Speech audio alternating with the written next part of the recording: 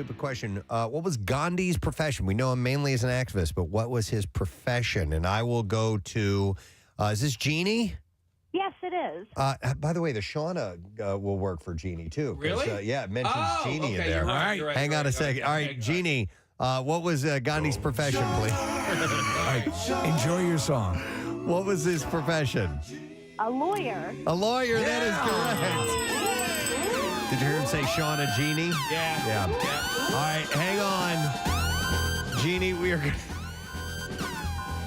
going to set you up. We're going to give you a pair of combo passes for the Bates Motel and Haunted Attractions in Glen Mills, PA. This week's big friggin' deal, 2 tickets to Bates Motel and Haunted Attractions for just $50, and that's half price to experience the number one haunted attraction in America. You can get it now at WMMR.com. The keyword is deal while supplies last. Play that again. I want to make sure he does say Jeannie and not just Jean. Shauna, Jeannie. There it is. All right, so we can do that for either or. What kind of lawyer was Gandhi? Was he licensed to practice on our state? Yeah. No, I don't know. I'm not really sure. Anytime, day or night. According to a wiki, Steve, he was an Indian lawyer. Okay, there we go. Is that what that it makes it is? clear? Yeah. Thank you. Indian lawyer. Yeah, he primarily practiced in India. Well, I'm going to dive into some legal stuff right off the bat with the entertainment report and some interesting details coming out of this. Yesterday, Angelina Jolie filed a cross complaint in the legal battle over a French winery that she and Brad Pitt once owned together. She triple stamped it. Well, she doubles down on this, man, for sure. It's bad. The court documents detail abuse allegations against Pitt from the plane incident in 2016 that led to their divorce. So this is how it reads. When one of the children verbally defended Jolie, Pitt lunged at his own child, and Jolie grabbed him from behind to stop him. To get Jolie off his back, Pitt threw himself backwards into the airplane seats, injuring Jolie's back and elbow. The children rushed in and all bravely tried to protect each other. Before it was over, Pitt choked one of the children and struck another in the face. Some of the children pleaded with Pitt to stop. They were all frightened. Now, the documents also claim that Brad periodically emerged from the back of the plane to yell and swear at them over many tense hours on the flight. And at one point, he poured beer on Jolie. At another, he poured beer and red wine on the children. And this is like other people were on this flight? So I don't know. I don't know. Well, you at least had a crew. You at least had a pilot or, and I assume a co-pilot.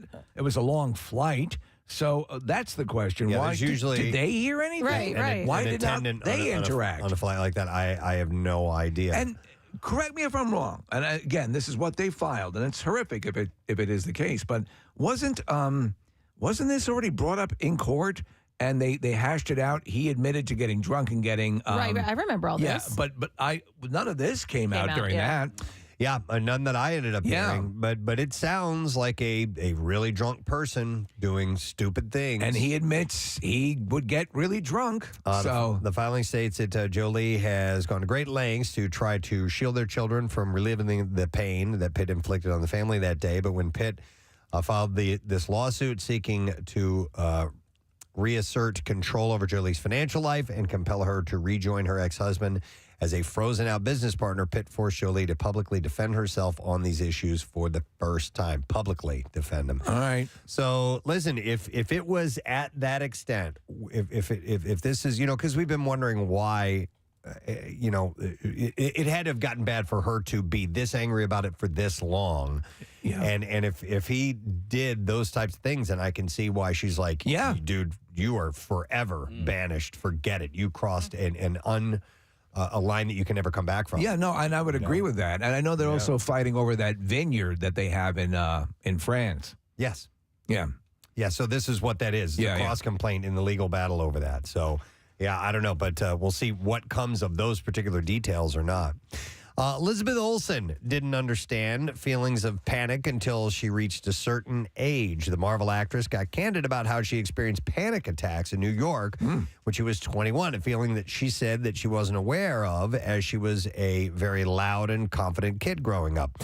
She said, I remember I would get panic attacks on the hour, every hour. Well, it's got to be a nightmare. She said in an interview with Variety, which was just recently published, she said, I used to live on 13th Street between 6th and 7th. I was crossing 6th Avenue at 14th Street, and I realized that I couldn't cross the street. I stood up against a wall, and I just thought that I was going to drop dead at any moment. She described the spiraling feeling that would happen in her body at signs of change in her environment. She said, I went from cold to hot, hot to cold, full to hungry, hungry to full. Any kind of shift in my body, if I went that way, my whole body thought, uh-oh, something's wrong. She said it was so weird, and ENT doctors said that it could be vertigo related because it was all about truly spinning.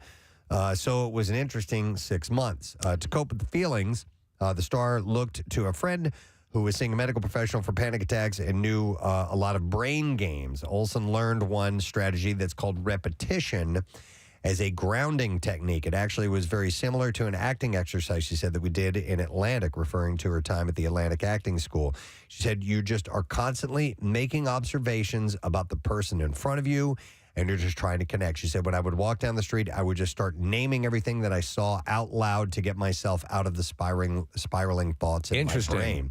So it kind of distracts you. Right, which is what you need. So my brother suffered from panic attacks for the longest time. I have a feeling, and this is only just a perception, that if you live in a city like that, that could certainly bring it on. All that stimuli. You're right. But he would describe it. My brother would describe it as like knowing you're not having a heart attack, but being convinced you're having a heart attack. Yeah. So that you know you're not, but there's nothing you can do to convince yourself otherwise, even though you know you're not. Yeah. It's a bizarre. I used to get, and I wouldn't Paradox. call it panic attacks because I know that people it can be severe for them. But that's what the doctor said. He was like, you're having like mini panic attacks. So I went in, I was like, there's something wrong with my heart. Right. Like it's skipping a beat. That's what I kept saying. And he was like, it's not skipping a beat. It's just beating so fast that you feel like it's skipping a beat. But there was I couldn't like pinpoint it to a big city or something. I was like, I don't know. I was just sitting You're at a home. farm girl. I don't know what happened. I would have that from time to time, and it turned out I was having what are called esophageal spasms. So it's actually your esophagus, which in your chest feels right next to your heart. Sure and it would have does. this little flutter thing, and then that would cause my heart rate to shoot up because I thought something was wrong with my heart, and it would it's like this feedback loop. It would just make it worse and worse, and I'm like, oh my God, I'm having a heart attack. Yeah. I'm dying over here. Yeah. It was, I had to wear a heart monitor and all this stuff for a while. So yeah, it can scare and It can that's scare people around the person having it. and people have them for different reasons, So, but anyhow, she had said this technique was a helpful tool. She recalled her panic attacks as very weird because she was not anxious as a child, but I guess she doesn't have them anymore. Did she say that being beautiful and wealthy helped? Yeah, she didn't directly, but I think we can all take them. I started having a mini panic attack when you mentioned her address because I'm like, in New She's York, your dream girl, right? No. New York, why do you have two different sets of numbered streets? Like you got one going east to west and then another set of numbered streets going north to south. Like Well, it's a toddler I town. know it's an avenue and a street, but it still doesn't matter to me because it's The Bronx is up and the battery's down, and people riding a hole in the ground. It's New York. yeah. So could you live at 5th and 5th then, I guess? 5th Street and 5th Avenue? I don't think it intersects like No, that, it does not. Well, No. First and First does. Okay. It's a plot line in Seinfeld, and Kramer's like, I think I'm at the nexus of the universe. All right, well, I promised you guys a Paris Hilton story, and I'm going to deliver All it. right. Thank you. She has hope that her missing dog is still alive after contacting 7 pet mediums for reassurance. And she has been beside herself since Diamond Baby went missing in September.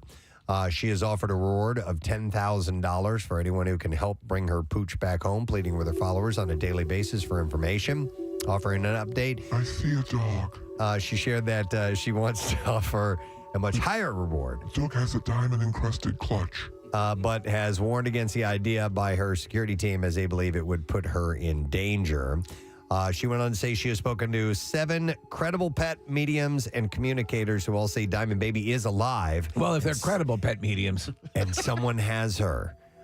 She says, this gives me hope. At this point, hope is the only thing getting me through. I wonder if she paid all 7 of those. I guarantee And you if they she need did. to continue to be paid Oh, to tell yeah. her that the dog is alive. If you want to recover your dog, we need another session. She concluded her Thank you, Magda. her desperate post by urging her fans to please keep an eye out for my little girl. I do hope she finds her dog. Yes, it's horrible. Did it just, hang on. Did it New get York? stolen? Did it get stolen? Did it get out of the house? I think a cougar came and took it. If she, You think it a was just cougar out- came and I took love it? your dog. Could I walk it for you? Oh, you mean like an animal cougar? Yeah, like mountain lion. I love the young boys. All right.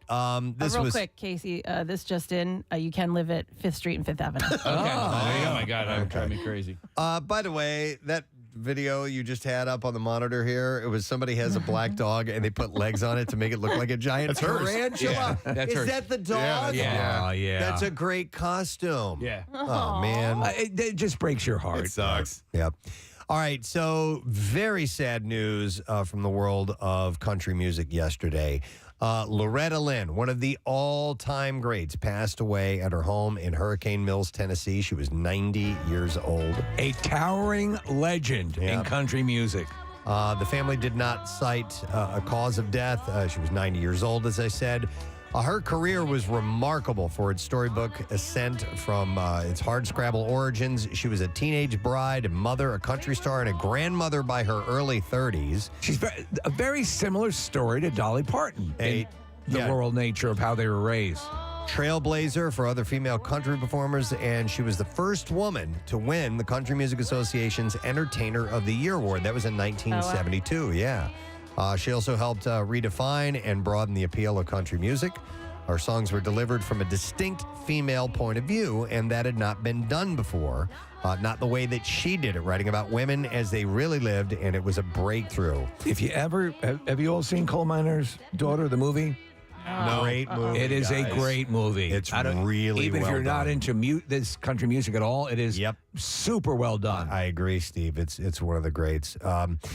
In 2013, when Miss Lynn received the Presidential Medal of Freedom, the nation's highest civilian honor, President Barack Obama called her a rule breaker, record-setting queen of country music who gave voice to a generation singing what no one wanted to talk about and saying what no one wanted to think about.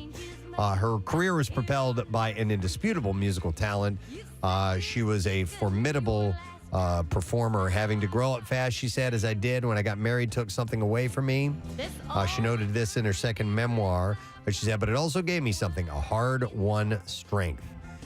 Many of her most memorable songs celebrated her Kentucky roots and were rendered in an unmistakable Appalachian twang. Her first album, called Loretta Lynn Sings, reached number 2 on the Billboard Country Album Chart in 1963. But her greatest success came later on, often with tunes packed with personal meaning or topical social themes. The first of more than a dozen number 1 country hits came in 1967 with Don't Come Home A-Drinkin' with Lovin' on Your Mind. Yeah. Written with her sister Peggy Sue about a marriage to an alcoholic. Is this it? No. Oh, We don't have you that ain't one. woman enough. But there is one called "You're the Reason Our Kids Are Ugly." Yeah. That's funny. Hang on to that for a second. But several of her songs were tough-minded warnings to romantic rivals for her husband's affections, like this one called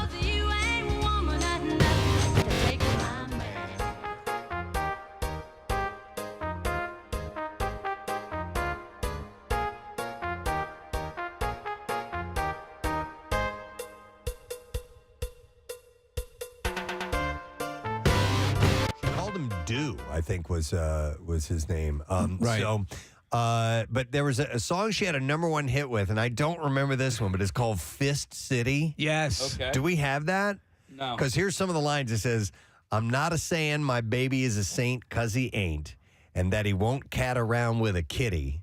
I'm here to tell you, gal, to lay off my man if you don't want to go to Fist City. Pretty great. That's pretty great. The whole thing hurts. Yeah. Oh, no, stop, not that. Oh, I'm sorry. Not that. Different kind of fisting. Yeah. Oh, a fight. I'm Right. sorry. I don't know how I even went there. There's a And I'm not going to be taking the rings off neither. Oh, my God. there's a guy that I follow on TikTok that does creepy. What does he call it? Creepy crawly lyrics and song lyrics, and he goes into, I mean, this is not that bad, but some of the stuff that he goes into, and a lot of it is country music, Oh, yeah. is like, it was about like rape and guys following girls home. And There was a song I remember when I was working, our sister station was a country station. This was back in Missouri, and there was a song called Mama's in the Graveyard, Papa's in the Pen. yeah. He killed his wife. Yeah. The whole story was about she was cheating, and he drove his tractor trailer through the house and killed It's probably her. a true story. One of the songs that this guy does is about a woman who a guy murdered and put in the wall of his house. Oh my God, it's kind of cool. Ruby, you've pointed out many times, is about a guy who's preparing to go murder his wife or girlfriend, a Vietnam vet who was paralyzed, right? And he's like, I get my N16 and put her in the ground. Yeah. That's what he said. But I'll never forget the lyric from "Mama's in the Graveyard, Papa's in the Pen." Was talking about the guy driving through the house, and it was he never slowed down and he was shifting gears. He was good on that thing. Crazy, Preston, man. I think that there's a Beatles song that's is it Run for Your Life? Is that okay? Yeah, that one's. But listen, sometimes these songs are not written from the perspective of the author. They're written it's just from a yeah. story that they're creating. And a lot of them are of a time, so that you know, yeah. All right, well, anyhow. You want to hear the Fifth City Fifth song? City, yeah, we got to hear a little Fifth City. All right, you ready? Yep. Right. And that's what you look like to me.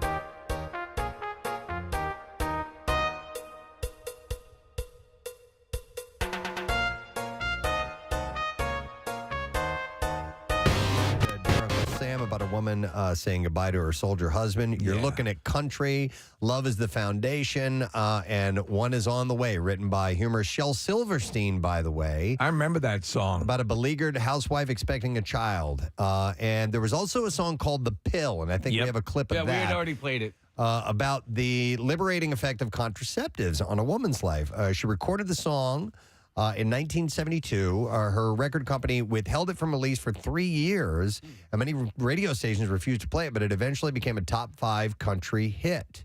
We were playing that game? Yeah, we were playing it earlier, but... All these years.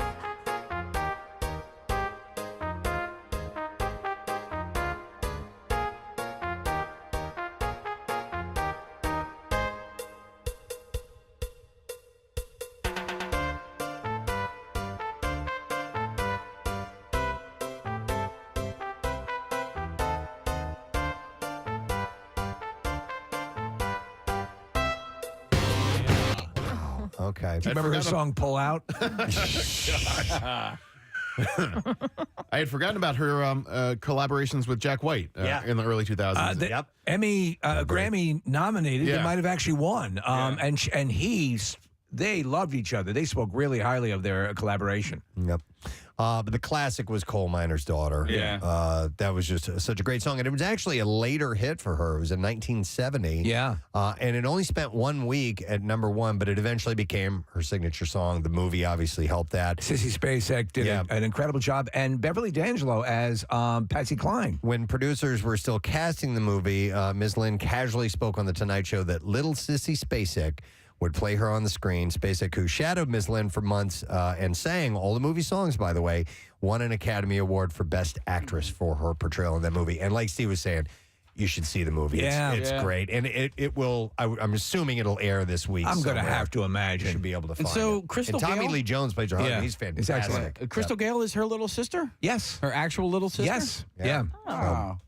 So sad news, an absolute legend in the world of country music, Loretta And Gail Lynn. King's her other sister. Gail King, I did not know that. That might be inaccurate. All right, let's see. I still have a couple more stories. Well, then just do it. To get to. This is a big one. This is a really big story. Velma is a lesbian. Yeah. So what we all knew from here, the Scooby-Doo has now, there's clips from a brand new Trick or Treat Scooby-Doo movie. Yeah. Which shows the Mystery Incorporated member googly-eyed and speechless when she encounters costume designer Coco Diablo. I have to say, I assumed that, and I assumed Fred was gay. Okay. Yeah. I haven't thought that about Fred. But it's gone viral on Twitter. Well, he and Daphne always had a thing. Yeah. No, I mean, I always assumed that him and Daphne were an item. Yeah. And that Velma was like, not. Yeah, I don't know. Yeah, but it's interesting. I tell you what, some of these the more recent Scooby-Doo animated movies are not meant for young kids. They're like they've actually had or movies where there's an actual murder that takes place. Yeah. So this has been an open secret among fans and Scooby-Doo creatives that Velma is gay. Even James Gunn, who wrote the early live-action films, and Tony Cervone, who served as supervising producer on Mystery Incorporated series, had confirmed the character's sexuality, but they were never able to make it official on screen. In 2020, Gunn tweeted that he tried to make Velma a lesbian in the live-action movies. In 2001, Velma was, he said, explicitly gay in my initial script, but the studio just kept watering it down, becoming ambiguous with the version shot. And he said, then nothing in the release version, and finally having a boyfriend in the sequel. During 2020 Pride Month, Cervone wrote on Instagram, I've said this before, but Velma in Mystery Incorporated is not bi, she's gay. And we always planned on Velma acting a little off and out of character when she was dating Shaggy because that relationship was wrong for her. I forgot that. And she had unspoken difficulty with the why. There are hints about the why in that episode with the mermaid. And if you follow the entire Marcy arc, it seems as clear as we could make it 10 years ago. I don't remember that. I don't either. I don't think Marcy and Velma had time to act on their feelings during the main timeline, but post-reset, they are a couple. You can not like it, but this was our intention. I'm sorry, but is this going back to the original creators of Scooby-Doo? I don't think so. All right. I think it's in the probably The people who when bought- the animated movies Right. started up for a fairly decent run of time because those original cartoons go back to the late 60s. Yeah, late Right, 60s. right. Yeah. Yeah, I believe so. So anyhow, whoever owns this now, yes, this is the created. We do have a clip of story arc. Velma going gaga for this Coco character. Oh, yeah? Yeah. Okay, here we go. And as promised, here are your Scooby snacks.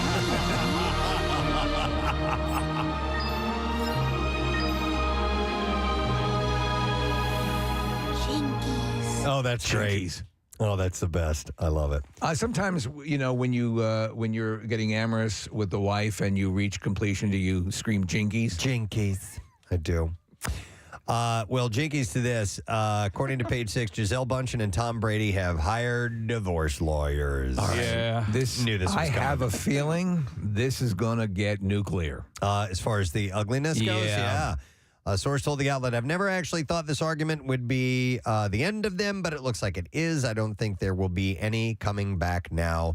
They both have lawyers and are looking at what a split will entail, who gets what, and what the finances will be. So we can kid ourselves and say that we know what's going on, but we don't really. But I would have to say it seems to be that the big line here is she felt betrayed by him rescinding his retirement. Right. Really? That was the big thing. Yeah, because she was like, okay, Yeah. enough. Next chapter. I don't want to see you get hurt, Right. Whatever it is. So, yeah. So there you go. I guess so. I don't know. There's got to be something more. Okay. He There may probably be. wanted a dog. Yeah, if you pay. He and Sly are talking about it.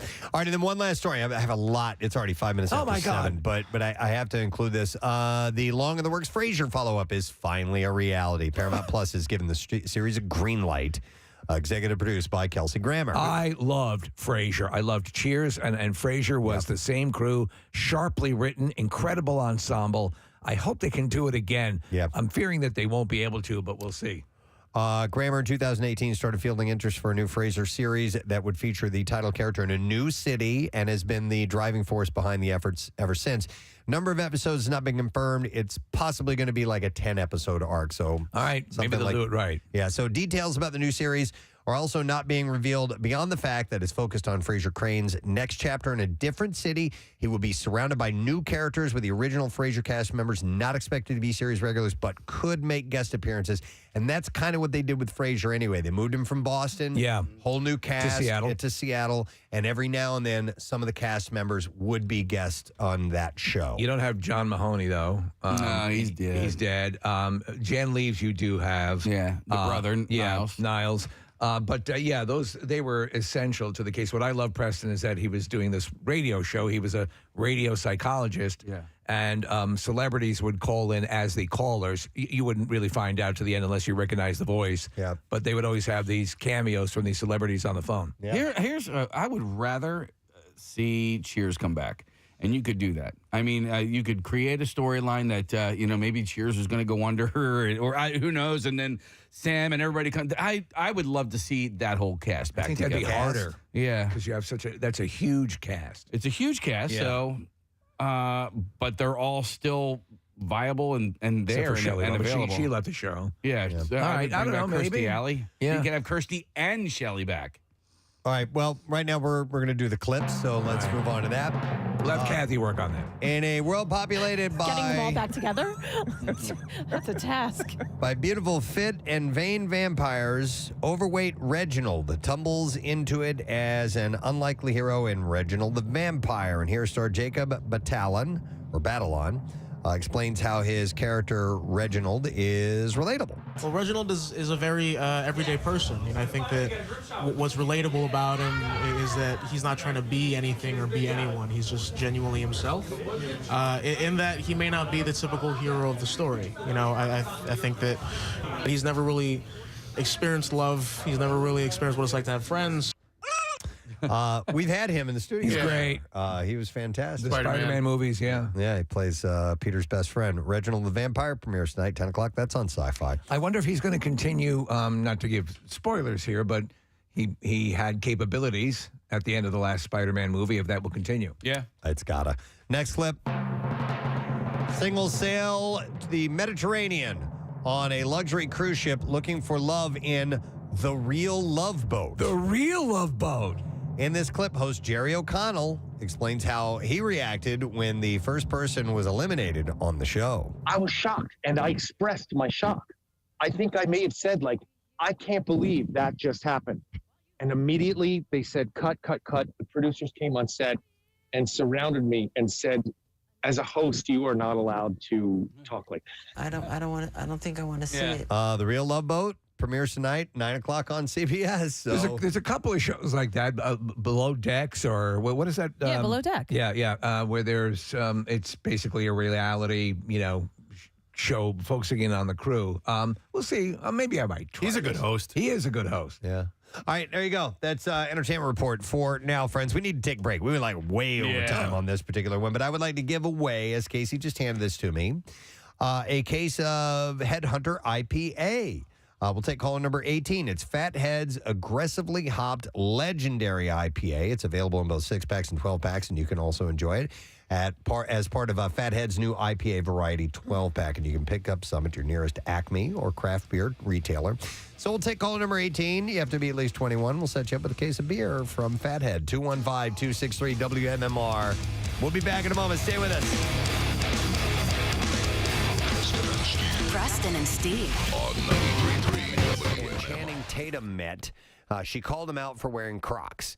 The two actors met while teaming up for Kravitz's directorial debut. Have you heard of this movie? It's called Pussy Island. No. Yeah. I like it. The Magic Mike star told Deadline, I totally loved Crocs for a hot second, and in one hang, she was like, you can't ever do that again. And I said, okay, fine. Okay, so the bigger question is, what's the plot of Pussy Island? I think it's not what you think it is. I think the name... About vaginas? It's not that. Oh, okay. It's something else. At least that's what I read a blurb. I didn't go into detail about it, but I heard it's not supposed to be vulgar. Like Lord of the Buttholes. There you go. It's pretty much the same story. Yeah. Yeah. Instead of the conch, they blow something else. Exactly. Right. Kravitz insists that she was just trying to be a good friend, adding, there are people out there who can pull off the Crocs thing. I just wasn't sure you were one of them. Didn't we just hear, though, that the Crocs have come back into quasi-fashion? Yeah, but I mean, if anybody could pull them off, it's Channing Tatum. You know, that guy can wear whatever he wants, and it'll be fashionable. Marissa is scanning to find out the plot of Pussy Island, and I can't read that. It's too tiny. Hang on a second here. Frida is a young, clever Los Angeles cocktail waitress who has her eyes set on the prize, philanthropist and tech mogul Slater King. Slater King. When she skillfully maneuvers her way into King's inner circle and ultimately an intimate gathering on his private island. She's ready for a journey of a lifetime. Maybe it does mean pussy. Is this kind of like a Jeffrey Epstein thing? I don't know. Impossible. I do not know. Vagina. Would it be harder to lick the inside of my ear or the inside of my belly? No, belly button. Okay. Yeah. Okay. How about butthole? Just said no. Oh my God, no. Well, honestly, it's just a common thing. You ask anybody at work. Would you mind licking my butthole? I'm sure that's being asked in every business. But I mean, that's just simply for a scientific test. No, somebody recently told me that guys love that. No, that is incorrect. Listen, there may be some that dig that. No, I do not. Yeah, no, She goes, they'll go wild. What? No. Who said that? I swear to God. Who? All right, write it down. Diane, your wife. Oh, how dare. Because I thought it was Jerry. I thought it was your mom. Yeah, your mom who won't let you eat gum out of a vending machine is encourage you to toss people salad. When does it become that act? We should call it a hobby. You should call it a blow hobby. Well, no, but yeah, right. And then maybe chicks will dig it more. Let's use how about a hand hobby, please? Let's use euphemisms if we're going to do that. Feel free. So, when is it stop being a handy and become a hand hobby? Yeah. When does it stop being a blowy and become a blow hobby? I think they're both the same. Well, no, I know what you're saying. You're saying when it stops becoming it's a like job, anal sex right? hobby. You don't want it to be a job. correct. But when? Well, crap. All right, never mind. I can't do it. We're never gonna be able to get into the meat. It's a nuance that we can't. So Are you talking about finishing? Yes. I thought you always should finish any job you start. Thank you. I thought you were talking about. Let's put a button in it right there. My parents always taught me that. Finish every job. You don't quit in the middle. This I do know. YoPlay, the yogurt company, has now introduced a yogurt they call Gushers. Yeah, man. Well, that's a candy, right? It was. Yeah. I believe. Well, not a right? candy. It was gum. No, it was like I'm a fruit. Peter North, and I'm very excited about a new product line from YoPlay called Gushers. Tell me more. I've been part of the R&D on this product for quite a long time. Oh my God! It was like a fruit snack, right? Yeah, that's what I thought. And for ladies, squirters. Oh my God. Pizza Hut seems to be trying to bring in new customers by reviving old menu items, and the latest is what they call the Edge, part of the chain's nostalgia campaign. My name is Bono, and I'd like to introduce a new pizza sensation to you. It's called The Edge. Some people say this is a revolutionary pizza, but it's not. It's a pizza that's been here before, probably in your own big fat belly. Remember what we say here, avoid the noid. That's Domino's. This is Pizza Hut. All right, so it's called the Edge, and it's called the Edge.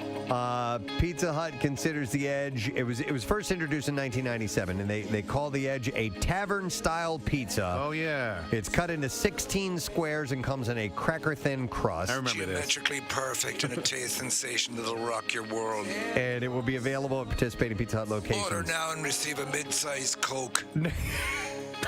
Mid-size. It'll be available at participating locations nationwide for about $13. So I did Pizza Hut just not that actually that long ago. It was probably during Lent, and I did it because we had been talking about it. I'm like, I haven't. You're a man of faith. Well, I hadn't had a Pizza Hut pizza in a long time, so I ended up getting a regular pizza, and then I got the stuffed crust pizza. And I know that you guys are all out on stuffed crust. I thought the stuffed crust was. You're a filthy animal. I know, but I thought it was markedly better. I'm not out on stuffed crust, but I just don't order it. You know what I mean? Too much. I know, and I why don't they just take a fire hose and spray cheese on you as you come in? Right. So this pizza, looking at it, I'm glad thin crust has kind of made its way around the country because I grew up in St. Louis. This pizza called the Emos. You guys know I've talked about it for years. That's what it is. It's just thin crust pizza. Version of the Edge. It's cut in squares. That's the way they've always cut it, and it's been since I was a baby. Essentially that that I've had that. So suckling at your mother's teeth. I prefer this type of pizza. I'm glad that it's made its way around. And so I don't actually ever remember this as a menu item. So I don't remember this from Pizza Hut either. I do. I remember Domino's. You do? I do remember this, yeah, and I remember it because of like the way that they were able to cram as much pizza on as thin a crust as possible and get it all the way to the edge. Hence the name.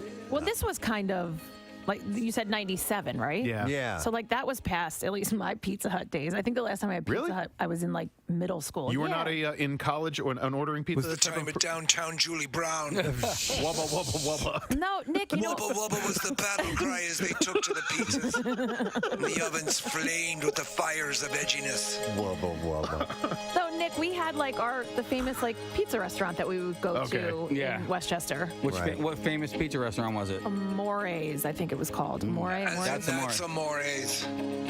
It's love. We had oips. College towns always have the the local pizza joints. Yeah, They're Marcellus. fantastic. The one at University of Missouri was, Harry Coterie. was Shakespeare's, and it was outstanding. Original Italian pizza, oips. Everybody ordered. Oips? Yeah, original Italian pizza is what that stood for, and that was the college town pizza. Yeah, so but you okay. wouldn't order from OIP. You'd from oips. That's I some like oips. that. Yeah.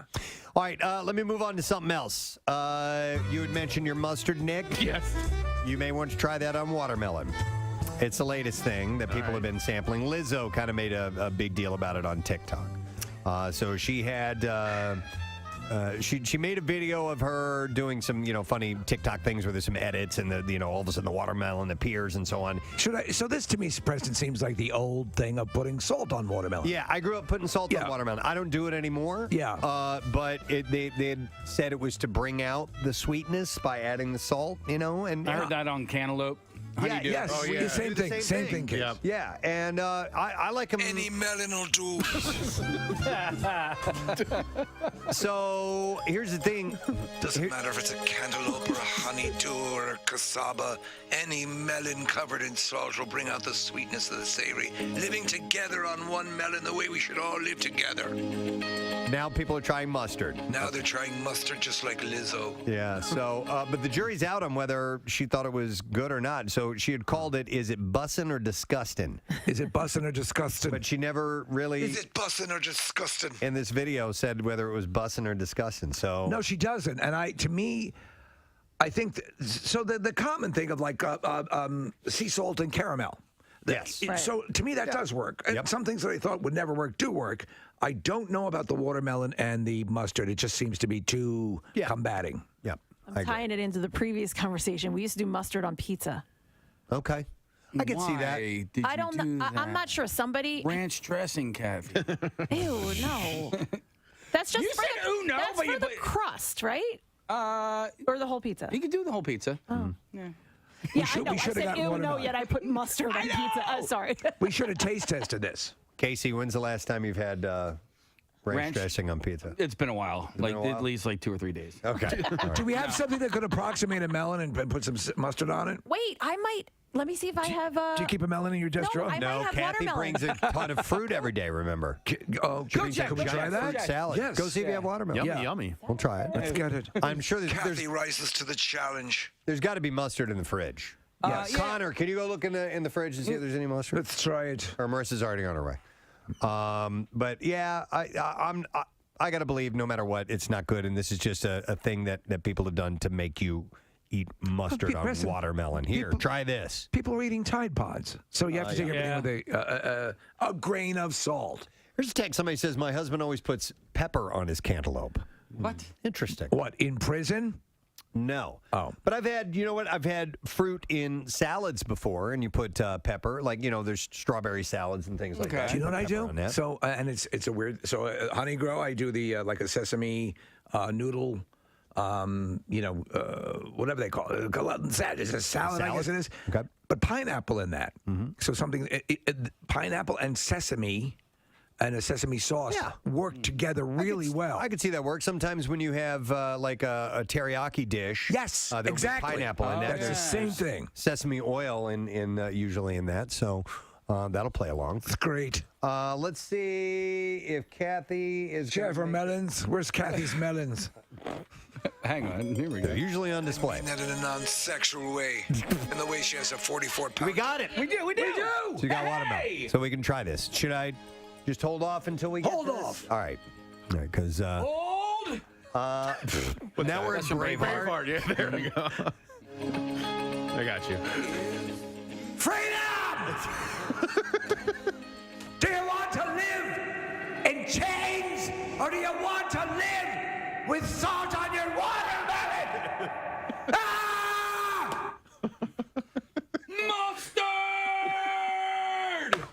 my God. It's a Friday. It is a Friday. Isn't it? I know. Wow. Well, now I want to go watch Braveheart. I think they actually They're making love. They're pounding the actual mustard seeds right Pounding now. the mustard seeds. Pounding them out. 1 mustard seed. 2 mustard seeds. Slapping them down. Slapping them down. Slap at the base. Now we've gone to I Love You, Man. Yes. All right. Here we go. Wow, they eat plates and I don't want it. I don't want to have I will try it. You don't want oh, yes. I'm chewing tobacco, so, I'm just trying to be healthy, guys. Thank you, Marissa. That's I very don't want kind. to sully the taste of the tobacco. All right, so we each have a small piece of watermelon, and we have a little dollop of a mustard. Do a dollop. Is this regular yellow mustard, Marissa? All right. Wait. Don't What? do it. Oh, I want to do a countdown. I want to get everybody ready. Okay. Oh, we're all going to do it at the same time?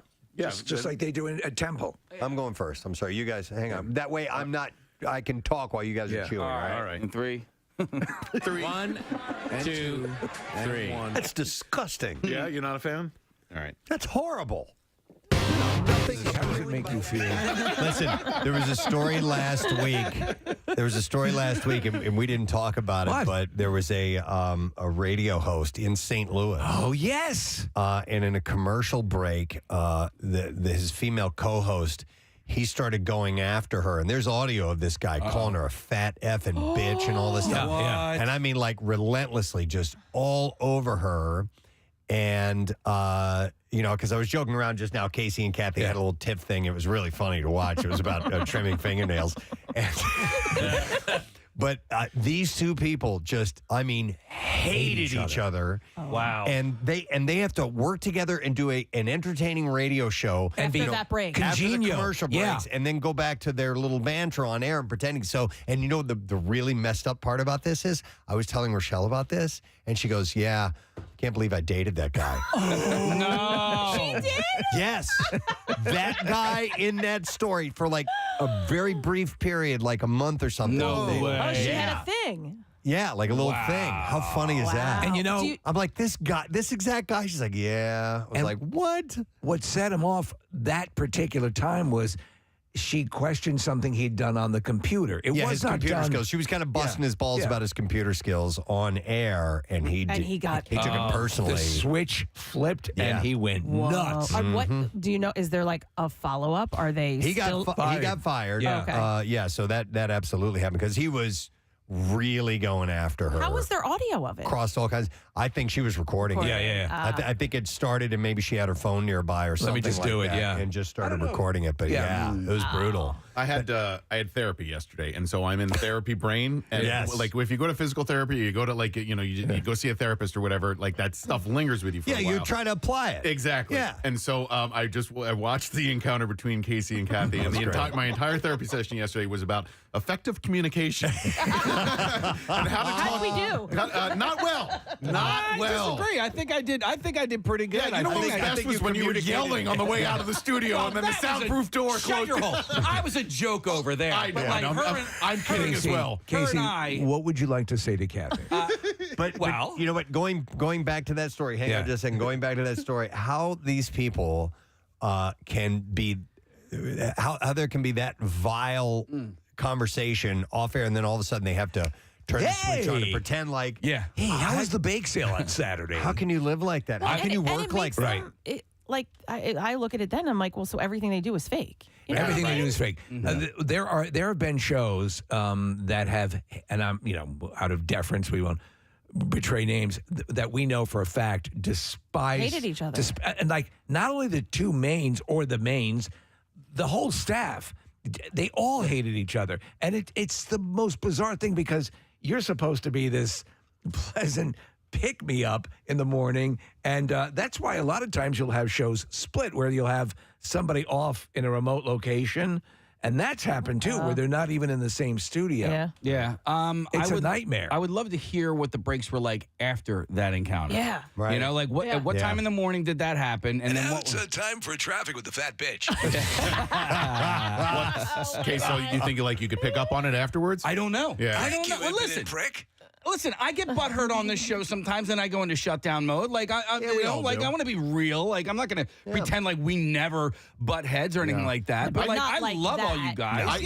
I honestly see our relationship as a family. Like, to me, the way that I love you guys, and there are days where I get angry or like I'm a human, so we all go through ranges of emotions. But I love everybody in this room. I love Marissa and Nick Murphy too, and it's just like. There are days that are harder. No, God. I'm sorry? Not about Connor. No way. I think he can hear us. Why did you bring him up? That kid. Connor is the worst. Oh, my God. Let's talk about Connor. Leaving his cigarette butts on the console. No, I know what you mean. Same thing. But listen, and these things fluctuate. And if I get pissy with, Casey, just to pick a name here or whatever. Oh, thanks. Thanks a lot. Casey, how does it feel when that's the first name Preston goes to? I am geographically the closest to him, but like because of that, he probably could have gone with like Nick Murphy, which is probably the nicest guy. Right. Next to Connor. But the point I was trying to make is that I know that it's not going to last long. It's not going to last forever. It's it stays in and out of these things. Preston, for so long we have been this. And we talked about the Harry Potter anniversary special, and there you have a collective of people who have been through so much together. Not that we're, not that we know spells and stuff like that, but we all have shared this thing, and no one understands. It doesn't mean that it's anything better than what's going on in your life, but for us, you. Co-workers, if you're working on a construction site or whatever, there's a collective experience, and we have that. And in a familial way, no one will ever understand a huge chunk of my life the way you guys will. Yeah. The way I'm like, listen, when people ask, I go, 5 of us are locked into a room together for 4.5 hours every day. You're in here with me. So if you think that like we don't bicker from time to time on air or off air, then you're fooling yourself. I was sitting talking to Kyle. Kyle Mack. Thank you. Kyle, how does it make you feel when Casey forgets your last name? Well, we kind of had like a little bit of a Q&A when it was in California, and he was asking questions because he also was a fly on the wall here as a video intern for a little bit. And so I was like, I love everybody, but it's not to say that we don't like. No, it's natural. Yeah. It's what humans do. It happens. It happens. But, when Kathy wants to have these little comments about you clipping your nails, Preston, over a trash can, meanwhile, she's over there clipping her nails. I don't see a trash can in sight. No, I'm not clipping my nails. I don't see a trash can in sight. There's no nails. That's what it was all about. She's trimming the lady hairs. That was what it was all about. That's what this got started. Marissa sent over the audio of this radio show. All right. But this is... it was last week. It actually made kind of some of the national news feeds, which was interesting. I got it off Daily Mail, which one is of those wild. stories that just took off. Yeah. So here, let me play you. This is off air, and he's berating her. Listen, you're a fat nasty and you don't bring up on air when I have your back. You're a fat. I don't care if you're here or not. Be like that, guys. Come on, man. There's not like a producer trying to break it up. Come on, man. I let it go yesterday. But you called me stupid for the second who time. brought up the stupid subject? You wasn't a stupid you subject. were making fun of me because I was dealing with the computer. Chris was too. It wasn't just me. No, Chris he wasn't. Yes, he said, "Oh my God, it's going to be here in 3 weeks." He didn't say anything on air. Yes, he did. Go back and listen. He was laughing when I did You have a it. history of attacking me on air, and No, Chris I knows. don't. You have a history of attacking me on air. Are you kidding? You and your big fat looking at don't come back. Really? You start me to You're talk not up. my boss. Yeah, I love that line. You're not the boss. You're not the boss of me. Yeah, so Play the part where they talk about the fingernail clippings. I worked with 2 people that hated each other. I mean, it was beyond, and they would kind of go their separate ways, but their job titles, forced them to have to work together at some point. Was this a TV job? Yeah, it was in TV. It was nobody on the air. It was all behind the scenes. But they despised each other, and it was difficult. Like sometimes you'd have to pass messages from one to the other, and I was sort of that kind of dynamic in a position where I was like, okay, I'll Would let you so-and-so please know. tell? Yeah, yeah. My mom, when she would, she just revealed to me in the last couple of years, there was a guy, she used to work at this other place, and there was every single day of her life. A coworker of hers? Coworker. And it was her, like, I guess, superior. And as a matter of fact, when she ended up transferring to a different location, his superior said, "Don't say anything. Just because you're going to be here today, and then tomorrow you're not going to be here anymore. And don't And it was so. It's no way to live. No. Now, mind you, some people have no option, and they are locked into a situation. And she was, people, yeah, and obviously she was as well. But Jesus Christ, I mean, if you do have the latitude to get out of that situation, sometimes you get Stockholm syndrome and don't realize it's sucking the life out of you. Your mother, unfortunately, didn't have any. No, but eventually she got out and she went to another place and she was happy there. But man, I was unaware. And these are things that kids don't need to know about these things. By the way, this text is for you, Kathy. It says, "Shut up, Kathy, and go put your panties on the right way." I got it right this morning. Shut up, woman. You got it right? All right. I got it right this morning. All right, well, listen, we still have a couple more minutes, and I didn't mean to go off into that conversation, but it was kind of funny watching you guys have this cute little bicker thing going on. But I did want to dive into the Just Saying Institute. And actually, this story can tie right into that first bit of stress at work. The Just Saying Institute, home of the new swingers club, Loretta Lynn's Fist City. Oh, my God. If you need to regulate stress, think twice about how you breathe. According to neuroscientist Dr. Andrew Huberman, says that the typical vice of in through your nose and out through your mouth can actually increase your heart rate. Instead, try breathing through your nose twice, followed by a long exhale through the nose. Let me tell you. Anytime they tell you how to breathe properly, or anytime they tell you how to breathe in a certain situation, I'm out. Because whatever it is, I don't do it. I won't do it well. The whole, you're supposed to, air's supposed to come in and your diaphragm's supposed to expand. Well, how does it work again?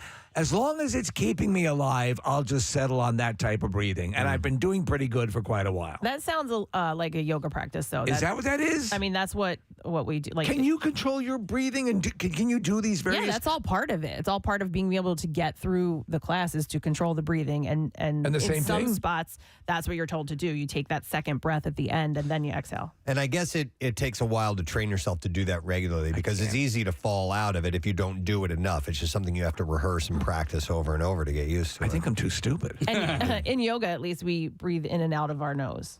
Okay, so I guess, Kath, because I've done yoga, but is the attention to your breath, is that supposed to sort of take you out of everything else? Yeah, totally. And that's the idea?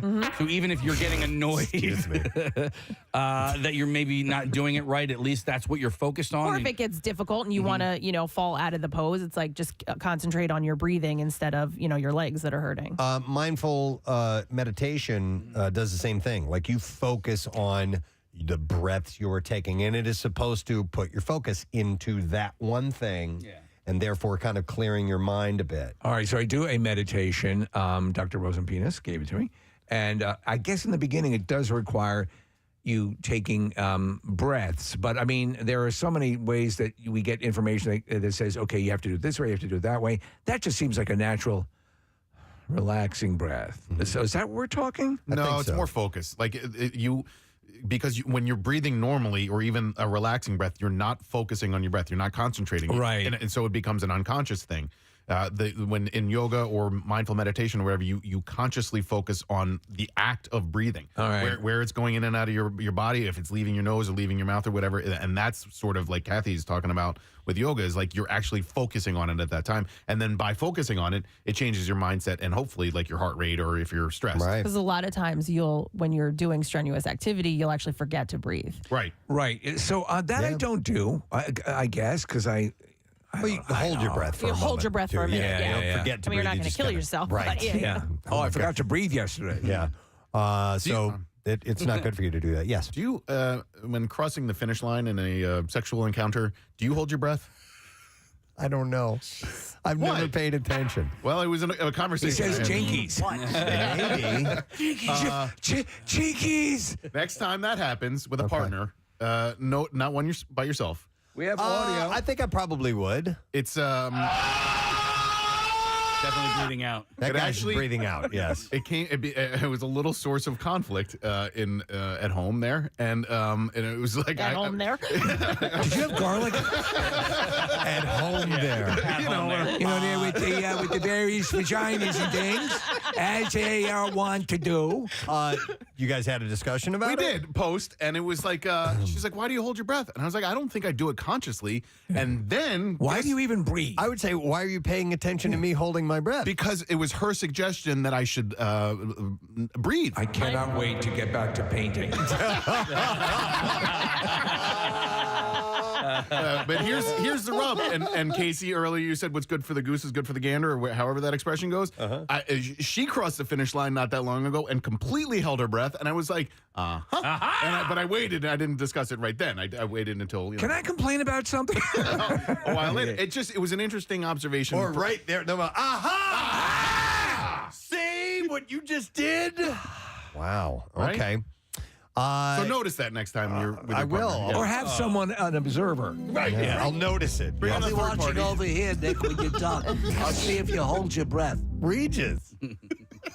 When did you get in the room? I'm alive. I faked it all. No. All right, well, I have another thing from the Just Saying Institute. It kind of ties into this in a roundabout way. It turns out that Viagra can give you a whole new different kind of boost. UK researchers tested erectile dysfunction drugs and found that some of them, including Viagra, can improve how patients respond to chemotherapy. Yes, the amount of things, we're talking about treatments of early onset dementia and Alzheimer's and all sorts of things that are associated with Viagra, which, by the way, we know for its secondary purpose. It wasn't initially an ED drug. No. It's incredible. It was a vascular thing. Yes. It was for blood flow, essentially. So participants in the study had esophageal cancer, but doctors are hopeful that the effects could carry into fighting other forms of cancer. Viagra works by making involuntary muscles relax, which increases blood flow to certain areas. And according to this study, the relaxing effect also impacts cancer fibroblasts, which help cancers grow. So Dr. Sam Godfrey says that the drug effectively knocks down the scaffolding that cancers are built with. He said knocking down the scaffolding is one of the many ways that we could use to treat cancer more effectively in the future. It's amazing. That's awesome. I hope that is indeed the case. So that's why so much in the medical world, repurposing drugs is such an essential thing. Yep. All right, let me see. And you get boners, too. Yeah, and there's a boner involved with it as well. Let's see. Here's another health-related thing. The authors of a new review published in the International Journal of Circumpolar Health. Yeah, it's about circumcised polar bears. No, so they say that taking a dip in cold water may be just the thing if you're looking to reduce the amount of unhealthy body fat you have. I've seen this lately. I've seen these fitness buffs getting into ice baths. Do you believe it?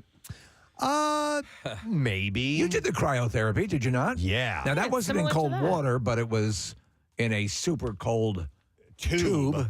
Dude. It's Freezing cold. It's negative 125, I think. Insane how cold that is. So cold water exposure might also lower the risk for certain conditions such as diabetes. They explain it seems to increase the amount of a hormone called adiponectin. Yes. That is made of adipose tissue. Adiponectin plays an important part in preventing insulin resistance, a state where the muscles, fat, liver, and the muscles, fat, and liver become less responsive to insulin. So several types of beneficial effects have previously been proposed for cold water exposure, such as boosting the immune system, giving a natural high, improving circulation, increasing libido, burning calories, reducing stress, making new friends, it says. Making new friends. Relieving depression, jump-starting the metabolism. It says they noted that the speculated effects of giving a natural high, increasing libido, and reducing depression don't appear to be supported by any evidence, but some people who do it claim that it has helped in that regard. When you get down to a certain temperature, you said negative 120 degrees? Is that what you said in the tube? I think that's the one that we go to, Orange Cryo and Conshohocken. I believe they're negative 125. Does at a certain point, does your body lose the ability to... In other words, can your body determine the difference between 30 below zero and 80 below? Like, in other words, at a certain point, is it all irrelevant? Is it all the same? Yeah. They explained it to me is that your body basically goes into protective mode, and so it's protecting itself from this cold. Okay. Yeah, and your blood goes to certain, like your main organs and things like that, I think is what happens, because it's kind of like a supercharge to your organs. I don't know exactly how it works. All I know is that I must have rapid fired 50 F-bombs when that cold turned on, because it was like, I think you're in there for like 3 minutes, 3 Kathy. minutes. Yep. My God, is it cold. I really liked it. I felt good after it, but it's like a job to have to go back. Like, I have to convince myself that I should actually go back and do it again. Like, it sucks. Oh yeah, you're when you're done, you're like stimulated. I mean, like you're like, oh my God, you'd step out of there. Yeah. You don't have a boner. No, you don't. You definitely don't have a boner. You don't have anything. Yeah, everything is shrunk to unbelievable tininess. Preston, when you were in it, were you counting down the seconds to get out? Yeah, they keep talking to you. Okay. To kind of keep you distracted. You're never getting out of here. How long do you And go like in the for? second you 3 say minutes. something like, oh, I got to get out of here, I want to get out early, or whatever, because I've said that before. I'm like, okay, I think I'm done. And they're like, oh, you only have a couple seconds left. And then they ask you a question like, oh, what did Preston do today at work? You know, they try to get your mind off of the freezing cold. Do they do a ring toss on your nipples? It's pretty cool though. It's and I would maybe do it again sometime. There's an endorsement. All right. Is that all we have time for? Yeah, because we're going to go on Fox Good Day. Yeah, that's right. We Yeah. have Fox Good Day. Sorry about we that. like those guys, so. But anyway, those ice baths are supposed to be, helpful in burning fat as well. So take it for what it's worth. Do a little bit of research on it before you dive right into your bathtub filled with ice. All right, that's it from the Just Saying Institute, which is home of the new Loretta Lynn Swingers Club, Fifth City. Fifth City. Yeah. All right, there you go. All right, we're going to take a break. We're going to come back in a second. And yes, we're going live on Fox Good Day. And yes, we're doing the Bizarre File. And if you're good, you who loot and your opportunity for $1,000 coming up at 8 a.m. We'll be right back.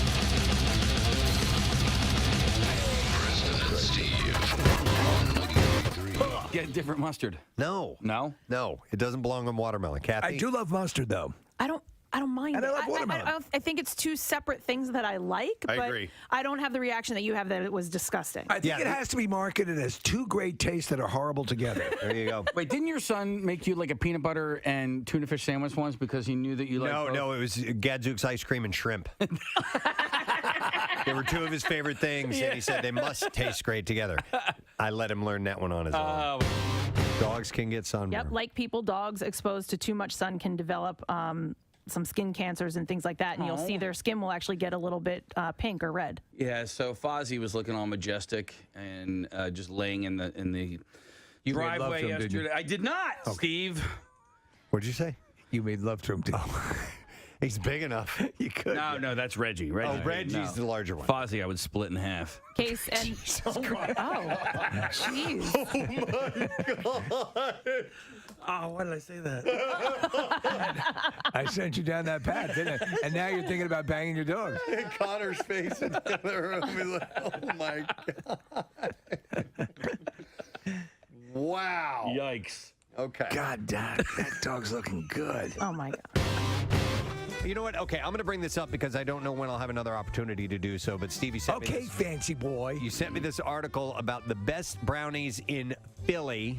Oh. And it's essentially just a list, and it's huge. There's about 50 of them. It's way too big to go through. We are in the best of times when it comes to brownies in Philadelphia. Yeah, what I didn't know was how many places are known for their brownies.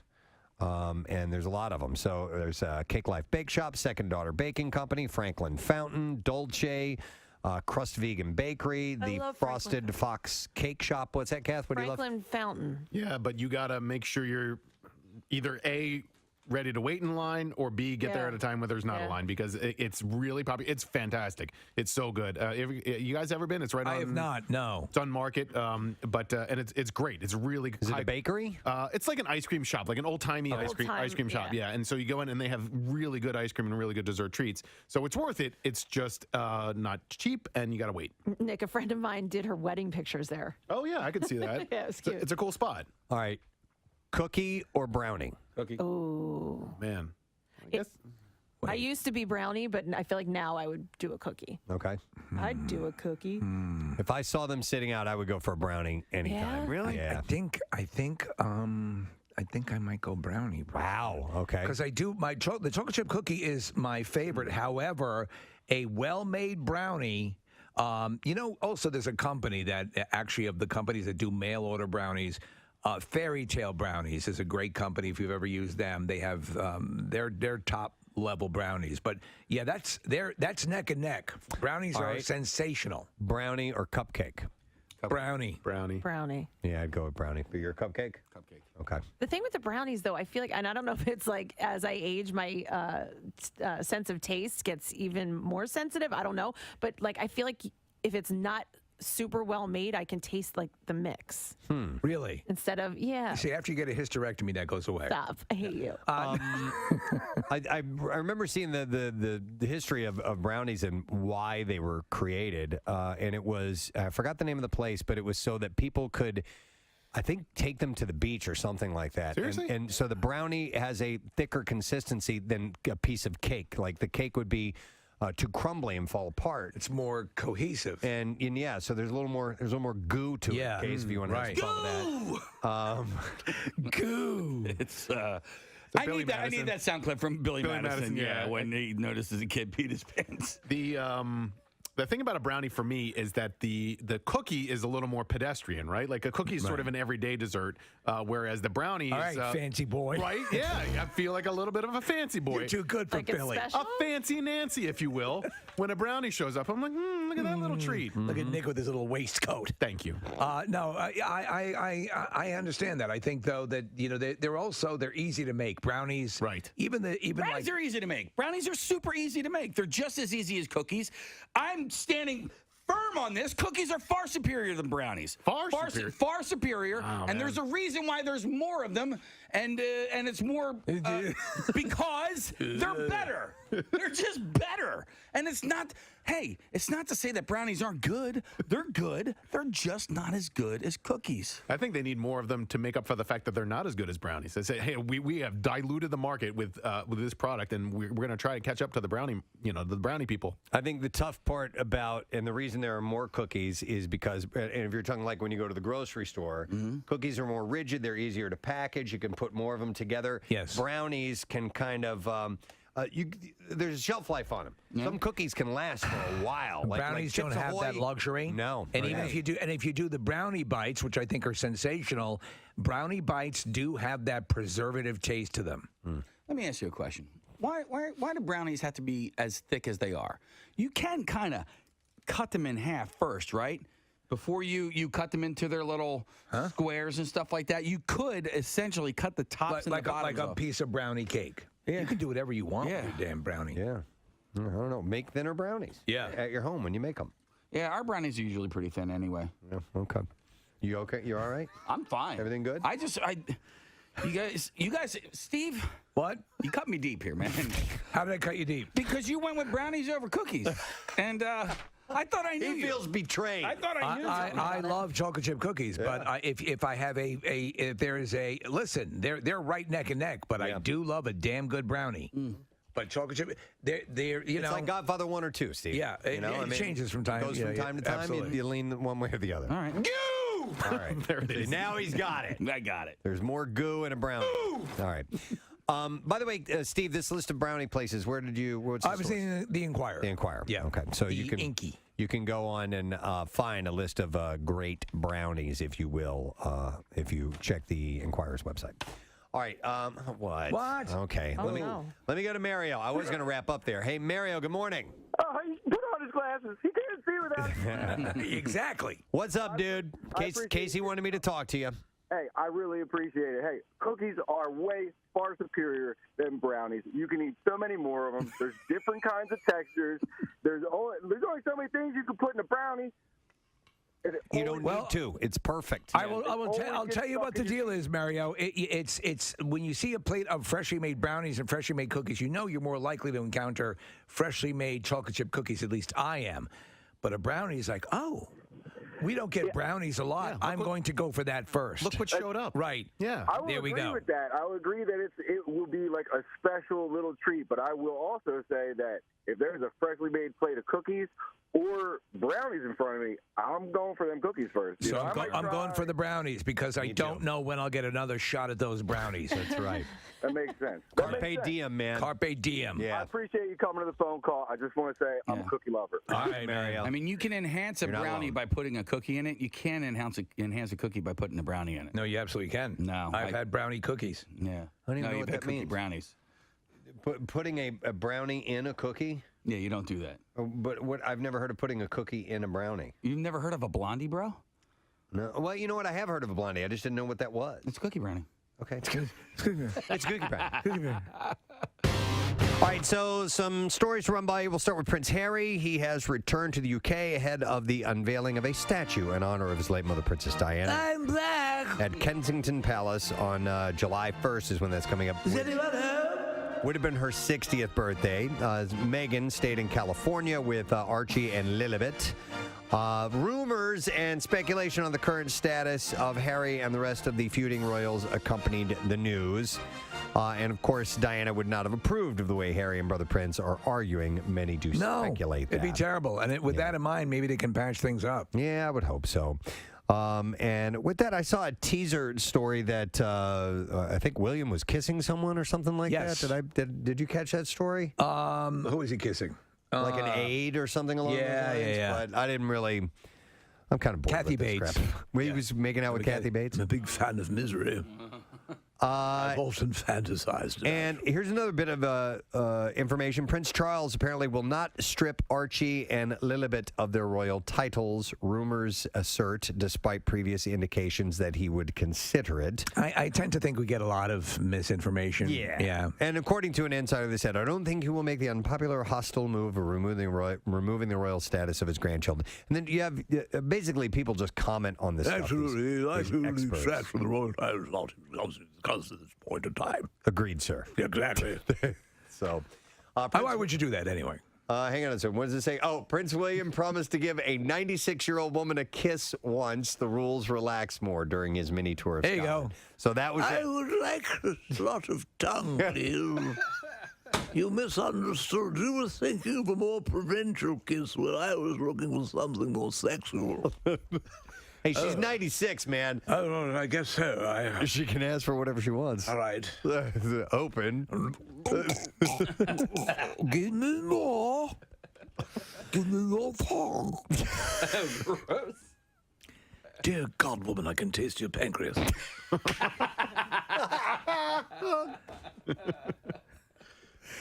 That's how deep he went? Yeah, or there was bile coming up? Bile. You know what? You don't know what's bubbling in that old fuselage. What's your favorite cheese?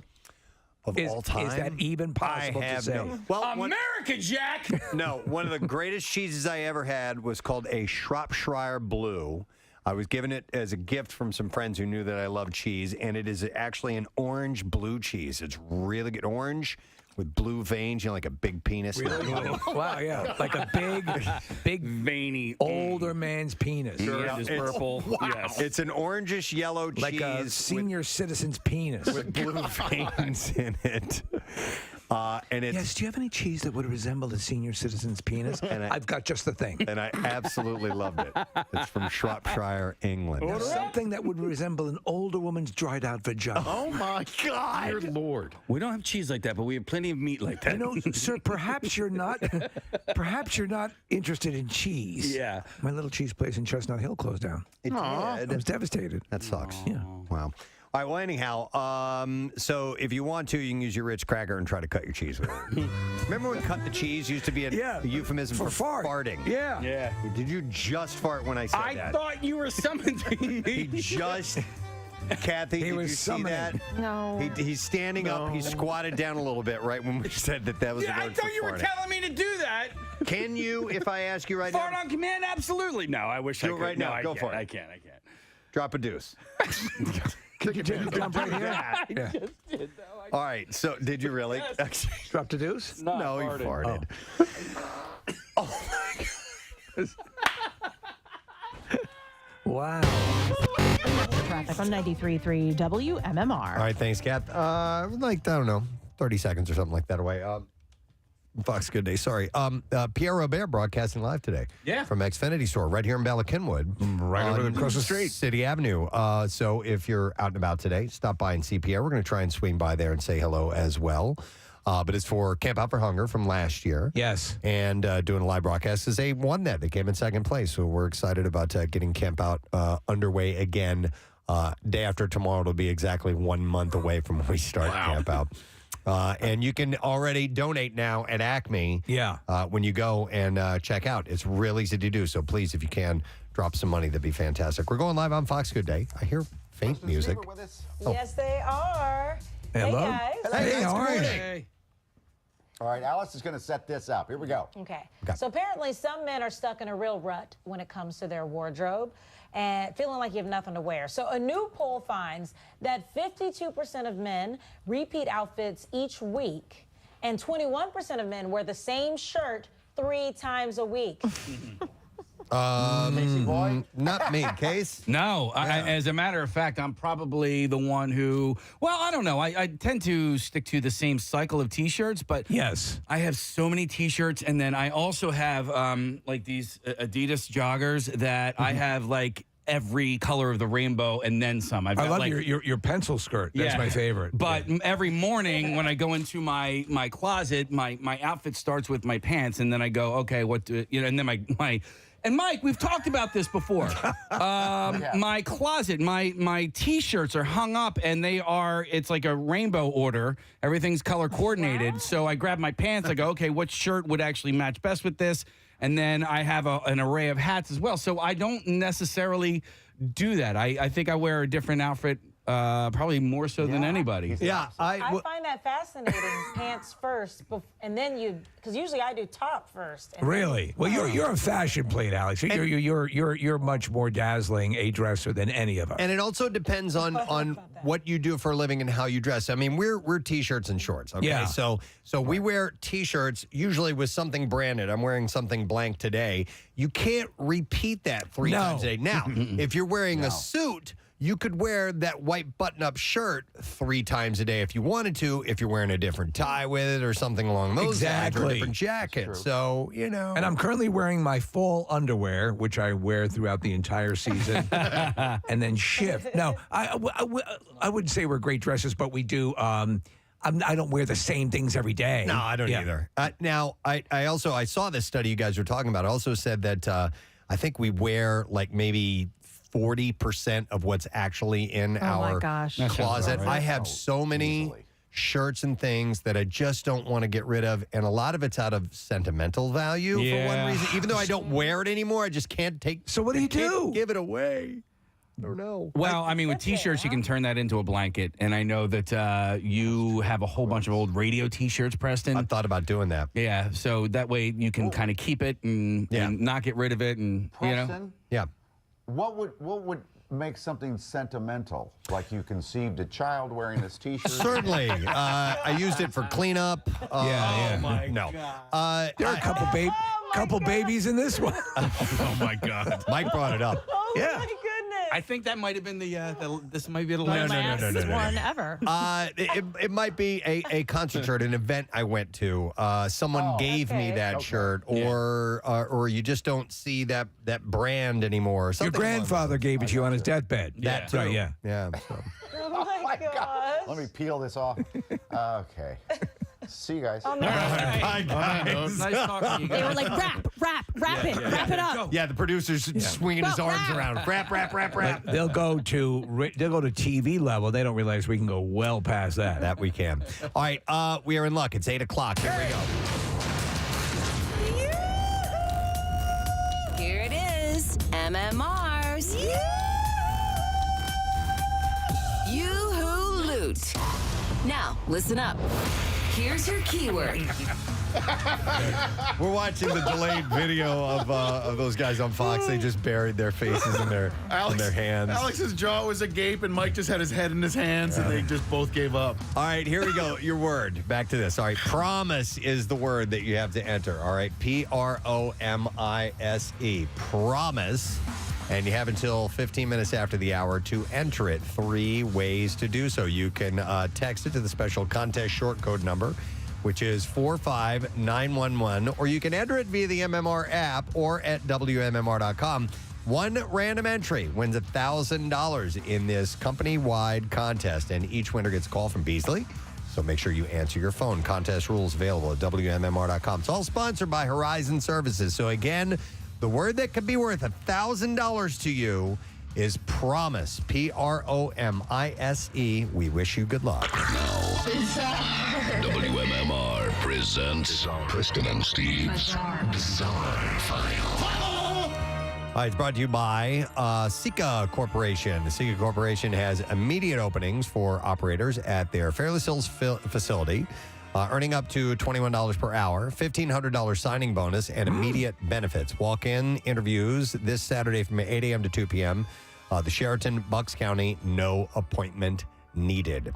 So Jersey City's Newport Center Mall was the center of a social media storm over the weekend as online protesters online posters alleged a possible active shooter situation, but it turned out to be a malfunctioning popcorn machine. Oh, no. I could see where you might confuse that. It was on Saturday around 3:30. The first of 9 calls were made to Jersey City Police Department about a possible active shooter situation at the 3-level mall near the downtown area.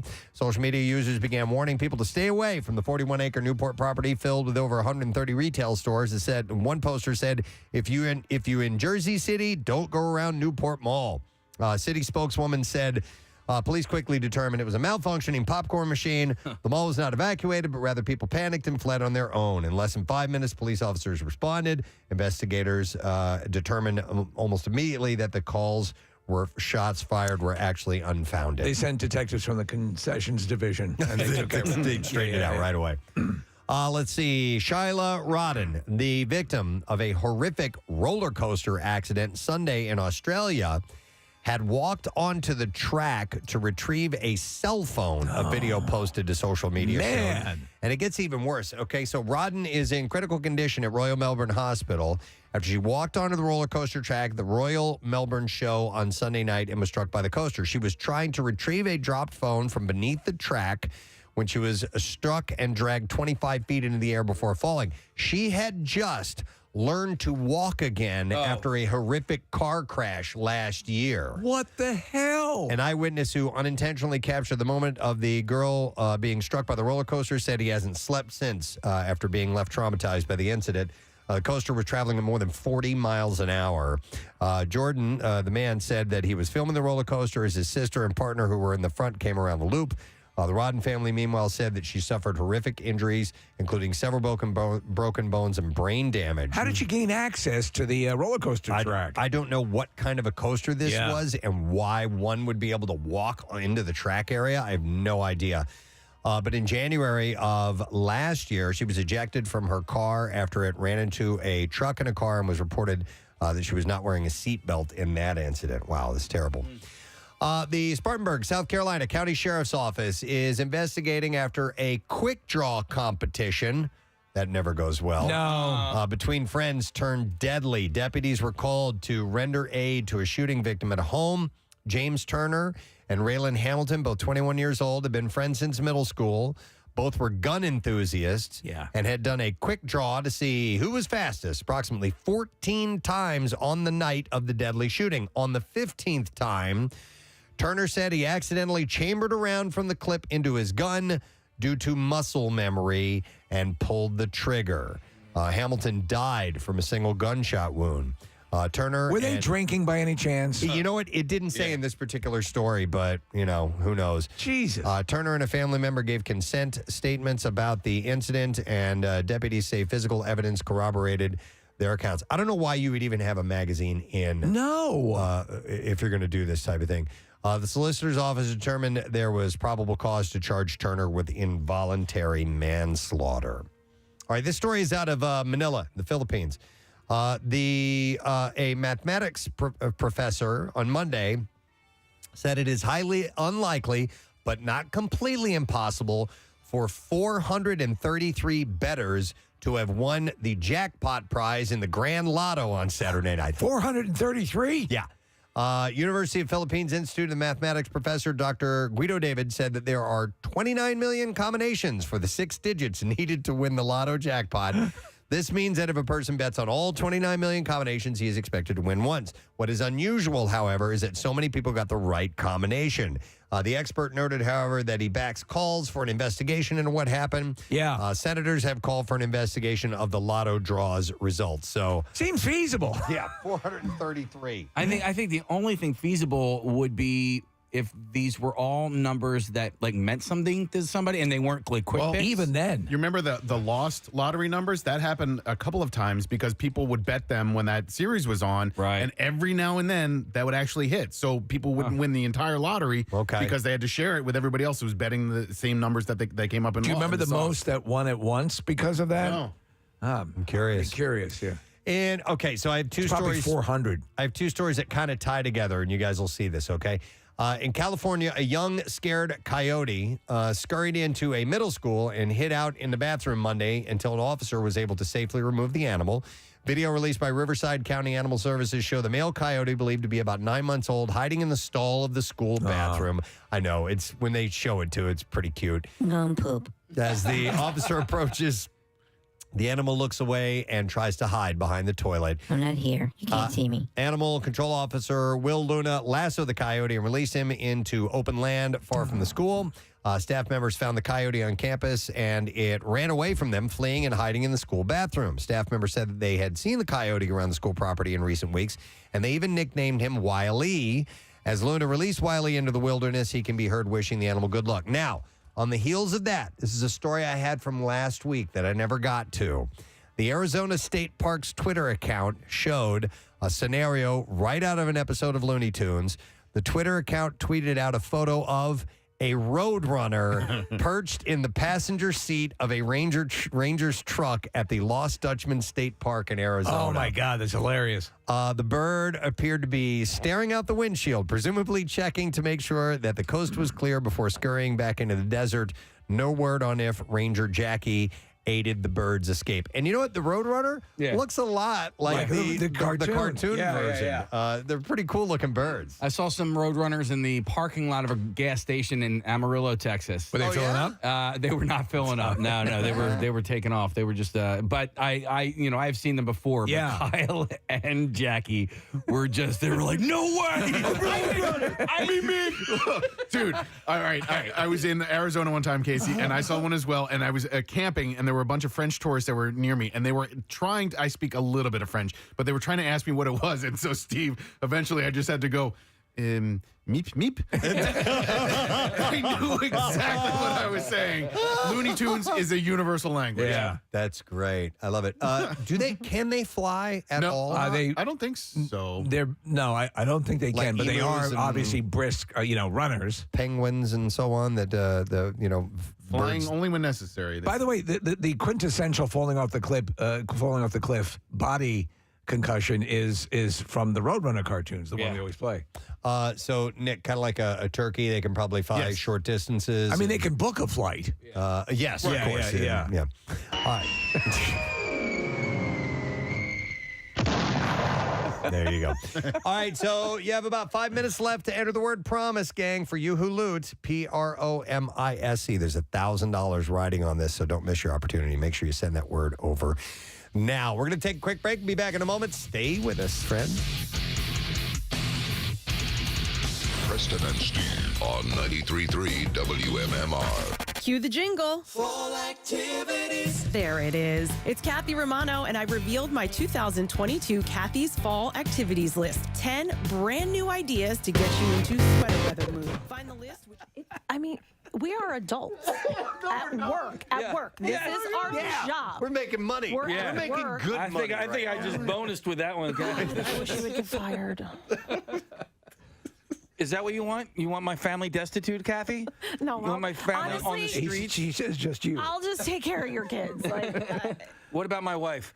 What about my wife? Well, her too. When she comes looking for good loving. Don't worry, I'll take care of her. Let's see if we can isolate that moment. Kathy's got that covered too. And relive it. Marissa just held up 3 fingers. I don't know what that means. One in the pink, 2 in the stink.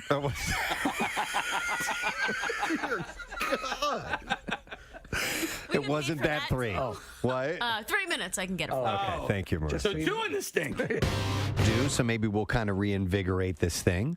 But we have decided to return with Battle of the Self-Proclaimed Experts this morning. Yes. And when I tell you that the passion was high for people to that have sent in requests to be a part of this, it's an understatement. It was just fanatical. It is a global phenomenon. Yes. Has been for a long time. People have been raised in this Harry Potter realm, and so we knew we were going to get some staunch competitors. I read a lot of the submissions that were sent in. I read all the submissions that were sent in, and I read several of them. I was on the plane the other day flying out west, and I was brought to tears by some of these submissions because this world means so much to so many people, and the way that they articulated it was really moving to me, and I'm just impressed. It was so difficult to narrow it down to 2 final contestants. I mean, put it in perspective. A tick came into the studio to watch. That's right. That's how popular That's how this is. popular. I am currently reading the Harry Potter books. Are you? I'm on the Sorcerer's, or no, I'm sorry, I'm on the Chamber of Secrets right now, so I've just gotten started. Reading or Audible?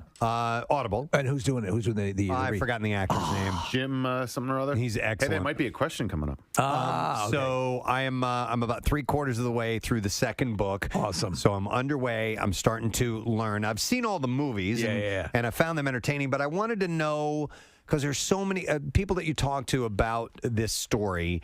There's so much more underneath when you dive into the canon of it all. When you get into the all the details about it, and I want to know that. I mean, I want to I think it's a kind of a club that you're in. So all of my nieces and nephews, like I remember when the movie started coming out, and I was like, "Oh, that's friggin' awesome! I loved it." Yeah. They were like, "But they left out, and there was so much stuff that so they were able to enjoy them, but they were so.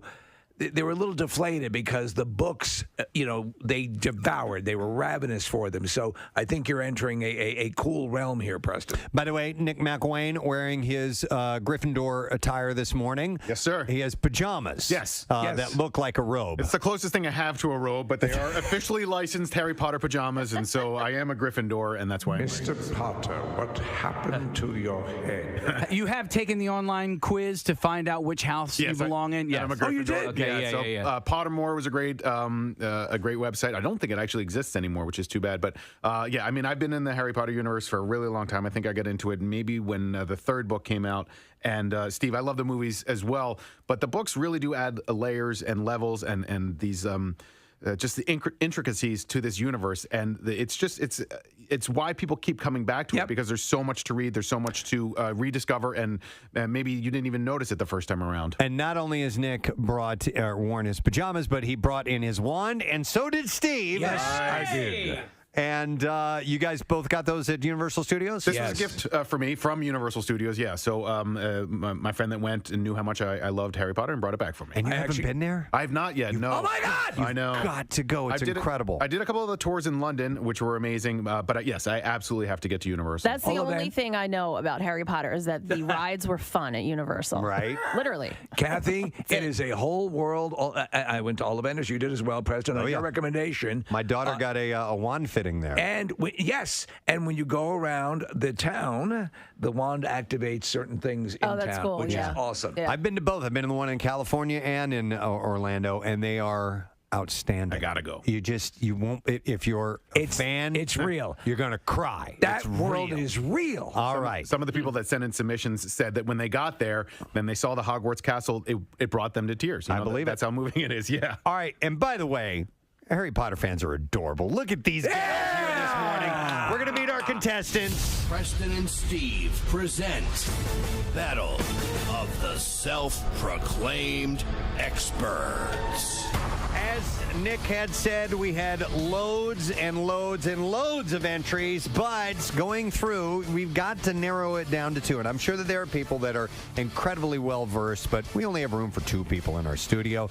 And so that's how we're doing it, to have these 2 competitors battle it out.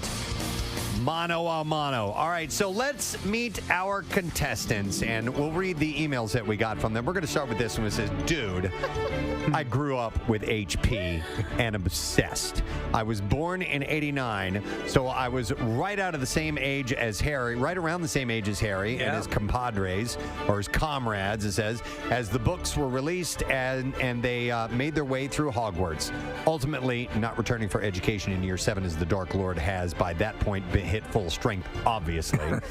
I have lightly reread parts of the books since childhood, but made it my goal to reread all 7 books once I finished grad school, Master of Public Administration at Penn State, woot woot. My husband bought me a Gryffindor blanket, a book of spells as a grad gift as well, and I graduated in December 2020 and finished the books last month. Literally, the best books I've ever read, and I have no idea how to move on from them. It's really just a story about friendship and the power of love. True. I was brought to tears in books 5, 6, 7, and would say that my favorite books are 3 and 6. 7 is also just absolutely epic. My next goal is to rewatch the full versions of the movies. I went to Universal Studios California back in 2017 and wore a Harry Potter costume to Hogwarts. For the above reasons, I would say I am the Harry Potter expert. It's about both knowledge and sheer passion for the story. The most epic tale ever told. Please welcome Steph Rosenblum to the show. Hi, Steph. How you doing? Oh, wait. Your microphone is not working. Let me try that again. Go ahead. I am so happy to be here. Yay. Steph, where are you from? I'm from central New Jersey, Hopewell Township, right across the river from Bucks County. It does exist. Okay, so is that north-south Jersey or south-north Jersey? Right in the armpit of the Delaware River. There you go. All right, I want to ask you, Steph, because Steph is wearing a shirt that's got all 4 houses on it, but it says Hogwarts on it. She's also wearing a robe. She brought her owl. Is that Hedwig? It's Hedwig. Nice. And tell me about your glasses. They are round glasses. Are they prescription? They are not prescription. Okay. They are just merely for this competition. Yes. They look great. And social events. Nice. So you recently reread all the books. I did, yes. It was my goal, and I still don't know how to move on. Interestingly, while rereading the books, I was also rewatching Lord of the Rings extended version. So I was in quite the wizarding world. Well, there's the amount of minutia, the amount of stuff to keep track of, but I mean, that's the books, the extended movie versions of the original Harry Potter, of the movies, and a lot of times they're tacking on an additional half hour, 40 minutes. Yeah. Which character do you identify with the best? Wow, Or which most? character? Probably Luna Lovegood. Okay. She says whatever's on her mind. People kind of think she's weird, but once they get to know her, they realize she has a heart of gold, and she's actually very important to the story and to Harry's success in defeating Voldemort. I love that. Great answer. All right, that's Steph. Our next contestant writes, I was hooked on the series the first time I read Sorcerer's Stone and bawled my eyes out the day after my 11th birthday when I didn't get my invitation to attend Hogwarts for the upcoming school year. I read the series countless times as a child and still reread my favorites every year. I read the series countless times. Nope, I read that part already. Let me go back to this. And I reread the story every year, every Christmas, to get in the holiday spirit. Growing up, my family and I went to the premiere screening of the latest movie, and what started as my obsession turned into full-out family affair as I got the rest of my family hooked on the magic of the Harry Potter universe. We traveled to Universal Studios' Wizarding World of Harry Potter when I was 19, and I remember seeing the top of the Hogwarts castle and instantly burst into tears. I can definitely recite every movie from start to finish, and I'm always the go-to person when someone has a question about their Harry Potter timeline or whether or not Snape really was a good guy. For years, my friends and I would watch the full 8 movies in a marathon event. We would bake snitch cake pops, craft sorting hat cupcakes, and brew our very own butterbeer, all while playing Harry Potter trivia and discussing our favorite moments from the series. There really is something special about the magic that J.K. created, and I would love to put my knowledge to the test. Gang, welcome Lauren DiStefano. Love it. Hi, Lauren. How you doing? I'm good.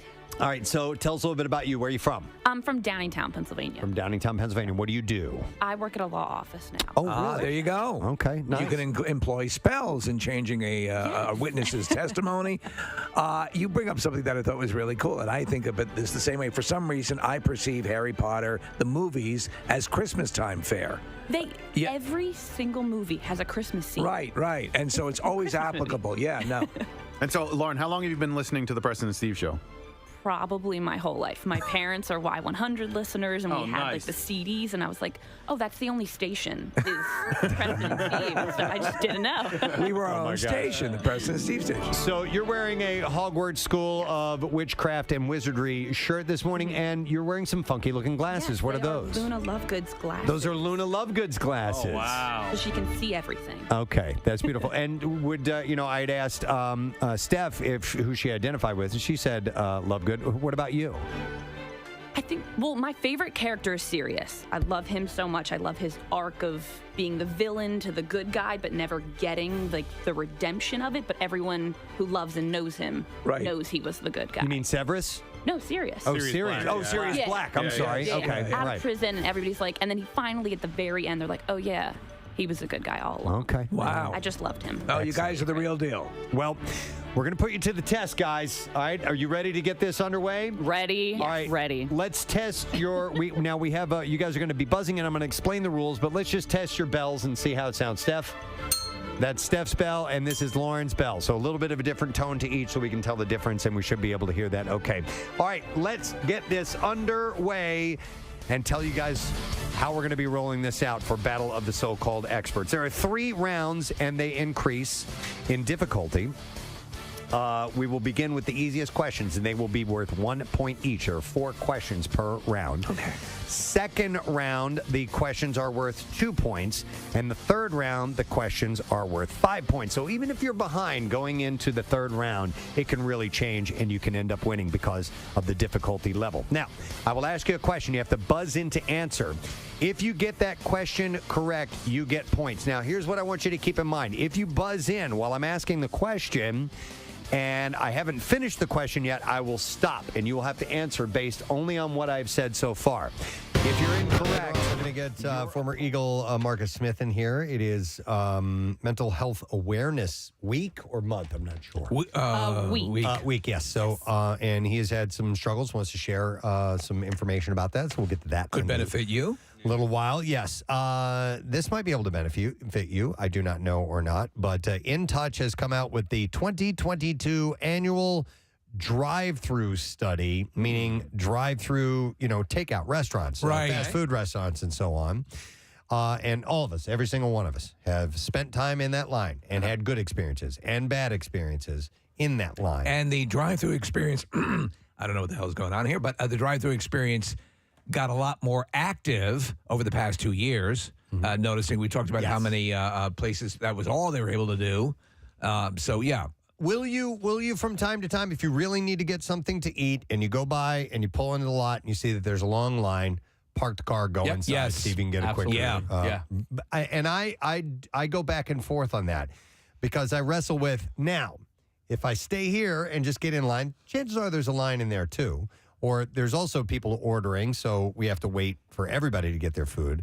I can stay seated and listen to music. It's true. And, maybe be warm if it's cool out. On a day like today, where it's kind of raw. Yeah, so I might be inclined to stay in the car for that very reason. However... But I do hate just sitting there. Right. You know what I mean? I play the odds, and the odds usually break in favor of accelerating it if you go inside.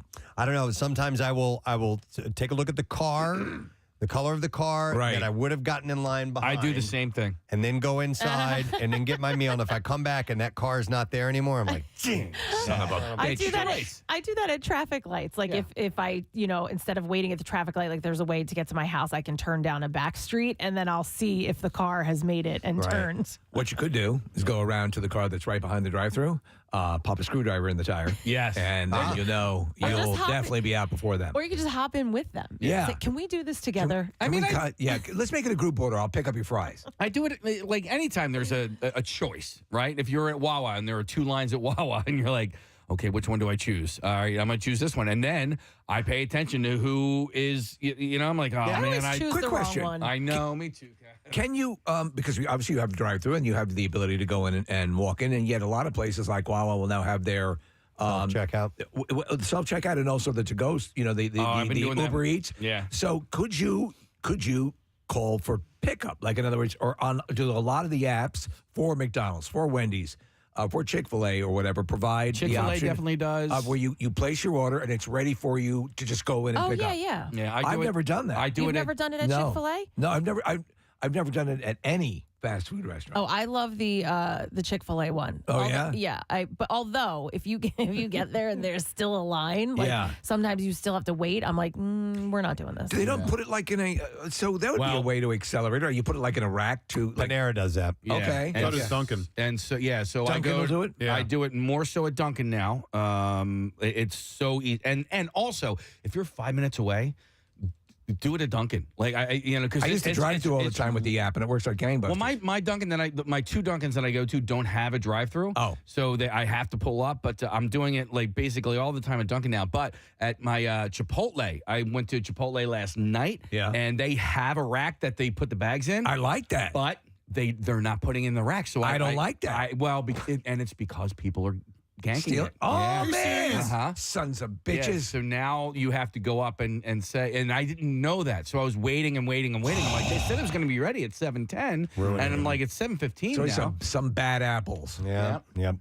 Nick, the Wawa app, you can do that, right? Order ahead of time, pick it up when you get there. And they have it waiting for you there. Wawa's really in easy. the rack? On the counter. So, on the counter. So for example, Steve, I go to the Wawa down here on Belmont, and on one side of the counter is the normal cash register line, and then the other side is where they'll leave the stuff for you to pick up. But Dunkin', to me, is the easiest, and just because, I think they're trying to gear purchases that way. Yeah. Like, I think they find it effective, and it just gets people in and out. It is pretty streamlined. I like the way theirs operates. Yeah, so I think they like that, on a corporate level and a store level, because it's fast. And we run on Dunkin'. We do. Yeah. Here are some of the results from this drive-through study. The study is based on 1,500 mystery shopping visits across different times of the day to capture data on a wide range of experiences. I like a mystery. The full study covers everything from the speed of service to the quality of food. And here are some of the key takeaways. This isn't the actual study, but these are some of the things that they found out. So consumers reported preferring to order takeout through drive-thrus due to convenience, a preference to stay in their cars, and the transaction being faster. And this means that speed of service is a great way for brands to attract customers looking for a quick bite. This year, they found brands are getting more efficient when delivering drive-through orders. The average total time in 2022 was 10 seconds faster than last year. 10 seconds? So this is just over time, So when looking only at the time shoppers spent in the drive-through, this year had an all-new podium. KFC had the fastest service time overall with Taco Bell, and this was a national survey, so Hardee's is in here. Hardee's finished, it was Taco Bell second, and Hardee's finished third. Our Taco Bell here is great. It's awesome. My Taco Bell that I go to at home. The one right up on City Line here? Yeah, the one on City Line's great. The one that's next to Cardinal Hair, I don't even go there anymore. I'll tell you this. Yeah, I wish I've the closest Taco Bell to me is a taco something, pizza. They all are. Barely any of them are standalones. Even that Taco Bell's a pizza. Oh, is it? It's Okay, a Pizza Hut Taco Bell. I have a standalone in Harley's. Do you really? Yep.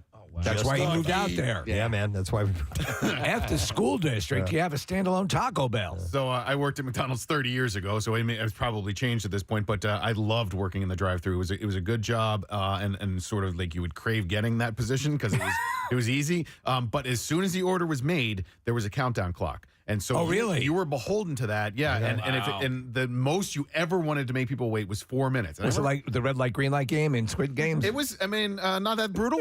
But there was our standards that are supposed to be met at every fast food restaurant, including McDonald's. And so if you would go over that 4 minute wait, you were supposed to then send the person up to the parking lot, so they would be parked away from the window a little bit so you could get to the next person. Man, telling those people that they had to go up there, that was not an easy message to deliver. That's not a good job. Yeah. You know what I did notice, though? And it happens at, now, mind you, this is a more simple product that they're offering, but the ice cream stand up on Ridge in heading into Roxborough. When you go, they traditionally have had a long line.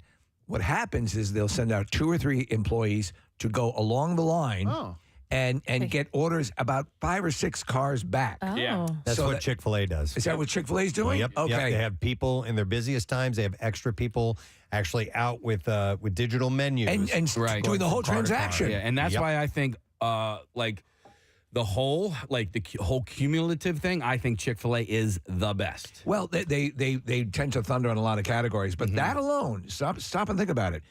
Because in a normal drive-through setup, it's to the speaker, to the screen ahead. If you're getting them prior to that, you're able to expedite that whole process. I will say, though, there are some Chick-fil-A's that if you pull in that line, there's no changing your mind. No. Oh, yeah. You You're can't stuck. get out. You're there for good. Yeah. Speaking of that, so here's the deal. So KFC was first, Taco Bell second, and then Hardee's third. But this doesn't account for how busy the drive-thru was. They said in this study, if we divide the time spent in the drive-thru by the number of cars in line, the podium changes significantly. Using this method, Chick-fil-A ranked first, continuing their reign as the fastest service. So no matter, you're going to be moved along efficiently depending on how many people are in line. So they've figured it out. That's stepping because there out are ahead. times where you'll pull up and you'll go like, oh my God, look at all the cars. But they move it along quickly. I'm going to die here. McDonald's was second and Taco Bell was third. And is the success predicated on having these employees go out and... They didn't say, but I wouldn't doubt it. Or the waffle fries. Another factor examined was suggestive selling. An example of this is when an employee asks a customer if they would like to upgrade to a combo or larger beverage. These are the apple pies you're looking for. While there is a perception that it slows down the speed of service, the data tells another story. Suggestive selling actually increased the speed of service by 20 seconds. So a gentle nudge from the person to buy something. That's what it says. So despite this, shoppers were only offered a suggestive sell only 42%. Wow, in addition to that sandwich, would you like a sofa? We were required to upsell on every interaction. Yeah, you want to supersize that? That became a common phrase. Are there any restaurants that follow that Sonic model? Like any fast food chains, because that's different than A&W. Do they? Okay. You're talking about the car hop? Yeah. I remember A&W did that, but I don't know. Besides Sonic and A&W, and I don't think, do we even have any A&Ws in the area? There's do we have one, any all right, Sonics? Weber's, and I don't know if Weber's is a chain, but there's a Weber's in, is that in like Mount Laurel or? I don't know. Cherry Hill? I don't know. It's down like 38 is all I know. What about Purple Orchids? Purple Orchid is not. It's a one-off. Yeah. No, but Weber's is I feel like it is a root beer first sort of drive-up. It is. Place. Okay. Yeah. Okay.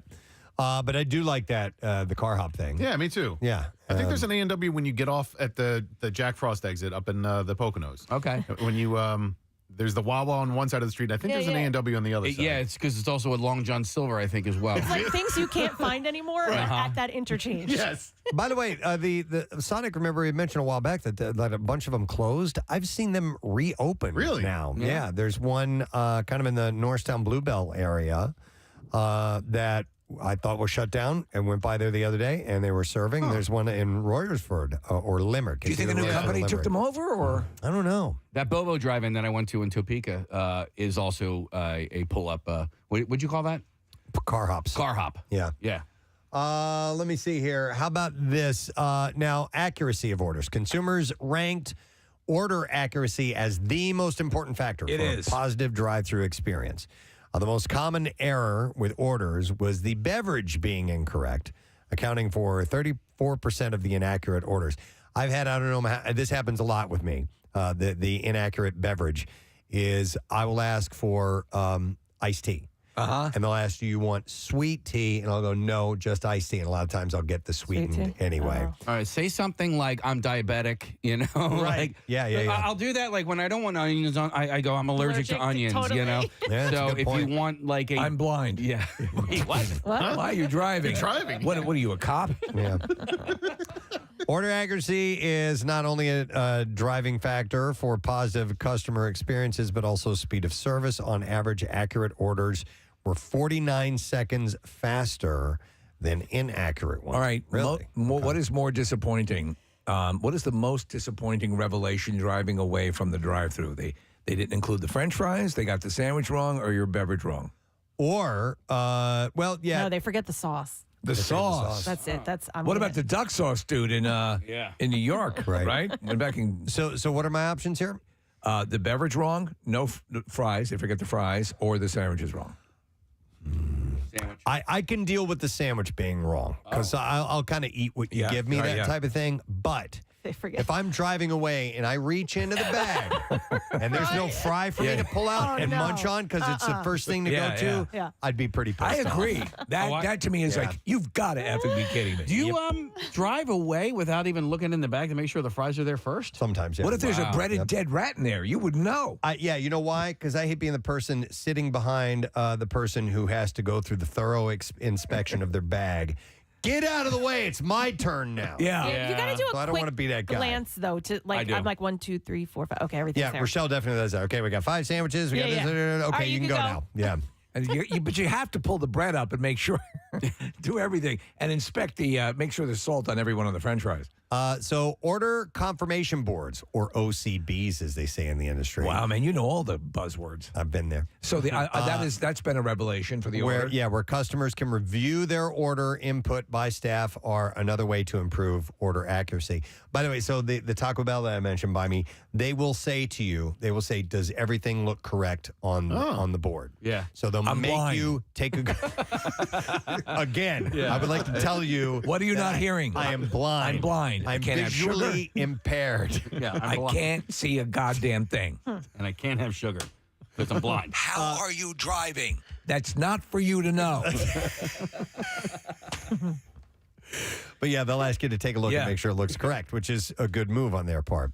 However, the data shows customers do not make full use of these without a reminder. On their own, OCBs increased order accuracy by 2%, but in cases where customers were asked to review the OCB, order accuracy was 7.5% higher. This means brands that implement OCBs need to ensure that their staff is trained to have customers check the board in order to get the full benefit. They're going to make that easier. They're going to introduce the OPPs, Preston. Well, you know me. Yeah. That don't befriend me. You down with OPP? So here's a make or break for me. Despite consumers not ranking friendliness as a significant factor like speed and accuracy, they found that it had a positive impact on both. Orders where the staff was reported to be friendly were 15% more accurate and over 3.5 times faster. When you go to a drive-thru and someone's really on their game and they got everything going and they're asking you about napkins or whatever, it makes to me, that's just as important as having a competent waiter. Yep. It's the same thing. I have stopped going to places because of negative attitudes. And look, we don't have to have a conversation. No. But just be somewhat... When did you lose your eyesight? Be somewhat pleasant. Right. And definitely don't be negative or grumpy or feel like I'm wasting your time. That's a turnoff to me. You will lose me as a customer for sure. Exactly. It's mind-boggling that a lot of places don't vet or at least check up on their people who are the conduit between you and the customer. Yeah. And you'll see people with attitude. I'm like, how did you get stuck on the customer interface position? Press, you've seen me interact with like cashiers and stuff like that. I'm pretty pleasant to everybody. Because if you're wearing a name tag, Casey will use your name. He'll engage you in conversation. Because I don't want that person to, at the end of the day, go, oh, that guy, just ruined my day. You know, so I go, a little bit above and beyond, but like not fake. But Press, I literally walked into a fast food joint. I saw who the lady was at the register, and I was like, I'm not doing this today because I had. Well, she had been so nasty so often, and not just to me, but to other people. And then finally, my last interaction with her, she goes, "What are your initials?" And I go, "F you." Seriously? Yeah. And then she was stewing. She was looking at, and I'm telling you, I've had many interactions with her, and I literally before this, I watched her argue with the person in front of me. It had taken me 20 minutes just to get to her, and I was third in line. And then so I go, F you. And I just saw her stewing, right? And then before she even typed it in, she looks up at me, she goes, "What's your last name?" I go, Udovich, right? Because I have a friend, by the way, hey, what's up, Eric? What's up, Walt? I have friends with the last name with the U, and I knew it. I knew she was so mad at me right now, but I was like, F you, man. Was that the only line in the place, A?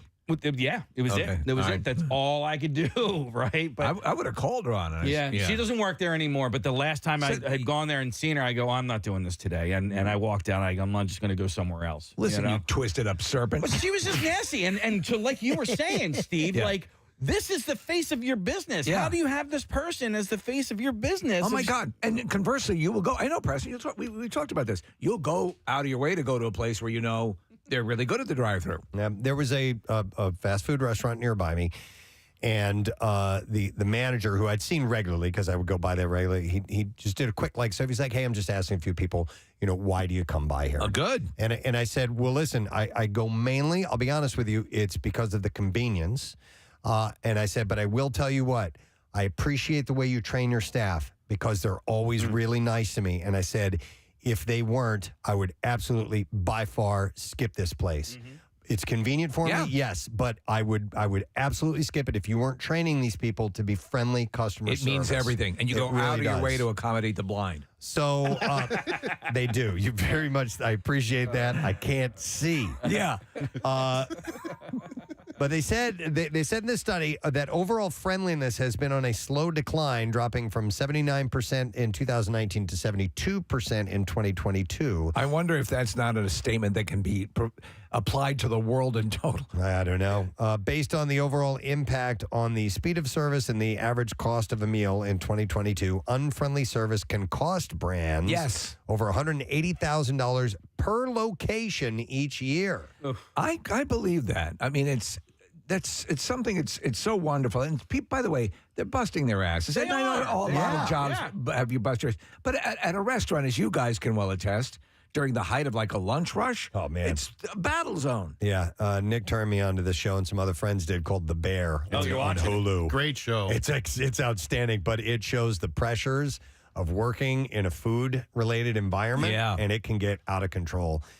So they said in this study, if brands need one metric to focus on to improve drive-through performance in 2022, it should be friendliness. Friendliness improves speed of service and accuracy of orders while also providing a better overall customer experience. I'm down with that. Hang on here. I got a couple of calls. Let me go to Scott. Hey, Scott, good morning. Morning, guys. Hey, what's up, buddy? Good. Hey, so just a little trick. My wife and I, we go to Chick-fil-A pretty regularly with the kids. And sometimes it's back all the way back. This is out in Royersford. It is back to where you can't even, we're into like other roads and stuff. Wow. And we kind of get there. Now the running conversation is when we see it so long, we decide, okay, we're going to go in, are we going to wait in the line, or are we going to use the app? And without a doubt, every single time, the app is faster than sitting in the line. And every single time. Where is this, Scott? Where'd you say it was? Chick-fil-A Royersford. Oh, by the Texas Roadhouse? Yep, you got it. Yep, I've seen the lines, I've been in that line in the parking lot. So, and you're saying what you do you actually get in line and then use the app? Yeah, that's right. So we get there, we decide, okay, are we going to park, go in, and we've tested it. Like, so she went in one time, and she literally sat there while people, like, from Grubhub and Uber Eats came in and just walked by her, and people with the app just walked by her, and she just stood there waiting after she put her order in. There was no line inside. Just stood there waiting, and just beside her, everybody just went by and by and by. I like she that. Was like, yeah, she's like, we gotta use the app. We gotta try something else. That's why those apps are good. Yeah. All right, thanks, I'm Scott. going to do that more. I didn't realize that was an aspect, and it came to me as a revelation here, and I'm an idiot because obviously that'd be something they do. We did the opposite, though, the other day. We were going to a place, I'm not going to say where, and we were going to order on the app, and we put in the order, and then a message came back, and it said, because of high volume, and here's the deal. We were driving on our way there, and we wanted and by the time we got there, we're still putting in the order, all right? And we're in the parking lot, and I'm just going to submit the order. And it said, it's like an hour and a half before we can get to this. And I'm looking inside, I'm like, no. Nobody there. Yeah. I'm like, there's hardly anybody in there. I'm like, I'm not ordering this. Go inside. And Rochelle was in and out in 20 minutes. I'm not going to say where, but I've had it happen where they've had that alert up, and it's just simply that on the register, they never shut it off. Okay. Okay. That's they can do right there. Human error? And Okay. it's that's the problem. By the way, Steve, Tucker texted and he said, Steve, they don't care if you're blind. They don't care. Thank you, Tucker. Tucker He's is our blind yeah. friend. He would know. Yeah. You guys also know I'm kind of an idiot a lot of times. And twice with Chipotle, I ordered my meal to the wrong Chipotle. Oh. So one time, and both times. Did you get angry? I didn't know there was a Chipotle in Seoul. The first time, and both times I thought I was ordering it to the Newtown Square Chipotle. So I'm at Newtown Square and I realized that I ordered it to the last Chipotle that I was at, which was in Ardmore. So at least it wasn't that far away. No. Okay. The second time, I'm standing at the Newtown Square Chipotle, and when I realized, and it was a big order, that I ordered it to the Rio Grande, New Jersey, right outside of Wildwood. I ordered it to I'm like, oh my God. Well, we're going to the beach. Yep. Piping hot, fresh order waiting for you right there. Wow. You get there, they're using your order to prop open a door. I apologize to those that I'm not going to be able to get to on the phone, but we have a last-second in-studio guest. Maybe you've heard, but the Phils are going into postseason. And our friend, the director of Fun and Games, John Brady. What's up, guys? I'm so excited to see you on October 5th. Yes. Jeez, I thought the last time I was going to see you was the last time I was in, and all of a sudden, playoff, boom. Yeah, we're talking in October. And it was rocky, I got to tell you. And I know, Casey, I'm going to address a tweet that you made. But I got to tell you, I was going to come in to rip you, but I was feeling the exact same way. Because on Saturday, game one, we get blown out by the lowly Nationals. And I think everyone's spirits were like, oh, my gosh, here's the collapse. September. And next thing you know, we win that nightcap, right? Yeah. Brewers blow it. Yeah. We win Sunday. Brewers blow it. So next thing you know, we're one game magic number, and bam, we clinch it. And in great fashion, too. We didn't back in with the Brewers losing. We won by beating a great Astros team. So it was, I got to tell you, and me as an employee, I've gone through some droughts. I started in 1994, and then we didn't make the playoffs through 2007. Oh, my God. Okay, then, so you started the year after they went to the World Series. Yes, and so then 2011, right, we're in the playoffs.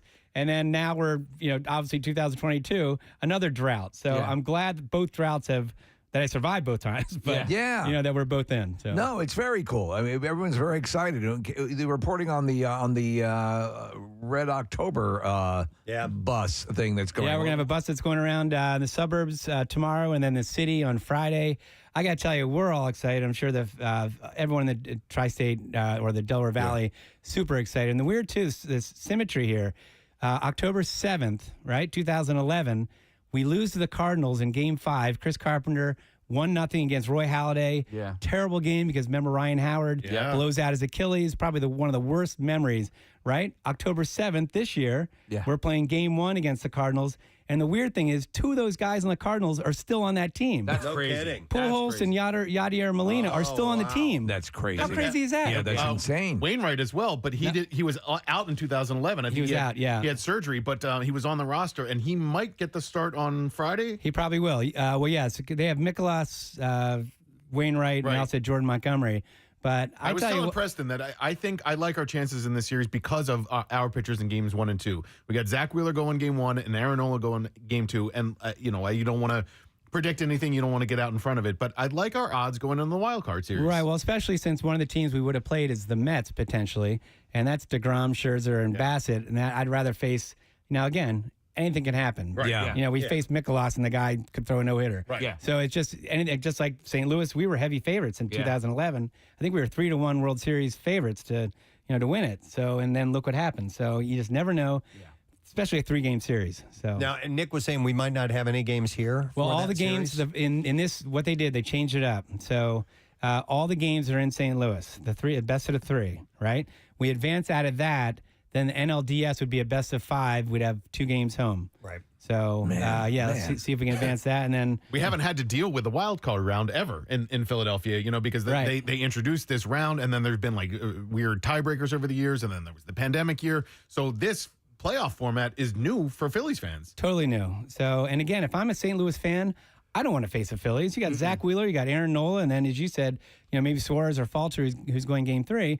And do you want to face Schwarber? Do you want to face Harper? Do you want to face Rhys Hoskins? I mean, JT Realmuto, if you go down the lineup, that's a killer lineup. So since they're all games in St. Louis, you're gonna be able to get out to 1 or 2? I'm probably not going to go out there because we have a lot of stuff going on here. Okay. Obviously, depends on where the next series would be. And then the times haven't come out yet. So, but the St. Louis is the only team where the games are in the central time area. Well, Casey was just there in St. Louis. Yeah, I was. He probably you probably brought some good luck to these ensuing games. You know what? Yeah, because I saw Busch Stadium for the first time in my There you life. go. Yeah, That should do it. Yeah, and you met those guys from Delco in the St. Louis Arch. That's right. You're way up in that thing. That's right. All the That's a signs are sign. there. Did you bring some Phillies mojo there to the Arch and to the? I gave him some look at weed it. and he sprinkled it at my old That's house. his mojo. He actually did. Good mojo there. So yeah, we left a little remnants of the That's area. it. All right, well that's cool. So when does this get underway? When is it? Friday. So okay. again, we don't know the just don't know the times yet. time We'll yet. know the times hopefully the next 24 hours. Okay. Well, we will know the next 24 hours. So yeah, Friday, Saturday, Sunday. So by the end of this weekend, we'll know. very So exciting. it's super exciting. Yeah. It was really fun to watch the celebration after the game the other night when they clinched because I think for the first time this season they just seemed like able to relax and they were relieved. Like they're going through all of this too. It's Yeah. what their job is. Of course they want to make the playoffs, and it's been a rough September up until that point, or up until the weekend anyway.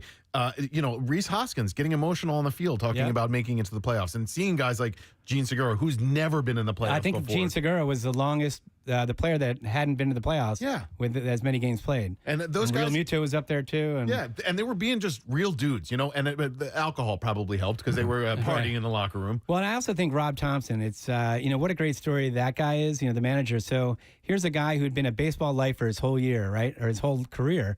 And next thing you know, he gets an opportunity because his buddy, Joe Girardi, who was very tight with, gets fired. He comes in, and it's not like he asked for the job. He gets the job. And next thing you know, the Phillies go on a run. And he's such a calm, cool, collective. The players love him. So I think a lot of the emotion was a lot of it towards, much like back in 2008, they did it for Charlie. Yeah. And I think they love the manager, Rob Thompson. I think they did it for Rob. So a lot of That's that great. emotion. It was very cool. Love it. Exciting stuff for the city, for you guys. Yep. It's awesome. So just let us know what's going on, man. Well, hopefully I'll be back in a couple weeks and we'll be talking more and more playoffs. Yes. Right? Yeah. Might be time to make some inquiries on renting an elephant. So Exactly right. We need a dramatic entrance, Steve. That is exactly right. Or maybe the return of Johnny Disco or who Johnny was that? Fresh. Johnny Fresh. With a PH. And Lemon Lime. We'll have Casey dressed up as Lemon Lime. Not sure where Lemon Lime went these days. All right, good to see you, Brage. Great to see you Thanks, guys. By John Brage from the Phils. Love it. All right, we're going to take a quick break. We are going to come back in a moment. Don't forget another shot at You Who Loot happening a little over an hour from now. And we have a guest when we return. Stay with us. Benefit because they'll hear your incorrect answer. They'll hear the rest of the clue and might have a better shot at getting that. So keep that in mind as I ask the questions, whether or not you're ready to buzz in. And by the way, we will have a tiebreaker if necessary. If we have a tie at the end of the game, we'll have a tiebreaker question that is ready to go. And the winner gets our porcelain Tri-Wizards Cup here this morning. Gorgeous. It's actually a bi-Wizards Cup because we only have two Wizards in the studio this morning. But that is from our friend Eva, who created this.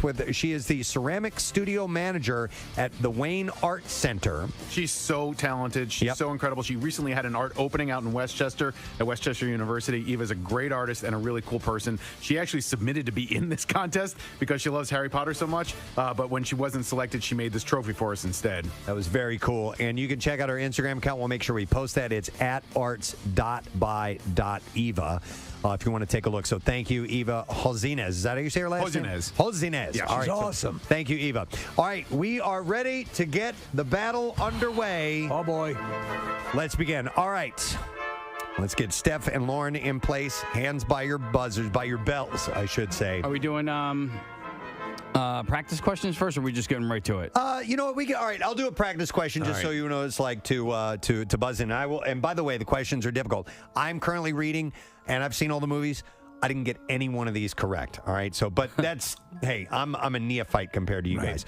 So let's try a very, very simple question, and buzz in if you know the answer. What street do the Dursleys live on? Okay, so then we would go to Lauren for that answer. Privet Drive. That is absolutely correct. So that's just a test. And that is how it's going to work. So we can clearly hear the bells. Yes. We know who's in. All right. And we can decide who gets to answer the question. All right, Wait, here we sorry. go. Did you say where their hands need to go?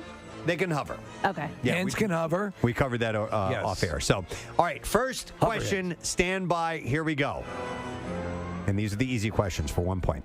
In Prisoner of Azkaban, Snape commands his students to turn to...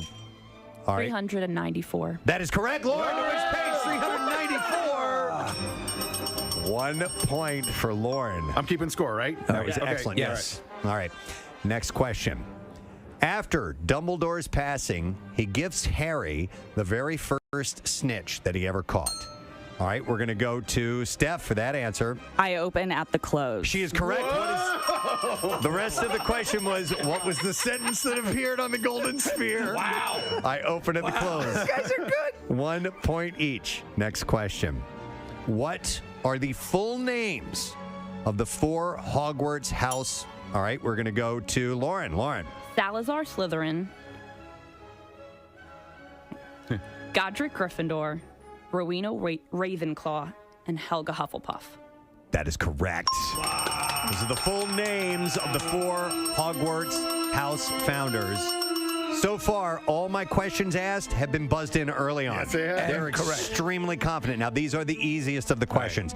Final question in the first round. Harry Potter's birthday is July 31st.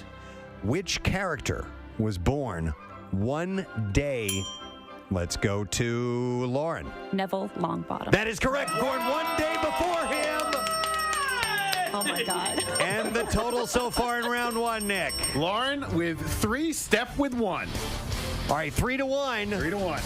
And these two are jumping in before every single, before I had a chance to finish every They're single good. question. I mean, we have absolutely the best competitors you could possibly have. Most definitely. All right, on to round 2. Right now, Lauren leads 3-1. Here's your next question. These are medium, and these are 2 points each. 2 points each. What is the name of Lavender Brown's rabbit? Oh my God, that's literally the one pet I did not make a flashcard about. Flashcard. Steph was doing I know flashcards. everyone else is. You did flashcards? Lavender Brown. What is the name of Lavender Brown's rabbit? I'll give you guys about 5 more seconds to think about it. Like flashcards for this contest? Yes. Yes! That's what a competitor looks like, Kathy. High level flashcard. I played Trivial Pursuit last night. There you go. Running through the cards. Yes! These guys are serious. All right, Kathy interrupted. So your 5 seconds starts now. Hold on. 5, 4, 3, 2, 1. All right, they're not going to take a chance at it. It was Binky. Didn't know that? Doesn't even ring a bell, does it? Okay. Fair enough. Well, it's a good thing you didn't answer them. Wow. Next question. Is there a deduction? No. No, if you get it wrong, you're not penalized. Yes. You're not penalized, but you do kind of give up a little bit of information to the other competitor. All right, next is, what is Hermione's boggart? Okay, let's go to Steph. It's Professor McGonagall telling her that she failed her exams. She got it! Nice. So that's 2 points. Yes. And that means it's all tied up. It's 3-3. Yeah. All right, third question from the medium round, round 2. What animals represent each of the houses? All right, we're going to go to Lauren. For Slytherin, it's a snake. Ravenclaw, it's an eagle. Hufflepuff is a badger, and Gryffindor is a lion. That's correct. 2 points for Lauren. I want to hang with these guys. I'm telling you, man, they're so much fun. All right, and then the last question for the medium round, round 2, is how many staircases are... Okay, let's go to Lauren. 142. That's correct. Staircases are at Hogwarts. Wow. All right, Nick. Totals. After round 2, Lauren's still in the lead with 7, but Steph not far behind with 3. All right, and it doesn't matter because going into this round, the points really jump up, and each question is worth 5 points each. Wow. As Can we really go for change. the quest of the Tri-Wizards Cup. And Steph, look, everybody, these guys are bouncing up and down. They're all excited. I'm worried if that lavender one. I'm like, I know. Do I know anything? All right, Casey, here we go. Final round. The most difficult questions that we could come up with yet. And here, this is really going to find out what you know about the Harry Potter universe. Let's go with this one. In response to the treatment of house elves, Hermione... Oh, all right. We had Steph ring in first. It's called SPEW, the Society for the Promotion of Elfish Welfare. That is for 5 points. Those index cards paying off. To finish it, Hermione founded an organization called SPEW. What does SPEW stand for? And she's correct. The Society for the Promotion of Elfish Welfare. Well done. What's the point total, Nick? Wow, with that correct answer, Steph has moved into the lead. It's now 8-7. Oh, my God. 1 point lead. All right, 2 more questions to go. Here we go. Get your hands by your button, or by your bell, I should say. What is Nearly Headless Nick's real name? Okay, we're going to go to Lauren. Lauren. Nicholas Demimsey Pompsey? Something like that. I don't think I got That's it. incorrect. Yeah. No. Okay. All right. So that means that, Steph, you can take a free guess no matter what. Even if you get it wrong, it's no big deal. I know it starts with Sir Nicholas the rest of it. All right. You guys aren't going to get that right. Sir Nicholas Demimsey Porpington. You guys were all around It's that name that you're like, Sir Nicholas, moving on. You don't read the full name. It's so British. so many syllables, and it's exactly. That's a classic Harry Potter name, though. This is the last question that we have here. And it's anybody's game. It's anybody's game right now. So this is in the past contests we've had runaways. Yeah. This time around, it's down to this last one. Here we go. Final question. On his 11th birthday, Dudley Dursley's parents take him and Harry to the zoo and also bring along Dudley's best friend. What is that friend's name? You're looking at each other. Lauren almost cursed right into the microphone. It's a super minor character from the first book. I know that. Repeat the question, Preston. On his 11th birthday, Dudley Dursley's parents take him and Harry to the zoo and also bring along Dudley's best friend. What is that friend's name?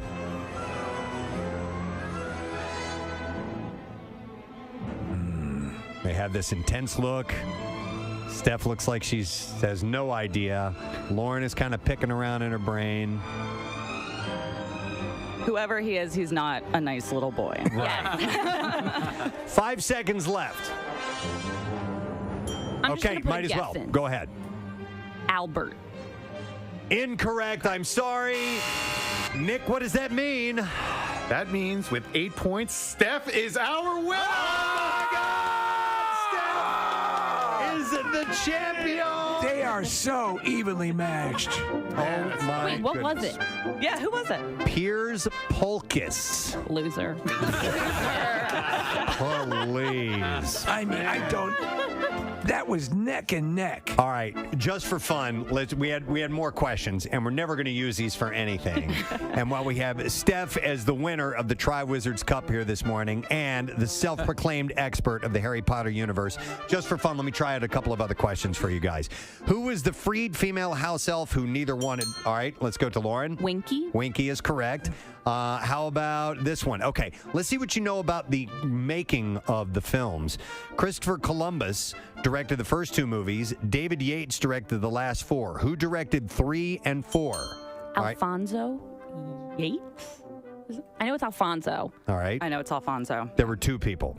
Prisoner of Azkaban and Goblet of Fire, respectively, was Alfonso Cuarón and Mike Newell. Okay. All right, and then one last one. Let's see. What'll be a good question? Oh, yeah, this one. Okay.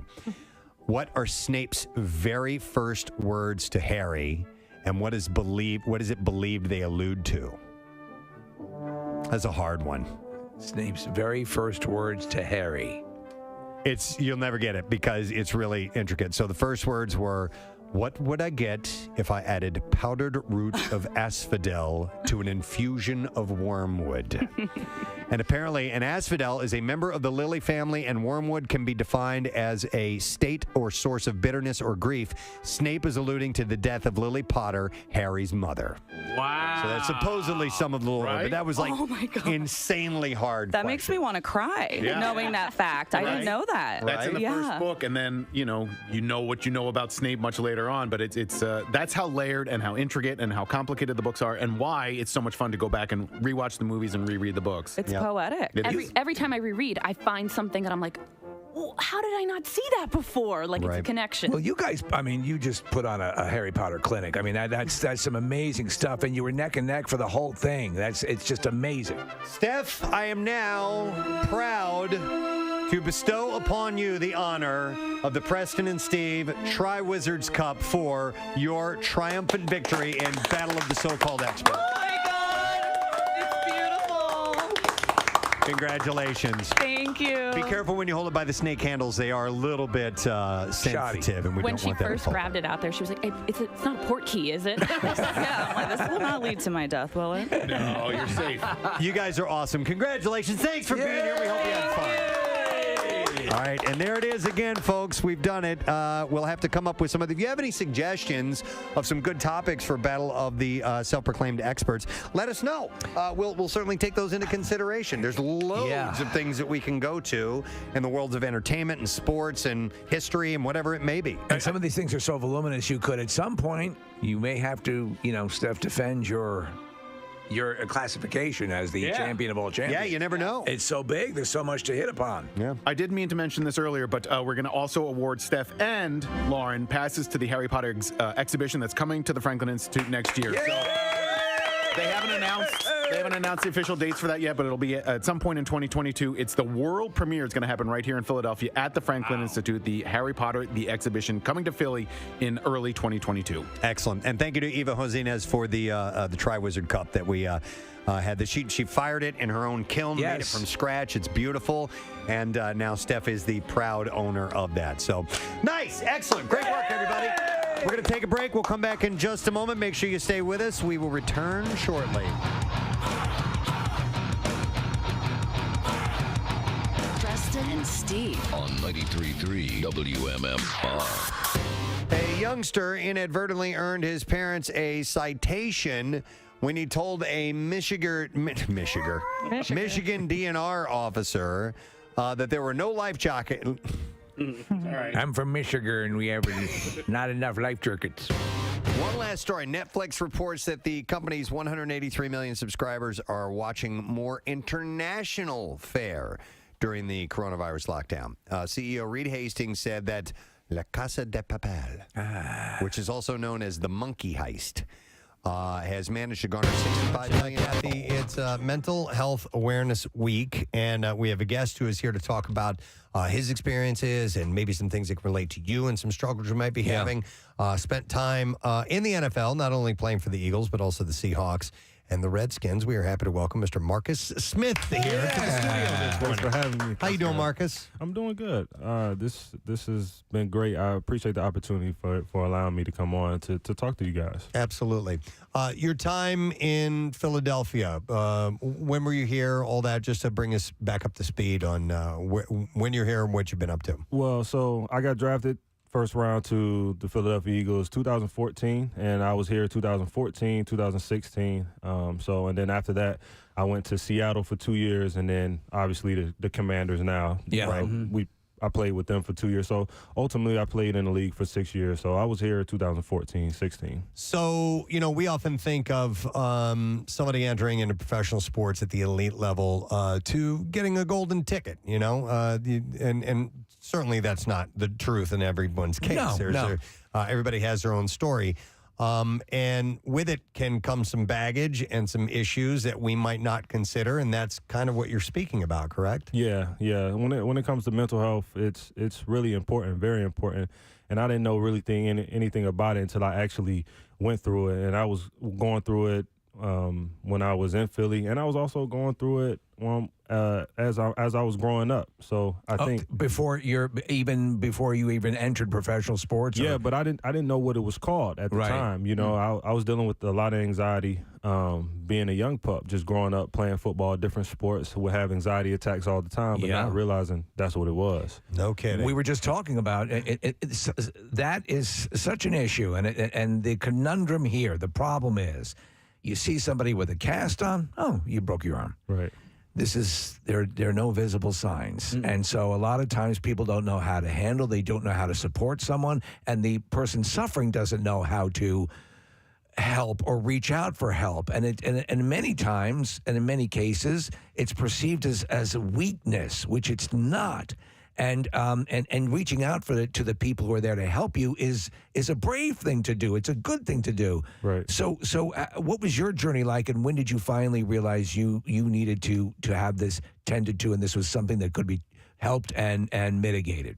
Well, so when I was in Seattle, I had just signed a $2.7 million deal with them, and everything seemed like it was going really well, but I hadn't addressed a lot of the issues that I had, coming into it. So my anxiety basically turned it into depression. And so over time, it started to take a toll on me, and I contemplated taking my own life. I tried to take my own life.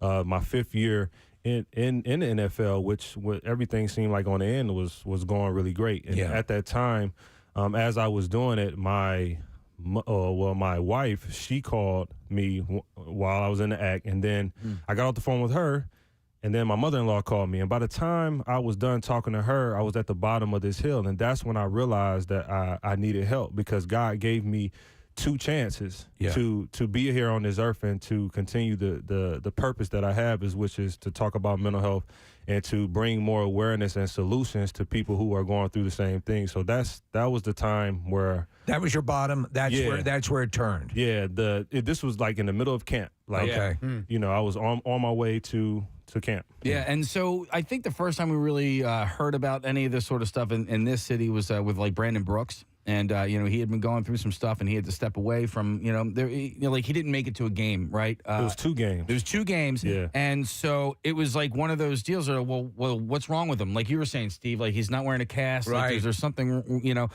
but what that was able to do, like, listen, he was able to seek and find some help. But then also Lane Johnson and he ended up having a kinship and a bond over that, because this was something that Lane Johnson, one of, arguably the best, right tackle in football, is going through this stuff as well. And then, so these guys would actually call each other and, on game day, I'm like, hey, did you throw up yet? Like, yeah, I just threw up. Yeah, me too. And so these guys were, and it was over anxiety and stuff. And so this was all going on. Were you in Seattle at this point? Yeah, I was in Seattle. This is when my career is actually about to take off. It was actually going pretty good, but because I hadn't addressed any of it, I haven't talked to a therapist, and I didn't know exactly what the anxiety and depression was. I didn't realize that until I actually asked for help and was vulnerable enough to do so. I've dealt with anxiety and depression my whole adult life too, and I'm 47 years old. Marcus, I don't know how old you are, but I'm not a professional 30. athlete. 30, okay, so you find out about these things at different stages in your life, right? And I didn't really know what depression was until I was 21 or 22 years old. And I was talking about this earlier, sort of joking around a little bit, but I went to therapy yesterday, and so I'm in like that mindset. One thing that I've noticed, and I hope you have as well, is that in a lot of ways, the stigma about talking about it, about addressing it, that has started to disappear. And I'm wondering if that has started to disappear among professional athletes as well, because you got to be strong. You're getting paid millions of dollars. You're a tough guy. You're a football player. Get out there, But if you're dealing with this stuff, you can't. It becomes crippling. So I'm wondering if you've noticed the stigma disappearing some, and just by talking about it, is that helping? I definitely have noticed a change, because you need guys like Brandon Brooks and Lane Johnson who are taking time off for their for their mental health, and I think is very important to do so. And I think that because they did that allows the gateway to say, hey, you know what? Maybe I am dealing with something. Maybe I can go get some help, and they can go to the team and say, hey, I have to take some time off and get my mental health together, because I can't be the best football player that I can be and everything you need me to be if my mental health is not intact. Yes. Your personal struggle, did it have to do with football itself, or is there a lot of other contributing factors? Man, it was a lot of other contributing factors too. Like it kind of made me hate football, but when I really dove deep into what the things that I was dealing with, it wasn't all just football. Football just kind of like put a huge test onto that, right? Mm-hmm. It was family. It was, me trying to be there for my wife. My wife was pregnant, with my firstborn child, and me having to go through, maybe I'm not going to be able to see my firstborn born, you know what I mean? Because football is a very demanding sport. And if we have a game on that day, it's like I got to either choose the game or to see my first daughter born. And, that was weighing on me too, as well as family. I'm sure you guys heard about family, how family can weigh on you when you're the only one in your family that has made it that far in that career. You're carrying all of that on your shoulders. Yeah. And that's and it's interesting, Marcus, because the word spiral is often applied to this sort of situation, a mental health situation. And then I'm sure here you are, as you said, you signed this big contract. And what happens is, and this is how it layers within your mind, I've got this going, and yet I feel bad about this, and now I hate myself for feeling bad about this, and it around and around and around, and suddenly your mind is telling you all sorts of stories about, we've referenced imposter syndrome and inadequacy and so on and so forth, because at that point you're sure everyone else has figured it out, and you're the one idiot who hasn't. Right. And it's not the case, you know? Yeah, I mean, I felt empty. Yeah. Like, everything around me was great, but I felt empty within myself, and I wasn't vulnerable enough at the time to be able to talk about that. And after therapy and actually going through my whole history, I started to understand who the real Marcus Smith was. It's great. Can you talk about the pressures of being a first-round draft pick? I mean, what you see on TV is they call your name, the camera goes on you, everybody around you is like cheering and happy and all that, and then you throw the hat on, you're like, here I am. But then after that, like, you got to go to work, right? And you have to perform. You have to perform up to your standards, the coach's standards, the team standards, the city standards, right? As a first-round draft pick, right? The expectations are less as it's second round, third round, fourth. And then, hey, if you're a seventh rounder and you end up making a team, you're like, whoa, hey, how about this guy, right? But as a first rounder, you're expected to be a Hall of Famer. Right. And so what are the pressures like that? Man, it was, especially coming to the city of Philadelphia, where the fans are very, very passionate. It's very hard to go through that same pressure, because you're already dealing with stuff as it is. So for me, it was very tough. It was hard for me to actually please my coaches, please the fans, and then try to keep my confidence, especially if you have a bad game or if you're not on the coach's side, right? It's very hard to get back on their good side. So the time that I was actually here, man, like, I went through some tough times in Philly. It would be times where I would sit in my room and just cry, because I was going through depression at the time, but I just didn't know what it was called. So I think Philadelphia actually made me too, because it gave me tough skin to be able to do the things that I'm doing today. So I really appreciate the opportunity for being in Philly, but it was definitely tough because of what the expectation was for me, and I wasn't living up to that expectation. Right. I think it's great that you're out and you're, raising awareness about mental health. You talked about athletes and adults, but what about teens? Do you talk to teens? Because it's also depression, anxiety, and other mental illness, in teens and kids that are in high school is huge. Right. Yeah. And so I started off talking to high schools first, right? Because a lot of the coaches, they want to know more about what that looks like in the players when you talk about concussions, when you talk about all these other factors when it comes to football players. So I talked to the high schools, and I also talked to them about, where they are and what it looks like, especially as, we're going through mental health, because you can't really see somebody's brain. You can't see, like you were saying, depression or anything like that, but you can ask the question. You can check on people. You can figure out like what's going on with them. And I think something that one person told me, he was like, instead of asking them how we're doing, ask them how do they feel on a scale of 1 to 10. Okay. Yeah. Right? Because if you ask them how I'm doing, as men, we're always going to say, oh, we're good. Yeah. Right? Yeah. But if you say, hey, how do you feel on a scale of 1 to 10? Maybe they'll actually give you a number, and then you can gauge like how they really are feeling. That's an essential tool. I like that. If you're just tuning in, it's Marcus Smith who is here. Marcus, all right, let's say I've realized, okay, my issues are something that are beyond my scope of being able to figure this out on my own. I need to talk to somebody. I need some help.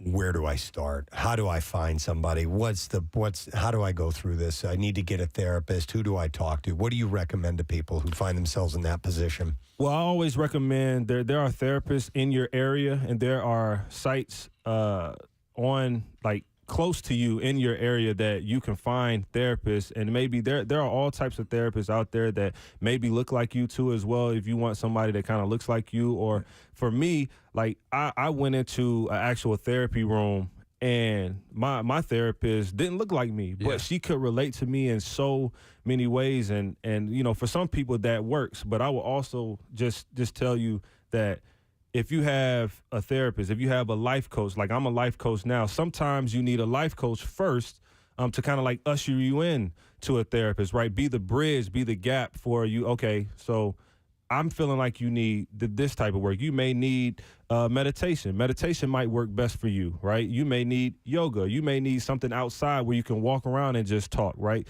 Everybody's different, but I would always just say when it comes to therapy, there are so many different types of ways that you can get therapy. I guess maybe somebody else you might feel comfortable talking to is your medical doctor. You might say, hey, I've been feeling this way. Maybe you can steer me in the right direction of where to go to next. The big fallacy is that there's not armies of people around you who want to help and who want to help, who've been through it themselves, who want to pay it forward the way you're doing it, Marcus, to say this is a way out. Right. And so the biggest tragedy would be keeping it to yourself and not bringing it to someone and allowing these people who thrive on being able to help you, because like I say, years ago, I had prostate cancer, and I talked to guys who are facing the surgery and saying you can do it, you can get past it. That's a gift I was given by my experience with cancer. So, and people say, well, that's an interesting way to think about it.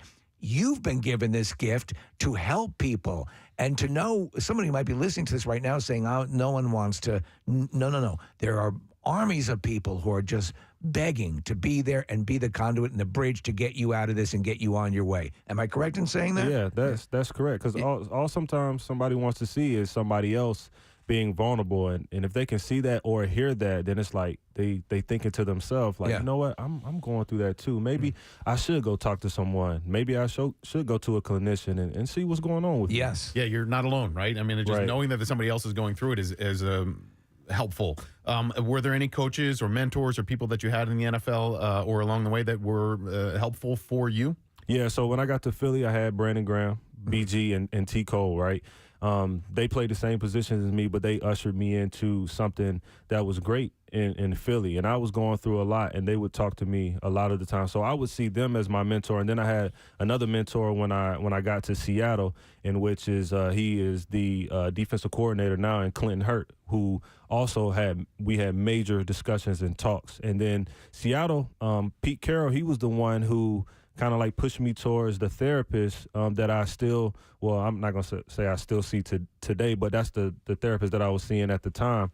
And they really helped me along. And I would always say that because of the tight-knit group that, Pete Carroll had, he put a team around me that would help me succeed. And I would say for anybody who is not, or who is coming into the NFL, like, make sure you have a team around you for when times do happen like this, or when you do have a mental breakdown or anything, you have a team that can help you bring you back to life.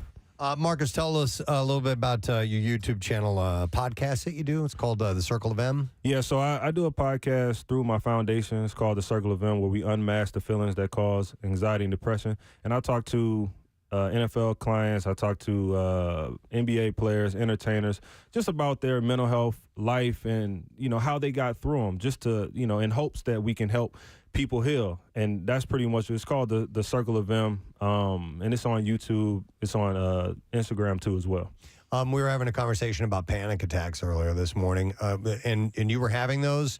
Was it, did you get the whole heart racing thing, the whole, scared, all of that sensation? Yeah, it's like the feeling of you're, like, about to die. Like, you just feel like you're about to die, and then all of a sudden you realize, okay, you're not about to die, and then you come back down. And then I also had panic attacks where in my sleep, I would jump up and jump, like, breathing, gasping for air. Yeah. And then when I laid back on my stomach to go back to sleep, it would feel like my chest was caving in.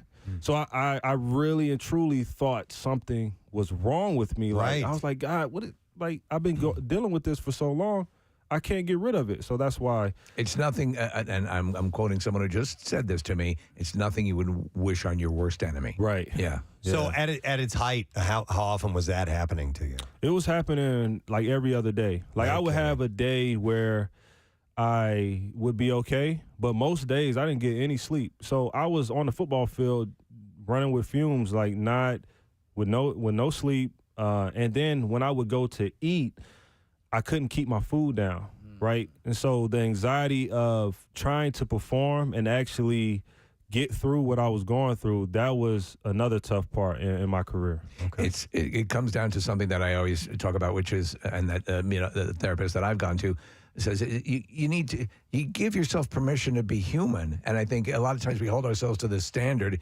and it's a bizarre standard because we are the ones falling down on the job. I see these other stories about these inspiring sports heroes and what they can do, and I'm not anywhere near that. But give yourself permission to be human and realize, okay, I'm this is what I am and this is what I need to deal with, and it's a hard first step to take, but once you take it, you can forgive yourself a little bit, Right. I always say it's okay to be Clark Kent sometimes. Yes. Right? Just be human and actually, step into your vulnerability side, because that's where your power lies. Yeah. You had mentioned being a life coach. Can people reach out to you if they want to get some help? Yeah, so you can reach out to me. So I own a gym. It's called A&M Sports and Fitness, so a3msports.com, and I have a life coaching segment on there where you can reach me and we can actually do life coaching, because what we do, we train athletes. I train them mentally, and then my brother, who actually does the D-line, O-line training, he trains them actually on the turf, on the field. So I get them before they actually step on the field to kind of see what their mind is like and what their life is like. But I do that with adults too as well. A quick question: how do you feel the NFL is, or do you have a bigger understanding of how they're putting in mechanisms to address issues like this with players?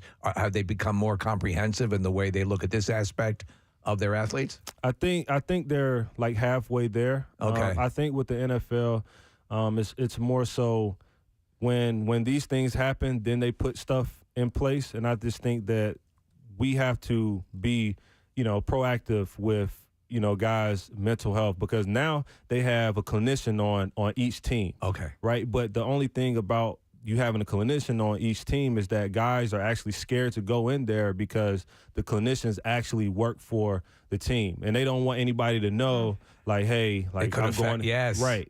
It'll, absolutely. They think like, oh, well, it might affect the way I'm playing, or the owner might find out that I'm in there and be like, hey, why are you? What's going on with you? Right. So most guys don't really go in. So I try to bring what I bring to the table. Yeah. If you at least have somebody like a life coach, you can at least usher them in and say, man, it's not bad to go in there, like just to get it off your chest. Right.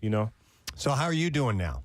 I'm doing. I still deal On with a scale of 1 to 10. anxiety. Yeah. I would say about a 6 or 7. Okay. Not right. bad. It's not all the way up there, because some days are better than others. Yeah. But I still deal with anxiety, and I still have my depressive moments. And I just want to tell people that it's not something that goes away. It's a journey, and it's something that you work daily on. I think understanding that some days are going to be better than others is a big bridge to cross, and an acceptance that once you get maybe is going to be a big part of your, our overall continual healing process that we're going through, Yeah, I think having that team, and it's okay to have someone to talk to, having that team with you, so you don't have to go through those struggles each and every day by yourself. It's really important to note that clinical depression is not the same thing as feeling depressed and feeling sad. Clinical anxiety is not just feelings of anxiety or feeling anxious. These are medical conditions,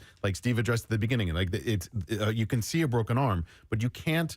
A depression is something that, for most people, stays with them their entire lives. Yep. And there are going to be times when you have down periods, and you have to recognize that. And then those down periods aren't going to be there forever either.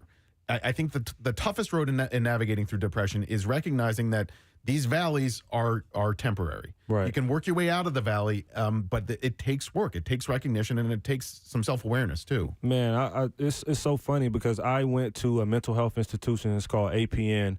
When I was done playing, I went out there for 30 days. It changed my life. I did therapy every day, and I was out there with like 12 or 13 other guys, and we all were kind of, speaking for me, but a lot of us, were diagnosed with, I have PTSD, I have anxiety and depression disorder. So these things come up, right? Yeah. And it's a lot of us in football players, and we don't even realize it because it's a lot of traumas that we see on the field that we don't realize that it's traumatizing to us. Maybe it's one of your teammates getting hurt or something happening in the actual locker room. So I just feel like, as players, we have to be more aware of the mental health side. So when we come out of this thing, we're not in the news, or we don't see someone, killing themselves or doing something that they don't, that people are like, well, why would he do that? Well, I think it's that we take our mental health serious now, control what we can control now, and, fight through the things that we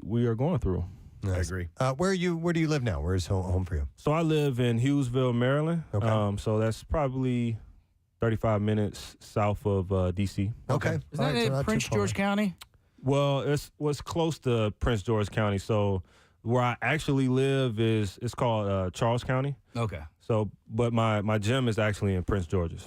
And a couple of people are texting in and they want to hear the how to contact your life coaching services again. Okay, so the life coaching services, if you go to a3msports.com, you'll be able to go on there and then I'll have a life coaching link, and then you'll be able to fill out, it's a form that you fill out, and then I'll be able to contact you from there. Excellent. Take the time to do it. If you're listening and you're having any sort of issues, again, there are a lot of people who want to help. And Marcus, you're doing good work and getting the word out about that. Yeah. Thanks for coming by here. We appreciate it. Man, thanks for having me. I really appreciate you guys. Good luck with everything. Marcus Smith, guys, on the program. We're going to take a quick break and we'll be back in a moment. Stay with us.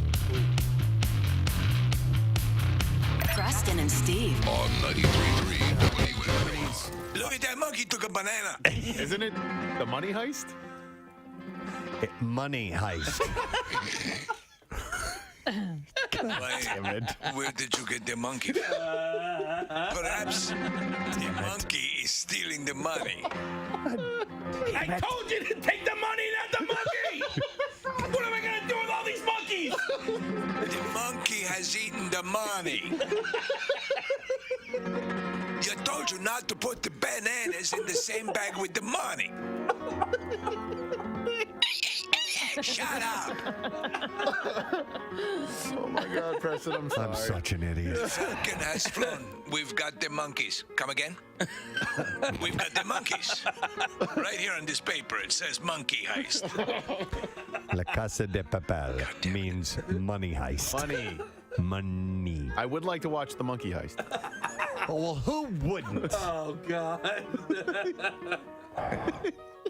And also Germany's Unorthodox, I think I got that one right. Yeah. And Italy's Summertime are doing well on Netflix. So, God damn it, what are we going to do with all these monkeys? Internationals. I don't know how we ended up down this path, but that kid does that in that scene in the gym, yes. Yes. Okay. Oh, boy. All right, so onions, unions, poop on the floor. If we do the backtrack, we'll find out where we went. Shouldn't we do that to jump rope, Casey? Onions, union, poop on the floor. Onions, union, poop on the floor. Right, Kat? I'm not taking part. No, Come on, Kathy. Kat. Come on, jump in, Kathy. Come on, Kathy. Onions, union, poop on the floor. No. Onions, unions, poop on the floor. No? No, I'm mad at you. I can't believe you're part of What? this. No, that's a good chant. Vita Spatafor. My mama said that you want more. Onions, unions, poop on the floor. We're double dutching now. Come on, man. Can you double dutch, Kat? I can't. I've Me always neither. wanted to learn. And Okay. I can't. Could we you try too that in the afraid- studio? Because I can't do it. Were you too afraid to jump in the middle? I couldn't time it I out just- right. Yeah, I can't time it. I can jump rope. I'm an amazing done jump it. roper. Can you do it? You can Maybe. double dutch. Yes, I can double dutch. What the hell is happening? I don't know. You don't remember that song? No. Double dutch. No. Double dutch. Oh my gosh. The double dutch bus. You guys don't remember that? I do remember it, yeah. Of course. You No. remember that? No. That's the story that you remember on the air the other day, and I was about to crack the mic, and I come on out of the song, and I go, Casey, don't ever say something to that like that to me right before I turn the microphone That was on. it? Imagine That was what he was telling me. You travel that way, but it's good to know. It's good to, Yes. you come prepared. It's You don't go outstanding. camping without a shovel. That's hilarious. Good for him. All right. I know somebody who has to get those sheets too. Really? Yeah. Rubber sheets? Yeah. It's like a sex mat. Wow. You? Okay. I know. Why? Why? It's just that Why would your mom share something like that? Not cool. Not Listen, cool, we bring up her dad all the time. It's fair game. No, yeah, and she has to buy a sex mat. Wow. Yeah. Okay. Well, yeah. Some of those videos might be real. The woman was reportedly uninjured and escaped without a scratch. No further information about the couple charged by the bison was immediately available, but it's funny because she hits and boom, she stays still. Wow. And they leave her alone. There have been a number of stories recently about people getting far too close to these bison. Yeah, they get gored. They're getting gored. He charges her, and then as soon as she falls and plays dead, he just kind of sniffs her and like runs away. Yep. Oh my God. Jesus. Oh, Christ. Yeah, I got a word for you. It's called douche. Oh my God. Oh my God. I mean, there's some nasty smelling stuff out on the plains there, but Yeah. come on.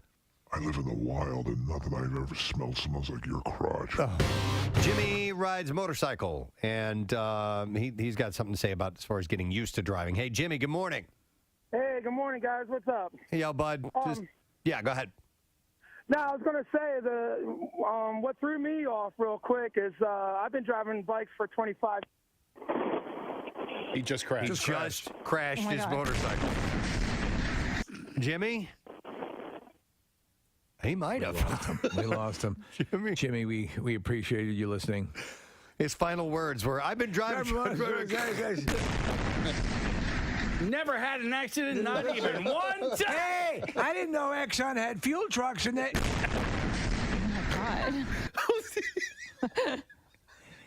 I'm sorry, I just got to turn into the mobile station. Terrible. God, I hope he's actually okay. Our next guest wrestles with the WWE, and he is from the area, and we were surprised to find out that he grew up listening to our show. We're stoked to welcome Mr. Drew Gulak to the program. Hi, guys. How you doing, Drew? I'm wonderful. This is really surreal. I did grow up listening to the show. I listened back when it was Preston, Maryland. And All the way back. Y100, yeah. Yeah. I joined, it was Preston and Maryland, then Preston, Maryland, and Steve. Then for just like a few weeks, and then Preston, Maryland, Steve, and then Maryland went on her own. She'd bailed from the show, which we're still buddies with her to this day, and then it became the Preston and Steve show. Well, there's a step in between where it was the McNeil Lair report, right between that and when Maryland left, and then we became our show. Yeah. We don't know why we did that. It was very stupid. So it's pretty wild. The way we found out about you is you had commented on a post I had on Instagram, and I saw the little blue check by your name, and I'm like, what's this all about? And then we find out a little bit more that you grew up in the area. I was just so blown away to see you comment on my edible cheese board that I had made. It was a beautiful edible cheese board, and I saw there might be another one. I made one last night, and I brought it in. I'm so sorry. We're going to sample I'm it. so a little sorry bit. you made No, one I for need it. I'm working on it. You picked a good one to dive in on, though, because we had the conversation, and we do the thing called the connoisseur, and Preston brought up this thing, and everybody's going, man, that sounds awesome. And then he posted the picture, like almost that night he took a crack at it, and everyone's going, man, that's awesome. So you dove in at the right point. If you're ever going to make a comment, the baked charcuterie board was the time to do it. That's the ticket in. That was it. And this is only the second one I've made, so I do need to work on it a bit, so I don't feel bad at all that I had to make another one. No, I'm already impressed. Thank you. I appreciate that. Beautiful. So where did you grow up in the area? So to the age of 10, I lived in Montgomeryville. Okay. And then I moved to Fox Chase in Northeast Philly. And then was there through high school, went to Drexel for 2 years. Was it Northeast High that you went to? Yeah, Northeast High School. Right. Most were you popular studying? high school in the city. Where were you studying at That's Drexel? 164. At Drexel, I actually went to be an architectural engineer. Okay, yeah, that's the school to go to. That lasted 1 quarter because I did quarters there. Yeah, dude. Was it just too hard? Or It's hard. It wasn't so much that it was hard. I just wasn't interested in like all the math. Okay. Do you know what the great part of archecture is? Building the little tiny replicas of what you're going to build. To me, that was it. That was always so I'd cool. still be doing it. Yeah. Drew, when my very brief college moment, I took astronomy. I'm like, I've always loved the stars. Yeah. This would be really cool. It'll be really interesting. My God, was it hard? It's physics. It was all physics and math, and I'm like, this is not what I signed up for, man. Yeah, that's so what I it was had to bail like. on that. That's exactly what it was was like I switched into film for a little bit and just decided I wanted to focus on wrestling, which is I've been doing that since high school. So we football or anything in school? Wrestling team. Just a wrestling team. Just the wrestling team. So you do have a classical wrestling. Yeah, an amateur wrestling. Yeah. How did you do in high school? How were you? I did okay. Okay. So city kids have it tougher. Like if you grew up in the suburbs, you're probably doing wrestling from a very young age, and you're doing it a lot. Yep. And for me, it was like I met my biology teacher. He happened to be the wrestling coach, and he was like, "Hey, come try out for the team." And like I made the team, and the practices were grueling and stuff. And I did pretty well. I think I made varsity senior year. It was captain senior year. Varsity maybe sophomore year, junior year. Yeah. So I did okay, but it wasn't like my one focus too. Right. Like while I was doing that second year of amateur wrestling, I started training professional wrestling, which was, I don't know, thinking back, I love talking about it because I would go from high school and then I would go to high school wrestling practice and then I would get in a car, drive 45 minutes to Deptford at the time and do professional wrestling practice till like 10:30 at night. Wow. Then I get home and I got to wake up the next morning. I remember that's commitment. Man, yeah, it was grueling then, but like I loved pro wrestling so much, and like, nothing was going to stop me. So going from the amateur to pro, obviously, you got to work on the moves. You got to know what you're doing. You have to be proficient in the ring. But you also have to, as a part of that, being physically large. I mean, making sure that the muscles are big and impressive, because that's part of it. Looking at those guys, looking at you guys, you have to go, wow, man. Yeah. So that's a whole other thing outside of just the technique of wrestling. It's also, you got to look really good, too. It's true. It's true. And like when I started, I didn't even think about physique. I didn't think about strength training. I had a wonderful strength training teacher in high school, so thankfully I had that.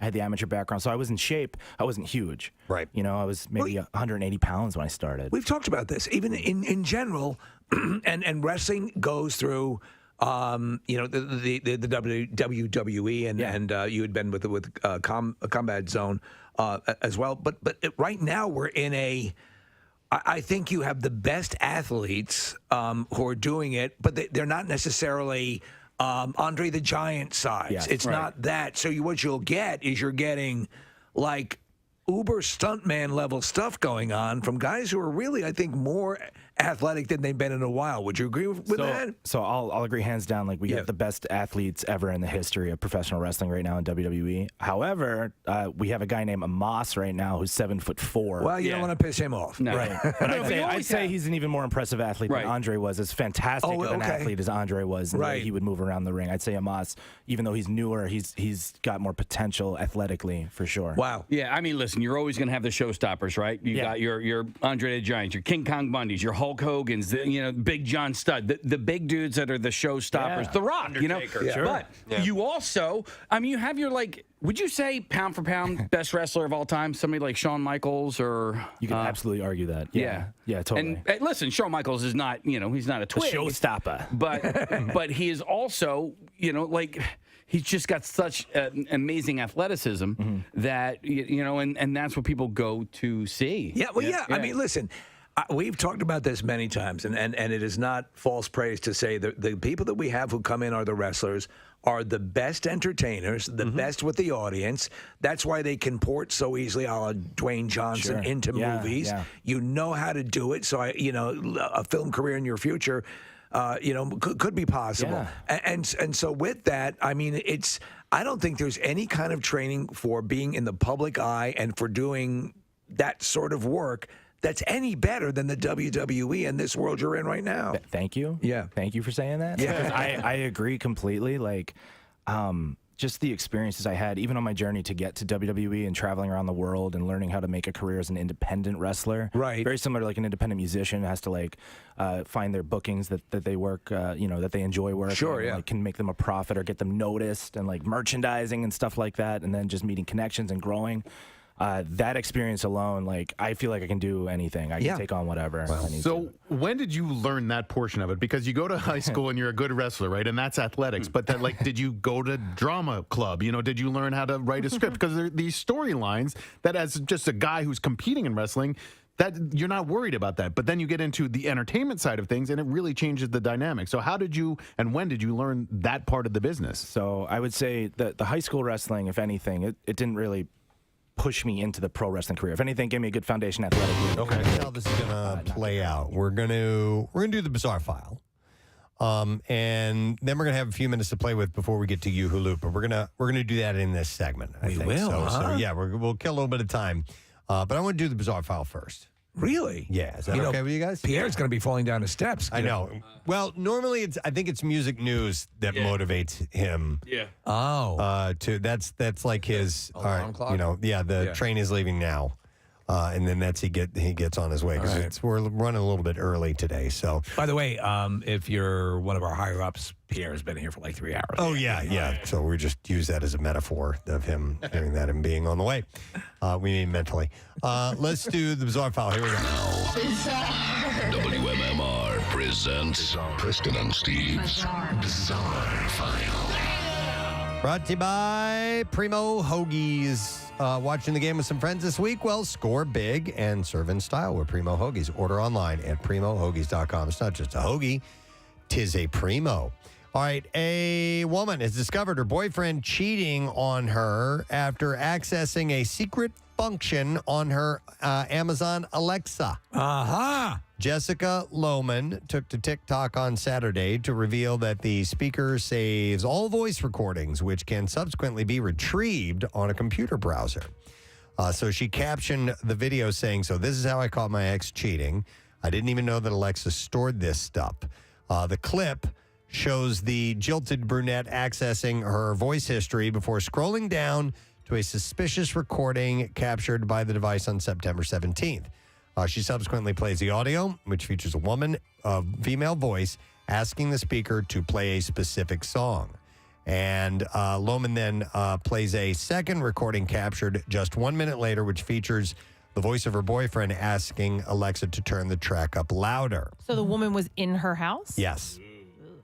So the recordings prove the woman was inside Lohman's home with her boyfriend, leaving the TikToker to conclude that her man must have been cheating. Play some Shania Twain. In a second video, Lohman revealed that she has since dumped her. Let's go, girls. She has dumped her boyfriend. Turning around my underwear. And that she has dumped him and declared, and just like that, I was single.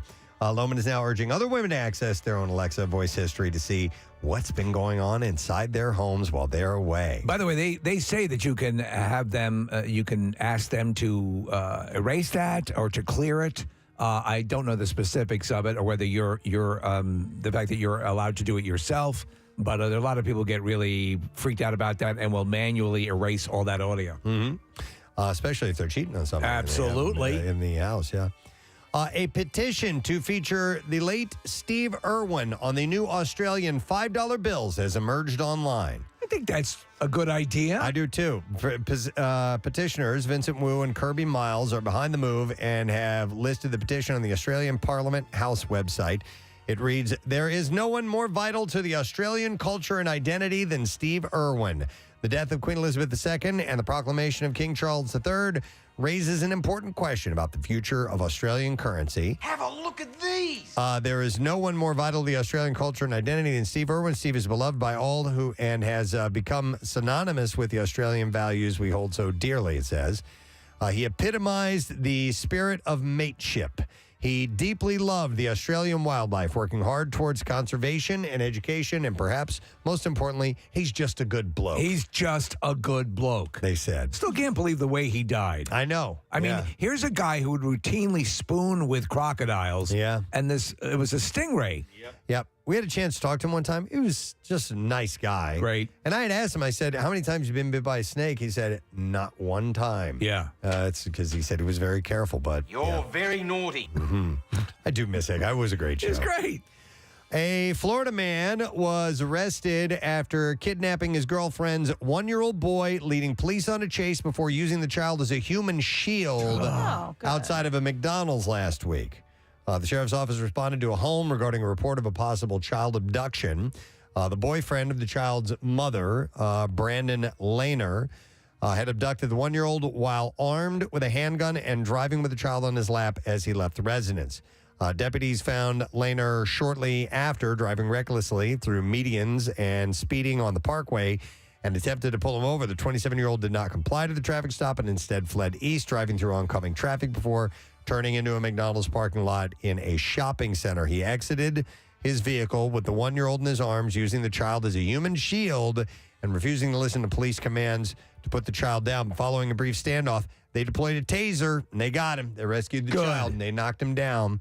He attempted to flee and resisted arrest, but a K9 and taser brought him under control, and he was placed in handcuffs. So, and they scooped up the kid quickly. They did a great job. He was charged with kidnapping, using a minor as a shield, resisting with violence, child neglect, fleeing and eluding, and reckless driving. And screwing up the drive-thru. As well. That, too. Get out of the Come on, drive-thru, man. dude.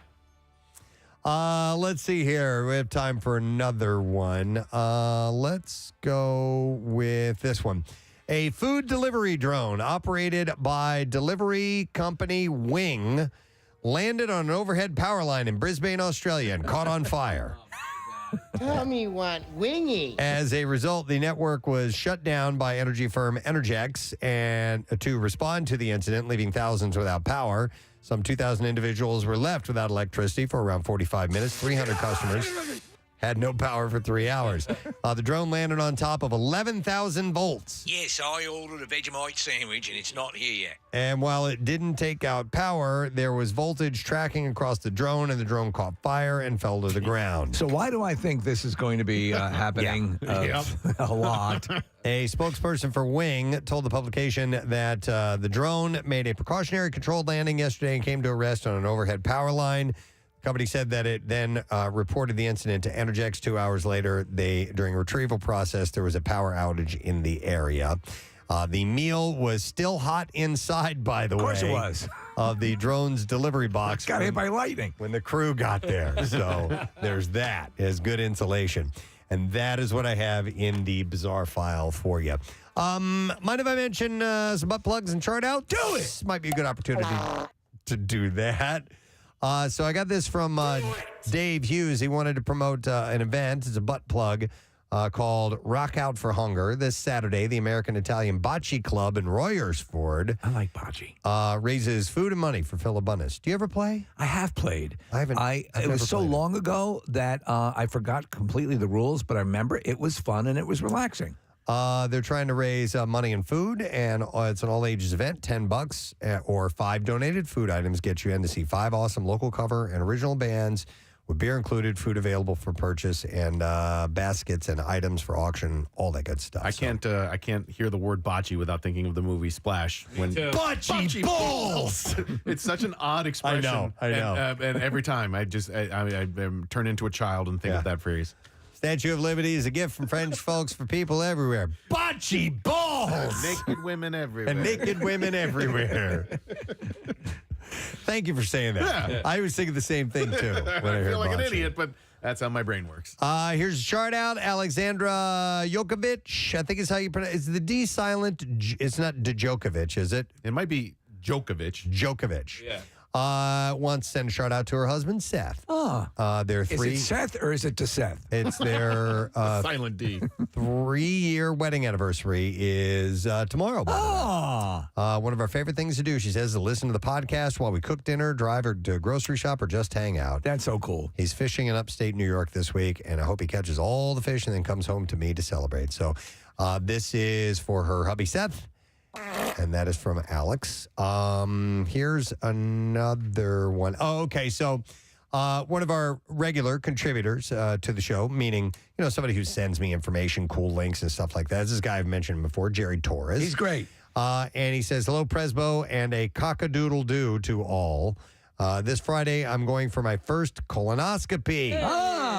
And I hope they don't find the infinity stones, he said. I'm happy that you're raising awareness, and all I ask is a shout out for colon. It says, front Paul McCartney saying a poodly doodly to all. Thank you, Jerry Torres. So here's your shout out, Jerry. Good luck with everything, buddy. And you can get your prep done and get on your way, bud. There's another one that says, my boy Chris and Brady need a shout out. It's their birthdays tomorrow. We listen to you guys every day at our manufacturing plant.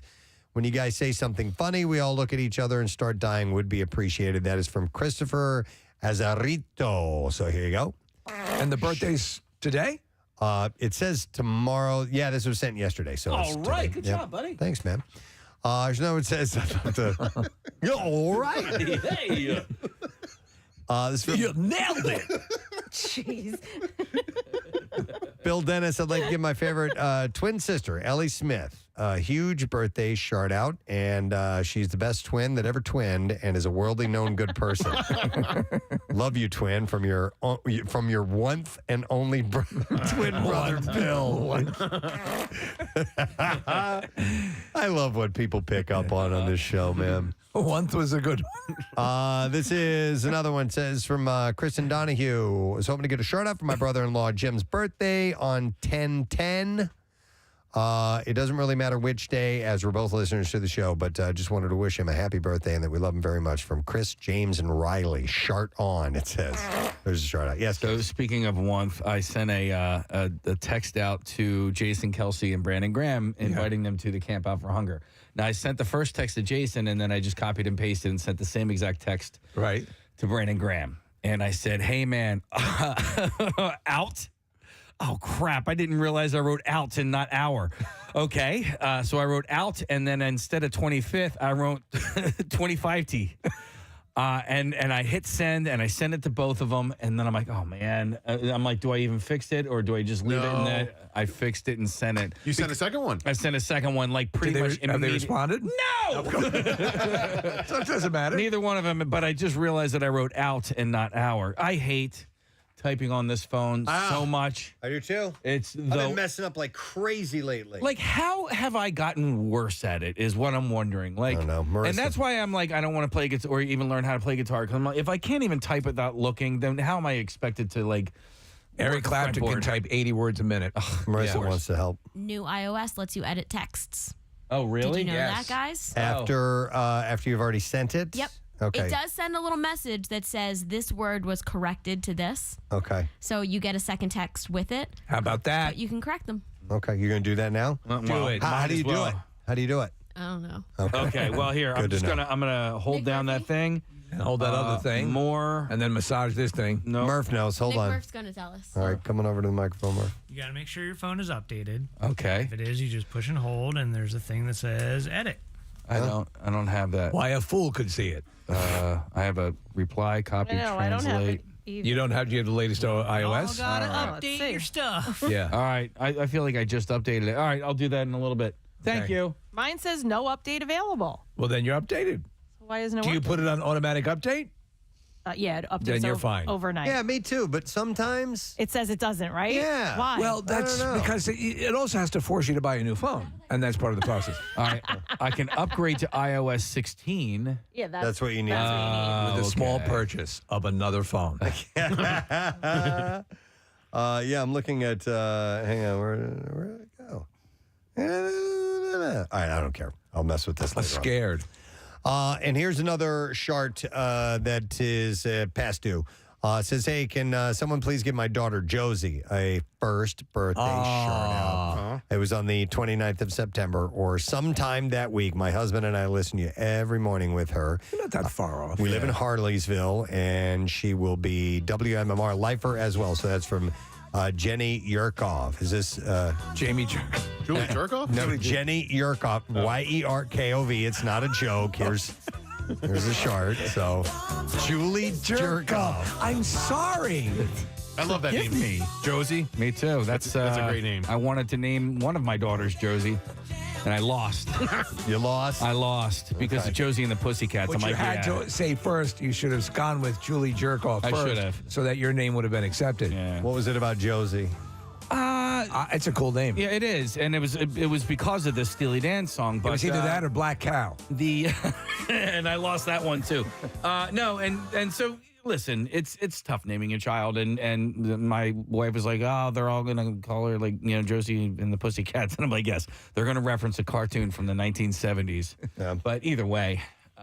Caroline does not like the song associated with her name, which was not an intention. I completely forgot about it. It's from a children's book that I grew up with, but does not like that whole. It becomes automatic.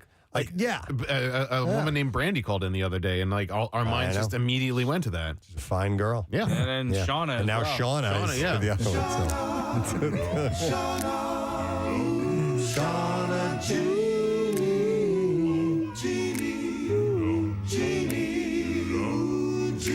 Shauna, Johnny,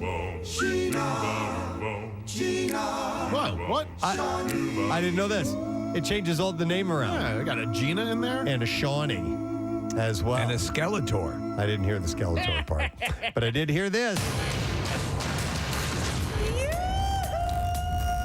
Here it is, MMR's Yoo-hoo Loot. Now, listen up. Here's your keyword. The word is glad, G-L-A-D. All right, G-L-A-D. And you have until 15 minutes after the hour to enter it. There are 3 ways to do it. You can text it to the special contest short code number, which is 45911, or you can enter it via the MMR app or at WMMR.com. And one random entry will win $1,000 in our company-wide contest. Each winner gets a call from Beasley, so make sure that you do answer your phone. Contest rules available at WMMR.com, and it's sponsored by Horizon Services. So heads up, the word is GLAD, G-L-A-D. We wish you good luck. We're going to take a break. When we return, we'll get the lesson question, the trash, and the music news as well. Stay with us. Preston and Steve on 93.3 WMMR. The creative side of everything, that kind of grew organically for me just over time, gradually, because I was independent. You know, I didn't have somebody strictly coaching me on just, you need to do this here, you got to do this, you know, at certain times. I had to kind of experiment and find that out on my own. Now, I did work for certain places that had very scripted out storylines and stuff like that. Right. And that's another thing I had in my wheelhouse, just based on that experience alone. So just, it wasn't one strict thing. I'd say it took me about 6 years to start to get comfortable and learn all of that and how to put it all together, just for me. That was my story. But just a very gradual experience learning the performance side of it. What was Mom and Dad's reaction when From architect. From architect? What do you engineer? mean? Yeah, right. Oh, we had hoped you would put that architecture stuff aside. That was not the conversation that we had. There's no work in architecture. No, it was interesting. Like my family, they knew that I was super passionate about it, but they didn't really get professional wrestling. They didn't understand it.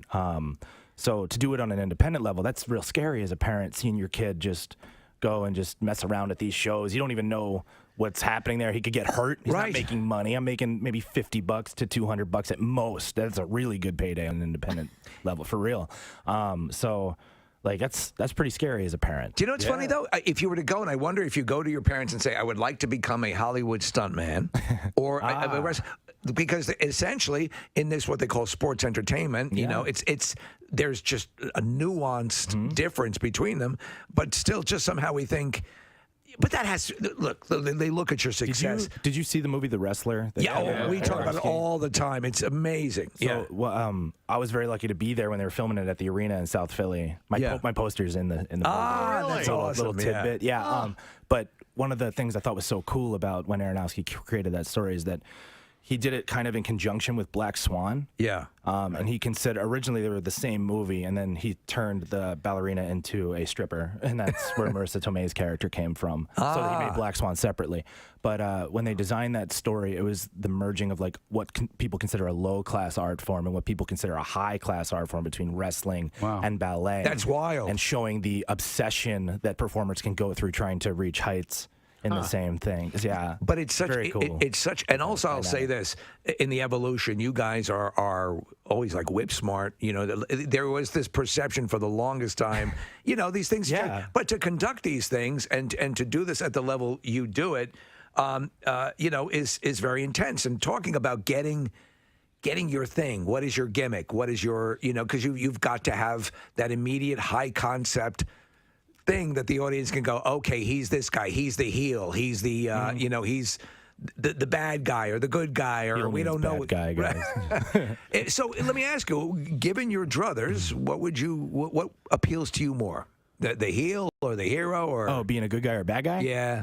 I like both. I'm rare like that. I actually most people would say that, like, oh, I like being a heel because that's easier. It's easier to get people pissed off at you instead of people to cheer for you authentically. But I always enjoy love both. I always love the transition out of the bad guy who's suddenly like, wait a second, he might be good, because the audience tends to like. We understand this guy now. Oh, yeah. Yeah. They know. So many of them, follow.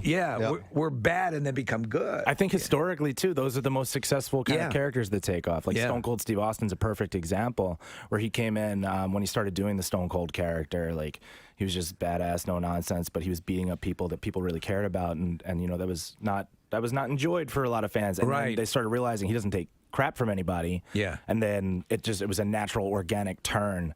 And then he became the biggest star in wrestling at the time. Hey, do you as a wrestler get a say in your storyline? Can you suggest things at least? So the most surprising thing that I've learned about working with WWE is how collaborative everything is. Really? Okay. That's awesome. Fans are usually surprised to hear that. Yeah. And I know, like, a lot of wrestlers who are trying to make it there are very surprised to hear that a lot of the time. Okay. Drew, you get to perform in front of fans again soon in person. It's been a year and a half, Yeah, right? man. And we got so fans coming back. and when and where is that going to happen? So I believe it's the second week in July. We're doing a tour in Dallas. It's going to be SmackDown in Houston, and I believe Money in the Bank is that weekend in Fort Worth, and then Raw, which is the show that I'm currently a part of, will be in Dallas. And then from there, we just kind of go. That's cool. You know what was the proof that what you guys do is effective is that, bereft of an audience when you were conducting it, it sort of looked like a wild stage play, like Arthur Miller meets wrestling, and yet the fan base stayed, for the most part, locked in. Yeah. You know? I mean, so if you didn't have the ability to riff and to, it was just such a weird thing. The audio from a lot of those matches is some of the funniest stuff, because you always hear the crowd and the murmur and the whole thing and all that punctuating, and suddenly it became like Who's Afraid of Virginia Woolf? And it's this weird thing, but you guys were able to do it. You know, that was an amazing experience, not in a good way, but just not in the best way. It was just unique and amazing to be a part of that. Like Vince McMahon is very dedicated, extremely dedicated, and like there was no way he was going to stop the show. He had to keep the show going.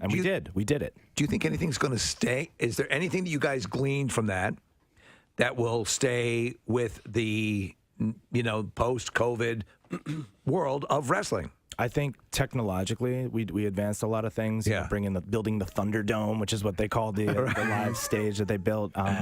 Testing things with like augmented reality for people's entrances and just that kind of stuff all got laser focused on, because we were in a sterile environment at first. So you'll see a lot of that carry on to the live events in new ways that you probably haven't seen yet, for sure. I'm going through your Instagram, which is just it's definitely a fun scroll here. Yeah, but thanks, man. There's a picture of you and the Nature Boy. I mean, that is, for a fan, like you're a fan before you were an employee, right? Like, so, and it just says always an honor. So when I read that, I go, oh, so you've met and hung out with Ric Flair more than one time. Like, that's got to be so cool. It's awesome. He comes by all the time, even if he's not, featured on the show. His daughter, extremely successful wrestler, Charlotte Flair, very talented. So he'll come by and like watch her perform, or he'll just come and support the other wrestlers. And Well, Rick's awesome. I got an email from a guy. I wasn't going to say anything I didn't know you had a connection with Ric Flair. I got an email from a guy who was desperately trying to get Ric Flair to be the best man at his wedding. Oh, okay. And he wanted me to ask you about it. And I'm like, I don't know, man. He's got a wedding reception website. No way. I wouldn't doubt it. He's also a moil.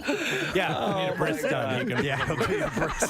But honestly, Ric Flair was my moil. How much is that guy willing to pay, and how much is what's the number for Ric Flair to do that? Right there. Probably. I got to imagine a couple 100,000. I've mentioned this before, but I grew up just as a kid detesting, hating I thought he was the most vile human being, Ric Flair. I hated him. He was so mean to everybody. He was such a show-off. And it wasn't until I was a full-grown adult, well into my 40s, that I was on YouTube, and I pulled up a video of, like, Ric Flair's greatest rants. And I didn't know how much entertainment that guy had given me as a kid, and I just fell in love with him. I did, because I literally, I was like scared of the guy when I was a kid. That's how I felt about Sergeant Slaughter. I was like legit. Wow. I was like, oh my, because I saw him like whipping some guy, and I was like, dude, he's beating that guy with a whip. Like, that's right. Like, what if he comes to my house? It's so great though that becomes. That's the stuff you carry with you through your life. He stole Harley Race's cowboy hat and crumpled it up, and I'm like, you don't do that, And I was just, but I didn't realize it until later that it was actually a really, those memories are so fun to think about. And it was something special, man. And you're creating those memories for some people. Yeah, it's surreal. Like, that's it's really cool. All right. Don't take it for granted. So Ric Flair is undoubtedly a legend, and everything that the credit is credit due, right? But I was texting with a friend yesterday, and I am so exhausted by the Ric Flair woo at Phillies games and Flyers games. It personally drives me nuts. Have you heard it, and do you have an opinion on that? Like, have you ever heard like fans? They do the woo. So of course, I will be in a crowd randomly outside, and people will say woo. Right. And it's like just knowing where it comes from. It's really cool. I take pride in being a part of that community. The yes chants. Have you heard those? Yeah. Daniel Bryan. Yeah. Exactly. Someone who I was very close. I'm very close with. So like that kind of stuff is awesome. But it turned to no for a while too, or something, right? That confused me. Or he was saying no, or. Well, you're a good guy. Yeah. He's a good works, man. He's been by here a bunch of times. I like him a lot. He's great. I never get tired of the woos. I'm okay with them all the time. My neighbor across the street from me, whenever he comes outside, if we're outside, he goes, woo!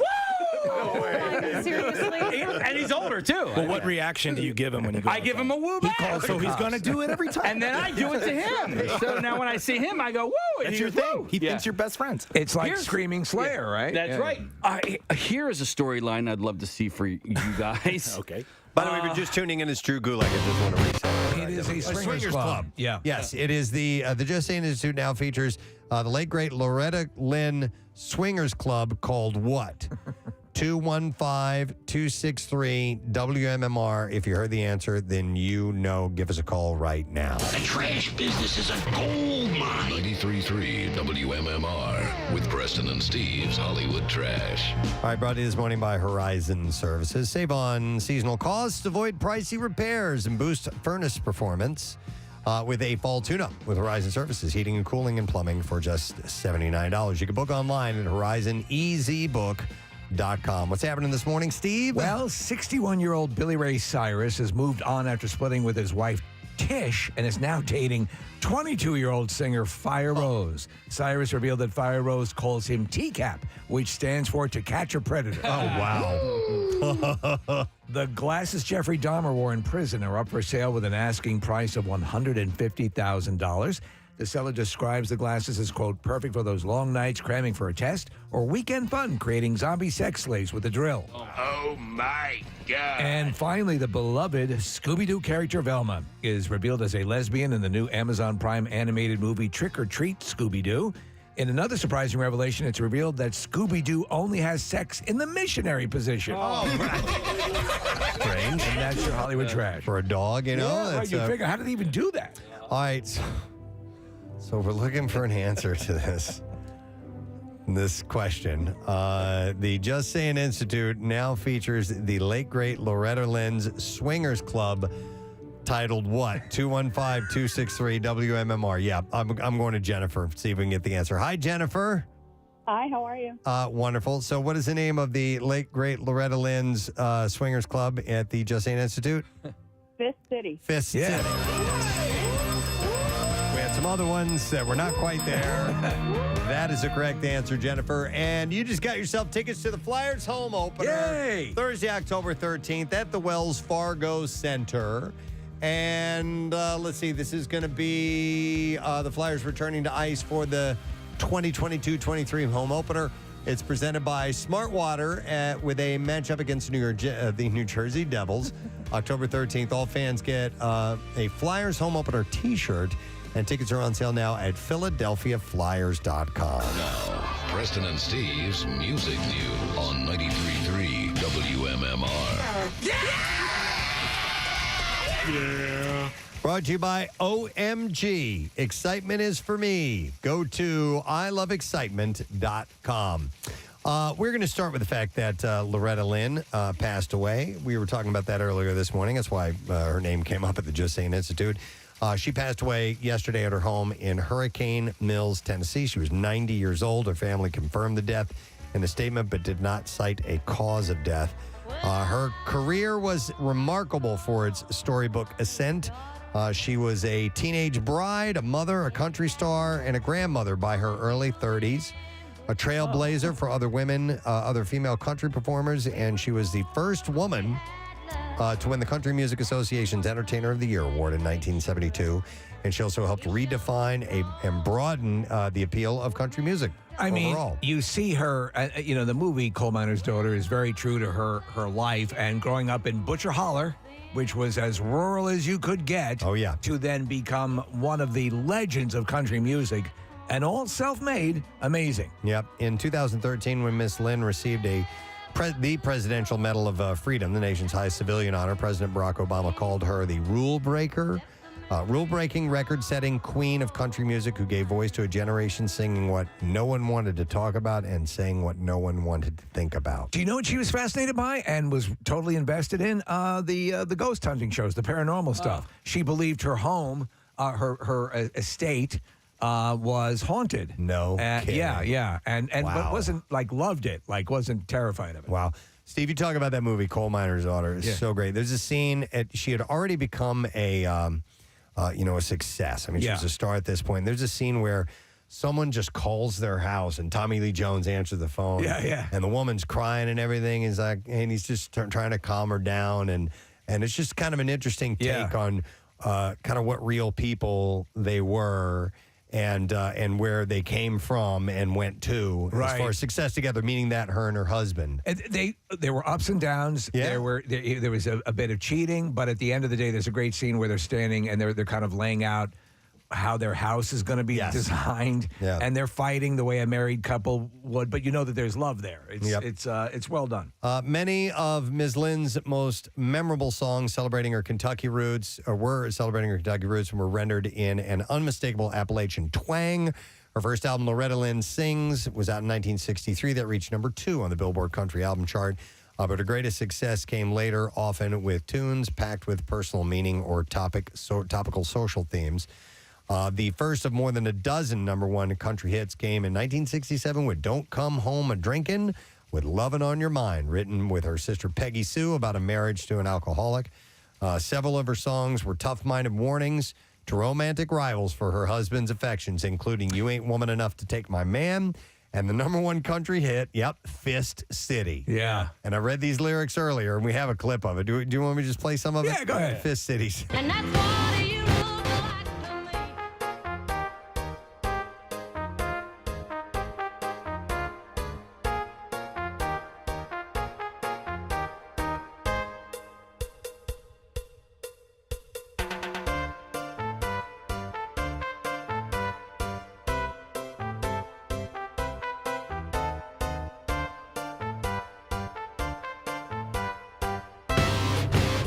Stop it. It was Wet Ass Possum. Oh. Yeah. Okay. Which, if they were to kill a possum in the rain, right. it'd be wet. And then it was It's a pain to clean. sort of, changed. Yeah, I gotcha. Can we listen to, because we didn't get to this earlier, the song "You're the Reason Our Kids Are Ugly"? Yeah. This is a Sir duet with George Jones? Conway Twitty. Conway Twitty. Okay, here we go.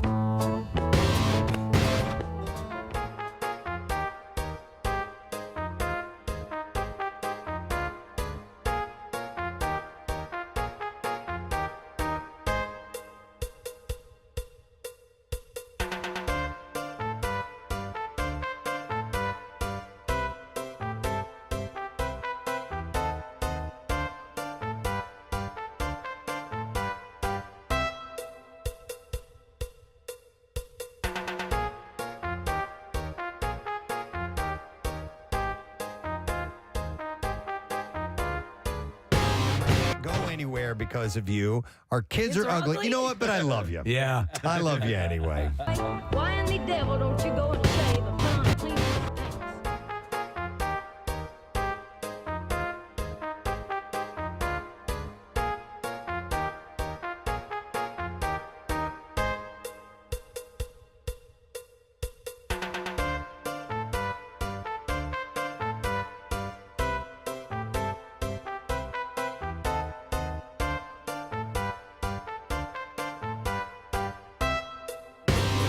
Horrendous looking. By the way, an ugly woman. And Ruth's over there like super ugly. If you're familiar with Rude Buzz, he's disgusting. It's like a gelatinous mass of smashed ass. No offense, she was great and laughing. But listening to her speak in that song, just Sissy Spacek got it Nailed it. absolutely spot on, man. And by the way, again, Beverly D'Angelo, there's a picture of a character known as Gladys Ormsby. That's not the way Ruth Buzzy. This is Ruth Buzzy. Yeah. But she did all her singing as well as Patsy Cline. Patsy Cline, yeah. So some other well-known songs were Dear Uncle Sam, about a woman saying goodbye to her soldier husband, and You're Looking at Country. Love is the Foundation, and One's on the Way. And there was also, we played a song earlier called The Pill. Which You're the is reason my cooter looks like a pool cover. Not that. But it was about birth control. Oh. But her coal miner's daughter spent 1 week at #1 after its release in 1970. But it soon became the singer's signature tune. And, some of the lines go, well, I was born a coal miner's daughter in a cabin on a hill in Butcher Holler. We were poor, but we had love. It's one thing Daddy made sure of. He'd shovel coal to make a poor man's dollar. Hard-working people. Levon Helm played her dad in the movie from the band. That's right. Did a great job. Yep. So while producers were still casting the movie, Ms. Lynn casually announced on The Tonight Show that little Sissy Spacek would be playing her on the screen.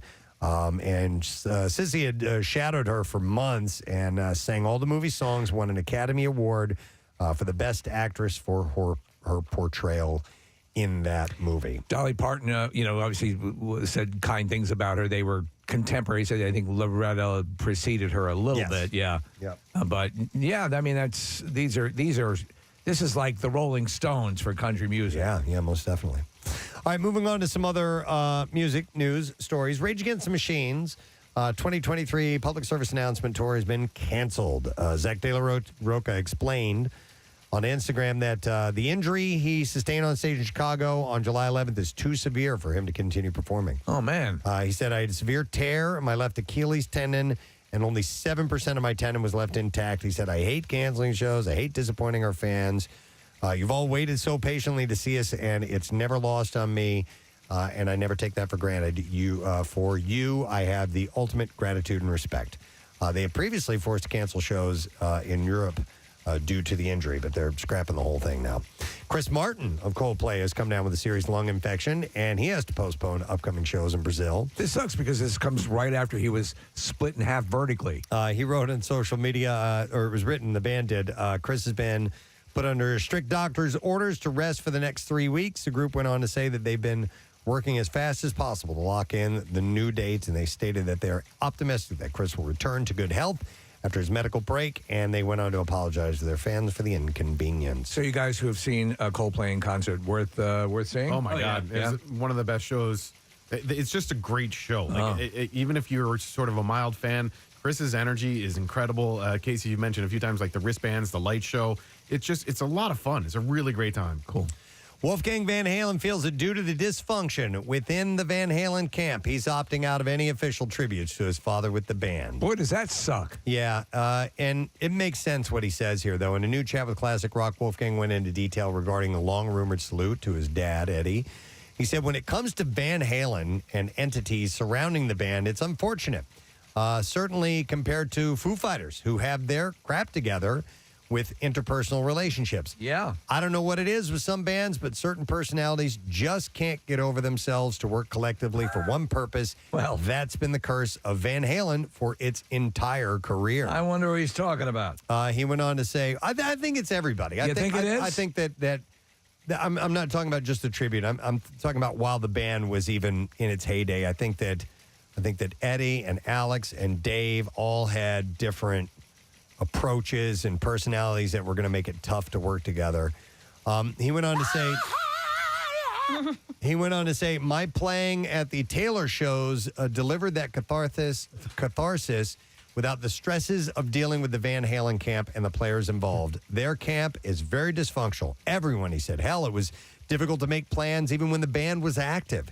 When asked about Sammy Hagar's recent comments where he claimed that he would love to play Van Halen songs as part of a tribute, Wolf said, yeah, he said that, but he also said that he wouldn't. Sammy said two different things. No, he said, I feel that I've said my piece, and if the Taylor concerts are all that happens, then I'm happy with that. Okay. Well, I still think that a tribute of people not involved with the band could do it. I think a group of amazing guitarists can put on a tribute show and should. And I don't think Alex or Sammy or Michael or even Gary Sharon or anybody else that has been a part of that band has to do anything with it. I just think great guitarists who loved what Eddie did could do this. I mean, you mean to tell me that Van Halen,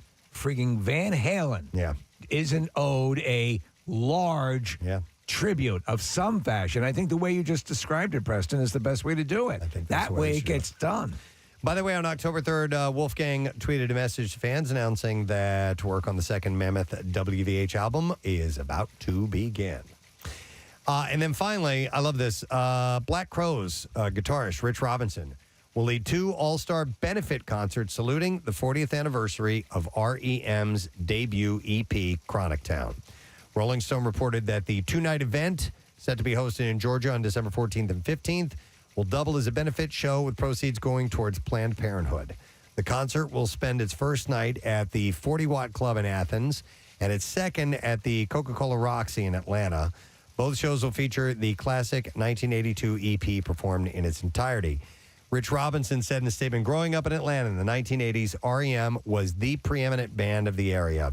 Their music was a huge influence, not only on the Atlanta music scene, but also on my brother and me, and I'm so happy to be able to put together this celebration for a band that meant so much to us and music, and a Chronic Town is what started it all.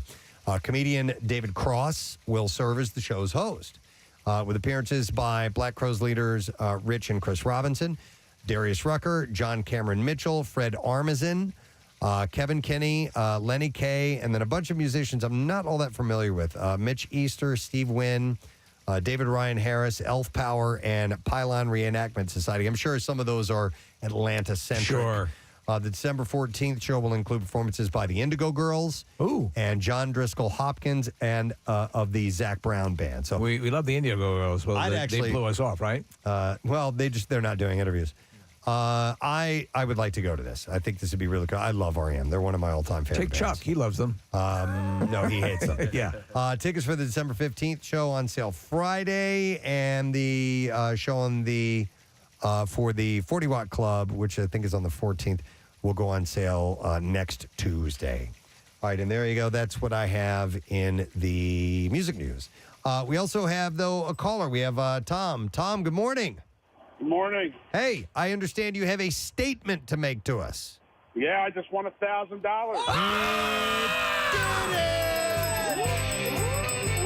I love hearing that, Tom.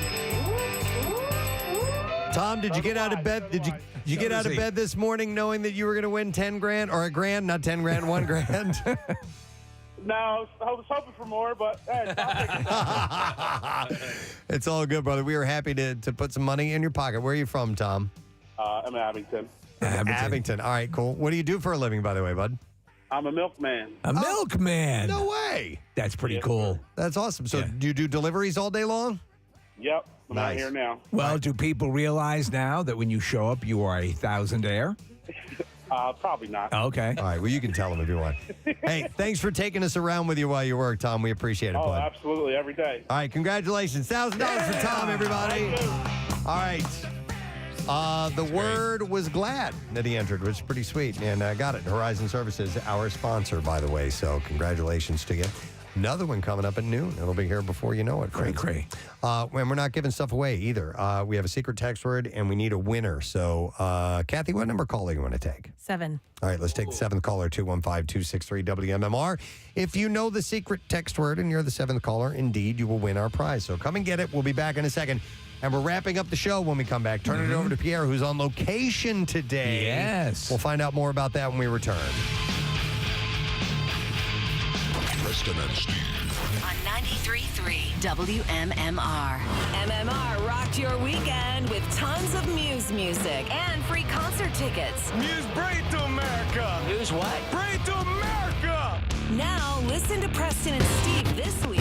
Perhaps a new audience. What about the Paul brothers? You know, maybe we call those guys out because they love the boxing and the MMA and all that stuff. Yeah. And, you know, let's see them get in the ring with you. Jake Paul and Logan Paul? Yeah. We had Logan Paul at WrestleMania this year. He actually, and the reaction was pretty good. From what and you can, dismiss this as BS if it's not the case, but they talked to some of the wrestlers and they said they gave them props. Yeah. I'd like to see a tag team match. I mean, I think there's potential in your storyline idea. Mm-hmm. Yeah, but I will say that celebrities coming in, it's always like it's a good way to cross over and bring new audiences. We had Bad Bunny this year. Oh my God, he's like one of the biggest artists. Well, what about Dua Lipa? I think maybe if you bring her in. Yeah. Okay. If you can, you want to make it happen. We can. Oh, he's got a lot of ideas. Some phone numbers. Like a plot line that mimics Steel Magnolias would be really good. Right. Exactly. That was not my idea. No. Terrible. Now, I also read your younger brother had wrestled as well. Yeah. So we did it together. We trained together. He didn't make the cut though, or did he not want to try for the big show? He was, I guess he didn't really get to the WWE level, but on the independent career, a very successful independent wrestling career. What do you think, like the big leagues in any major sports? So to become the amount of people that play football and the amount of people that make it to the NFL is minuscule. It's microscopic. What about wrestling? Because there are so many independent wrestling groups out there. So I would say, from training, from people who start training, I'd say it's about 1 in 10 who continue on just to wrestle in general. And then on the independents, now there's more jobs than ever in wrestling with, AEW starting up on TNT, WWE just expanding. Yeah. And then some other promotions, being able to actually, offer decent wages for people now. So it's better now than it's ever been, but I'd still say it's about 1 in maybe 100 to try to go on to really maybe even 1,000 depending on how many people there are. It's a pretty small amount. Do you remember your first match in the big league? Oh, in WWE. Yeah. I was a part of the Cruiserweight Classic when that came in. It's all timing. Like if anyone's listening out there as an independent wrestler, it's all timing. Just keep working.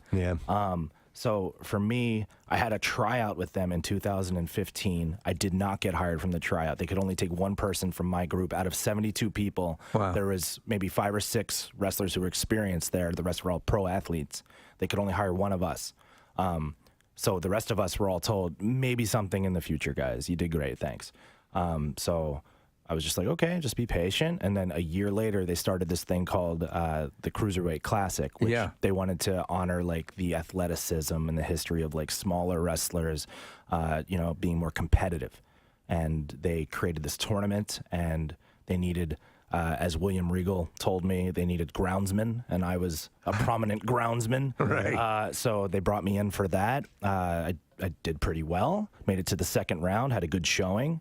Then they took that show and they took our division and made it a featured attraction on Monday Night Raw. Okay. So before I was ever offered a WWE contract, I was wrestling on Monday Night Raw and their local, their pay-per-views, their monthly pay-per-views. And so I would go from my independent wrestling show to Raw to the pay-per-view show, Wow. and then drive to Raw the overnight and do the Cruiserweight division. And then later on in the year, I was able to earn a full-time contract. They started up 205 Live, which is still going on today. And that was their first experimental streaming show that they created based on the Cruiserweight division. So I got in at a very cool, where technology meets wrestling, and everything grows. It's very historic. Very lucky. Let me ask you, so we know Vince McMahon is the muckety-muck, but I mean, there's now so many tendrils to this world. Is there a second person who's the who he can delegate to, who's the overseer of all this, because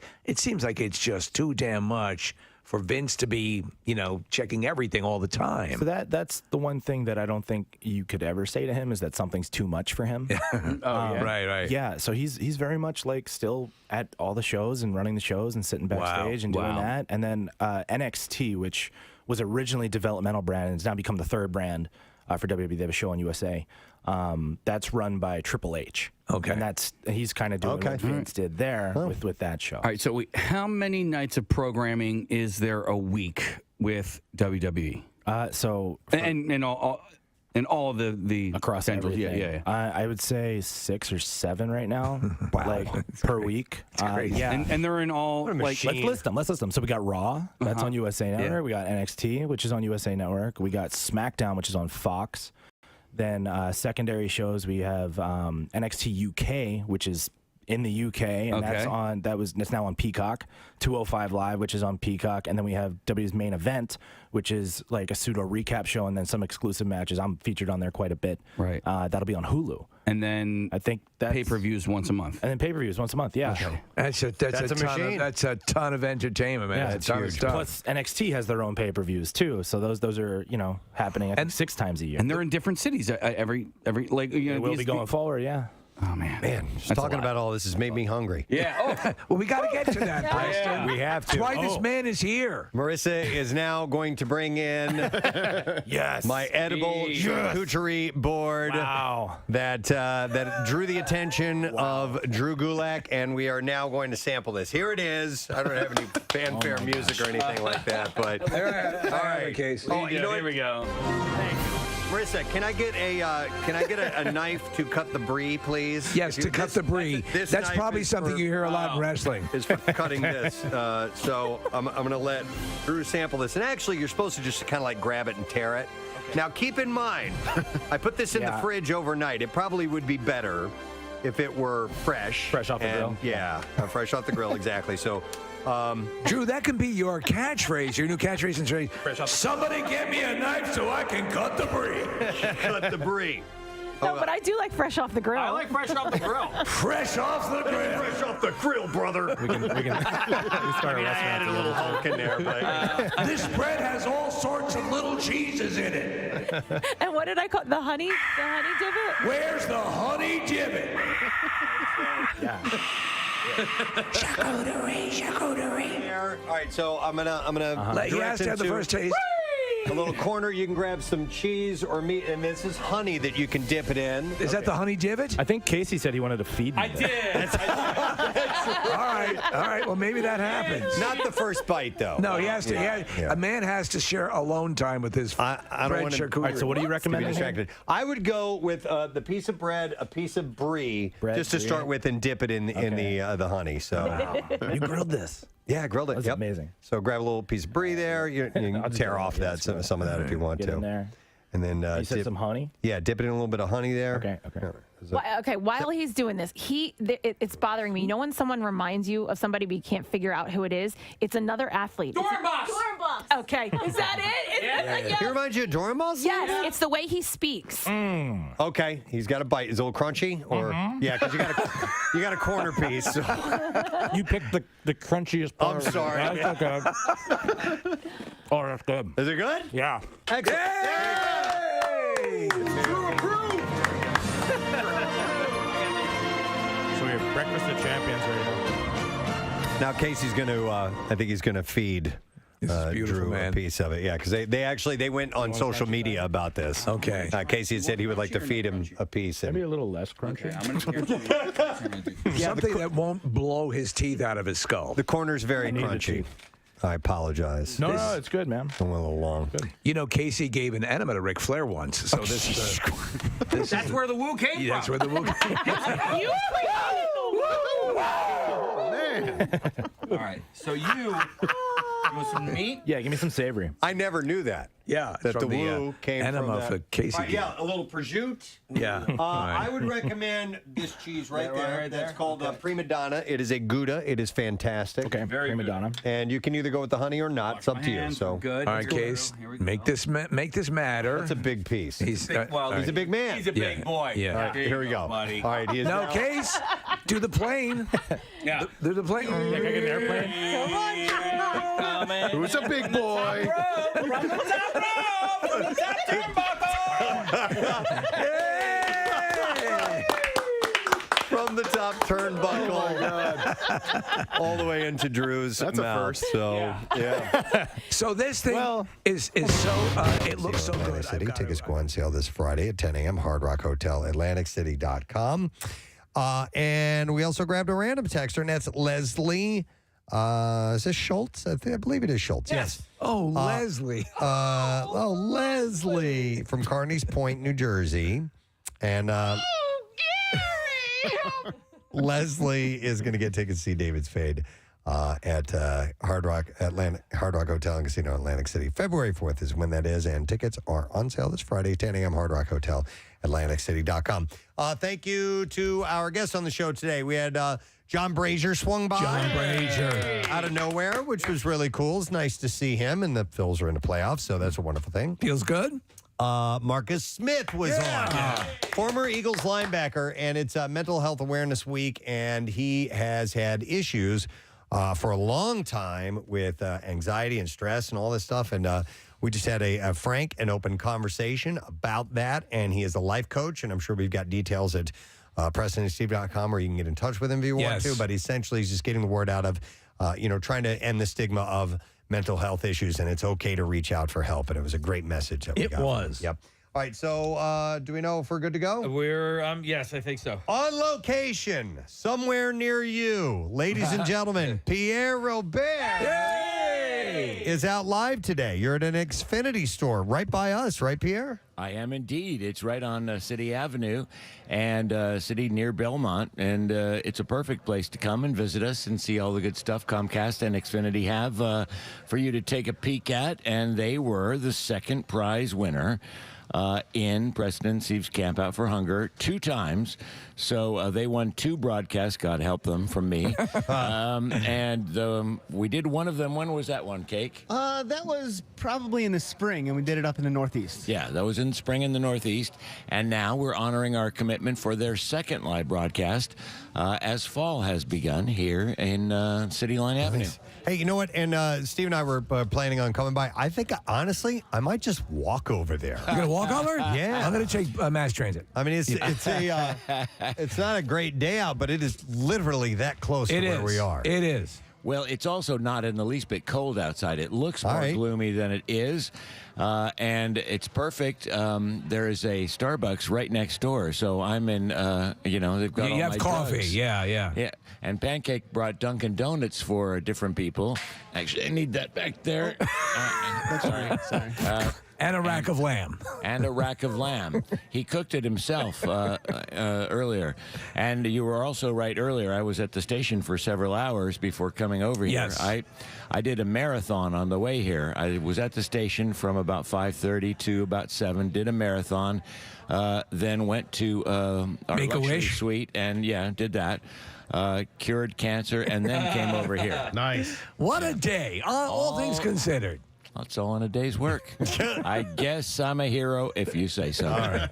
Well, let's do the letter of the day, then we'll hand it over to you, okay? Okay. Here we go. Preston and Steve on 93.3 WMMR. Now, the Daily Letter. All right, the Preston and Steve Show is brought to you today by the letter V, as in victorious. Perfect. And we have a Muse Home and Away prize pack to give away. It's a pair of tickets to see Muse in Philadelphia and in Vegas. So MMR rocks Muse, the Will of the People tour, with special guest Evanescence. That's on Sunday, March 19th, Wells Fargo Center. Trip for 2 includes hotel and airfare. And tickets go on sale this Friday, by the way, at 10 a.m. via WellsFargoCenterPhilly.com. Complete details at WMMR.com, including tomorrow's presale. All right, and a chance to win MMR VIP, or a chance for MMR VIPs to win tickets for the Philly show, and the deadline is Thursday on that, so that's coming up tomorrow. What are you going to be doing while you're hanging out today, Pierre? Well, I'm going to be teaching VCR classes. Yeah. Wow. VCR, video cassette. If you still happen to have one. No, this is brand new. Comcast has a brand new VCR. Now, you guys are all high tech, and you're thinking it's, that's DVR. No. No? VCR. Okay. VCRs are making a huge comeback. And they've made the tapes a little different, but boy, are they spectacular. And they're all silver, and they gleam in the sunlight out here on City Avenue. Wow. I'm telling you, when you see the new VCR, Steve, you being the tech head of tech heads, I'm going to be blown away. You're going to get 10 of them. Yeah. You're going to have one for every room. Absolutely. VCRs are back, baby, and I'm going to do the demo on it, and they've hired me as their spokesman for it, so I'm very grateful to that, and I just couldn't be more excited. And then I also will be teaching yoga and doing somersaults. No. It's great. It's an exciting day. Yeah. Well, just offer him some candy. Yeah, and we also will have a workforce block of AC/DC in Lincoln Park and Billy Idol, and the Yoo-Hoo Loot at noon and 3 p.m. Nice. Wonderful, wonderful. All right, well, let me take a moment to thank our sponsors. Preston and Steve Show is brought to you today by Dunkin'. Preston and Steve Show runs on Dunkin'. Acme Markets as well. Fresh foods, local flavors, and Squeezed.com. Feel great and lose weight with Squeezed. Tomorrow on our program of Thursday, which is an almost Friday. Yeah. And I've been told we're doing a prize blowout. So we got lots of stuff to give away tomorrow. Nice. We'll get into that. And that is it. We are done. Rage on and have a great day. We'll see you later, gang. Bye-bye.